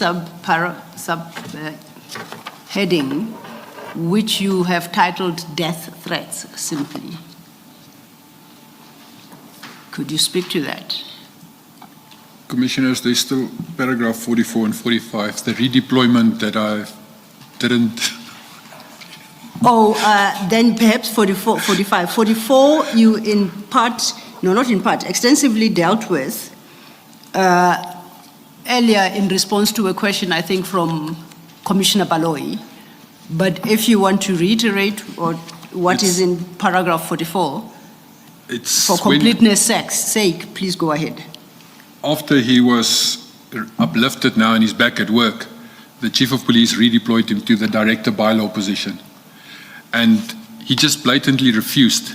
And about approximately 2 to 3 weeks after he was redeployed, a letter was issued by Kasheka to the Chief of Police to say that the Chief cannot deploy him, he must be redeployed to his substantive position as Director Specialized Services, which in my mind, and we had proper discussions about that to say, but this is a usurpation of the Chief's powers and functions. He's deploying.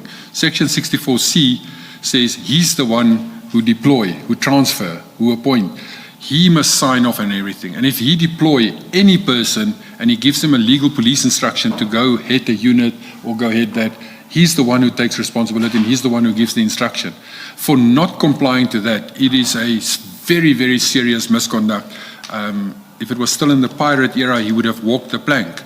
But he's being protected by someone from HR who's got no powers to interfere into policing matters, who's actually giving an instruction to a police chief that this person must be moved back to his substantive position. That is the only part that I want to put down there, is that there's proper interference from civilians into the policing arena and contravening the South African Police Services Act, which gives specific powers to the Chief of Police. And for the record, Chief Mapie dealt with that process during the course of his testimony, and he has submitted into record the letter that you reference, instructing Chief Mapie to reverse the decision to deploy him, Brigadier Mkhwanazi, to the bylaws division and requiring him to be placed back in his substantive post, and Chief Mapie's own response to that demand by Ms. Kasheka. So it is dealt with in full there. So it is... Yes, Jay. Yes. I seem to recall, I don't know whether it was in Chief Mapie's evidence or in one of the statements, either his or yours, that a reason was given for the deployment in the bylaws section. Just remind me, what was the reason again? Commissioner, I'm I'm asking this because surely the chief cannot redeploy at whim. Yes, the power maybe is in terms of 64C, but I doubt that this is something he can do, based on how he feels. I'm using he because it's a he now, the incumbent is a he. Surely there must be a rational basis. But if you don't remember, no, it's No, not. there was a rationale given behind it. And as I stated earlier, is that the director positions are all the same job descriptions, and therefore you can be deployed to any one of those to do the same work.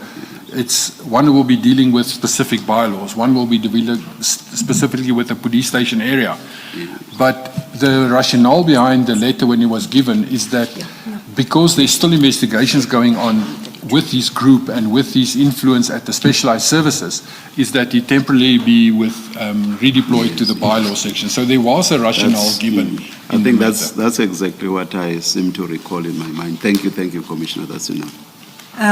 Thank you, Chair. And perhaps for the record, if the Chair could scribble on Commissioner Spears's, that part of Commissioner Spears's statement. Chief Mapie, in dealing with this aspect of things, references annexures JM30, which is the same upliftment letter, followed by JM31, which is the letter from Ms. Kasheka challenging his, Chief Mapie's, decision to deploy Brigadier Mkhwanazi to bylaw enforcement, and JM32, which then is Chief Mapie's own response to Ms. Kasheka's challenge as to why Brigadier Mkhwanazi has been deployed to bylaws. Thank you, Chair. Thank you, Mr. Thank you. And then in that paragraph, that chapter, you conclude by expressing a view that as far as you are concerned, this constituted usurpation of Chief Mapie's powers contemplated in Section 64, capital C, sub 2. Correct, Commissioner. And you say Ms. Kasheka has no authority to interfere in municipal police matters in this manner. Correct, Commissioner. How else would she become involved in police matters? She cannot be involved in any policing-related decision or the deployment or transfer or movement of officers. Her function is as a human resources to do the administrative portions behind the scenes. If an officer is appointed or redeployed, capture it in the HR system, manage the personnel files. That is what the HR function is. It is, and it's strange to say it, but I don't listen to civilians. I'm a policeman. I listen to my direct line of command in a line from the chief of police to me, from me to the brigadiers underneath me. I don't listen to a person from HR giving me policing instructions. I will assist them if they ask information, and they will do paperwork and administrative work. That is the function of HR. Thank you. Commissioner? Yes. Perhaps on that theme, we saw in the letter of appointment of Chief Mapie something to the effect, and this is from the city manager, something to the effect that he will exercise his powers or perform his functions, among others, as directed or the direction of the city manager, some such wording. What do you understand that to mean? The powers of the city manager over the chief of police? In terms of the South African Police Services Act, and I think it's section 64B, is that the city manager is accountable for the Metro Police to the council. So she's a conduit to the council, and she must be accountable for the Metro Police. Now, because she's accountable for the Metro Police, obviously she will have powers in the sense that the chief of police must account to her whatever he does, but not related to policing matters. It's in his day-to-day work, how he spent money, how he spent the budget, how he operates within the environment of a local government, that he complies with the MFMA, the Structures Act, the Municipal Systems Act, all of those legislation. And whatever is being done in the municipal police must be accountable to her. And that is the function. To issue a policing instruction will be considered as interfering into policing matters. Only the chief of police will have the powers, and that's where section 64C then steps away from the city manager, who is accountable for the municipal police to the council. It steps into the chief. He himself must then have the following powers to that. And it goes further. The city have a matrix of delegations. So council resolve a complete chapter, a whole policy on delegations, where council, because just about every piece of legislation will speak about an accounting officer can do this or accounting officer can do that. And all of that is then in a council resolution taken to say the following delegations is delegated to this individual. And the chief of police has then two sets of delegations that is delegated to him from council. The first one is that everything in section 64, chapter 12, everything that is mentioned there is then delegated to the chief of police. The delegation for the Firearms Control Act, where the Firearms Control Act speaks about the responsible person for an official government institution, that function is delegated to the chief of police. And every other piece of legislation that assigns a function to a council authority, in that set of delegations, it is then given to the chief of police by council, not by the city manager. And then further to that, there's a generic set of delegations that deals with how normally HOD of a department will deal, the appointment, the practical appointment, promotions and discipline processes. All of that is then also delegated as a separate set of delegation to the chief of police. Thank you. Thank you, Commissioner. Let's turn then to page 22 of your statement, the sub-chapter you have termed death threats. During this same period, this is now this May, June, July period, when all of this is reaching like a hot point where there's discussions going on and nothing happens with the disciplinary and nothing happens with IPIT. Everyone gets more information and it gets worse and worse and worse as we go along. I am suddenly approached by a person from the State Security Agency, and he is stating to me that they, as State Security Agency, have picked up that there are death threats being made against me, where this Brigadier Mkhwanazi and other officers was discussing in Katlehong area, they were discussing to rent or hire Inkabis, which is a hitman from the KZN area. So they were discussing this, and they already have plotted the concept of it's easy to take me out because I drive for my private capacity. I also have motorcycle, and I enjoy motorcycle riding, adventure riding, and it's easy to take me out because I use the motorcycle. So SSA concluded a complete threat assessment against me and with my house, and there were conclusions made at the end of the day where they asked me if I'm kosher with it, if a guard can stay on my premises and I would provide water and electricity to the guard. And I stated, yes, I will do that if it comes down to that. But I also look after my own security and my family's security in a very secure manner. And that they then reported this to the city manager. Commissioner, may we pause at that point when you start talking about the city manager? So please remember where you were exactly. May we take a short agenda? Indeed, Chair. We'll indicate when we are ready. Let's You'll adjourn. indicate. Okay, Chair.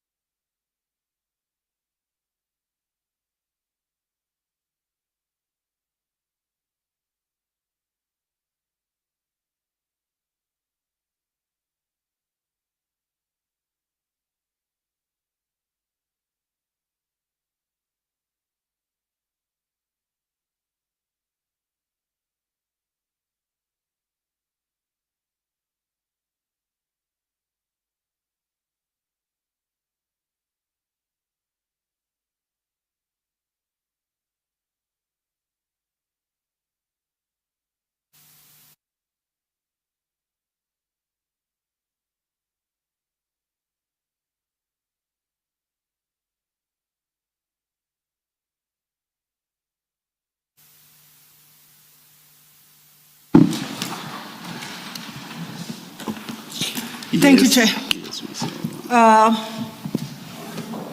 Commissioner Spies, you recall you were still dealing with your engagement by the State Security Agency regarding potential threats to your life or on question of your safety.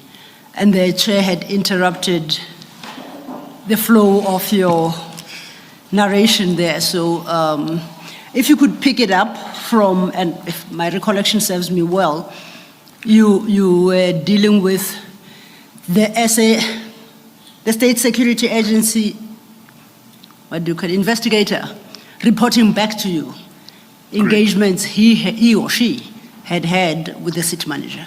Correct, Commissioner. The investigator came back to me and he stated to me that the report was submitted and that there is a definitive threat against me.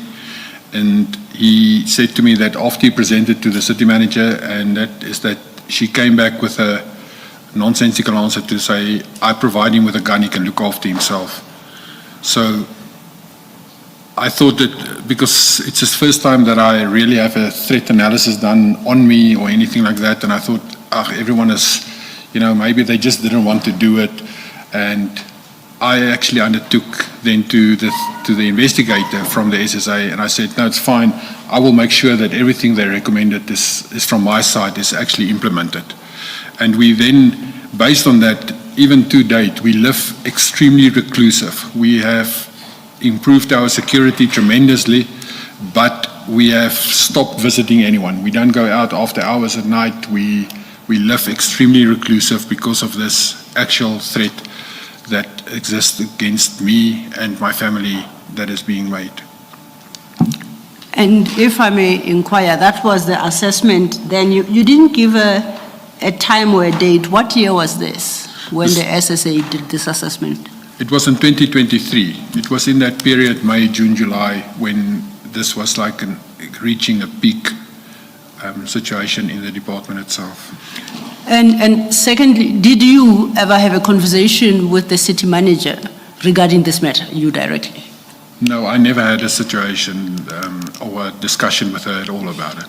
Having been informed by the SSA investigator, why didn't you have an engagement with the city manager regarding this very concerning matter about your safety? The investigator said to me that he did propose that the guardhouse and the guards that must be placed, but that he was informed that the city will not pay for this cost at all and I must look after myself.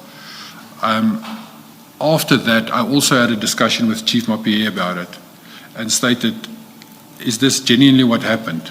Because I couldn't believe that my city would take such a stand towards me when I'm just doing my normal work. And he stated, it's true, I must look after myself and I must make sure that my security is everything intact.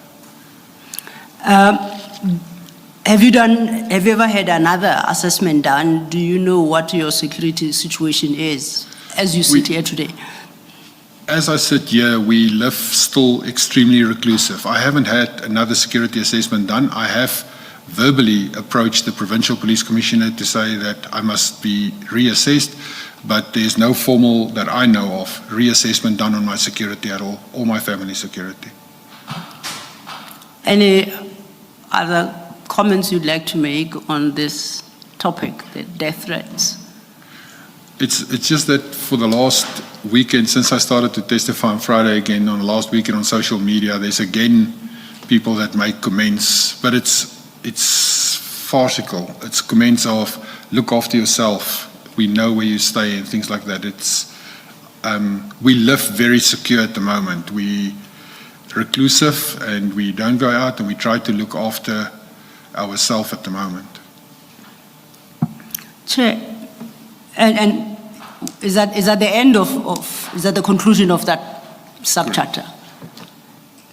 Chair, it's now just going for 3:30, 15. May I request an early stand down and we resume tomorrow at 9:30 with Commissioner Spies back in the box. Let us adjourn and resume at 9:30 tomorrow morning. Thank you, Chair.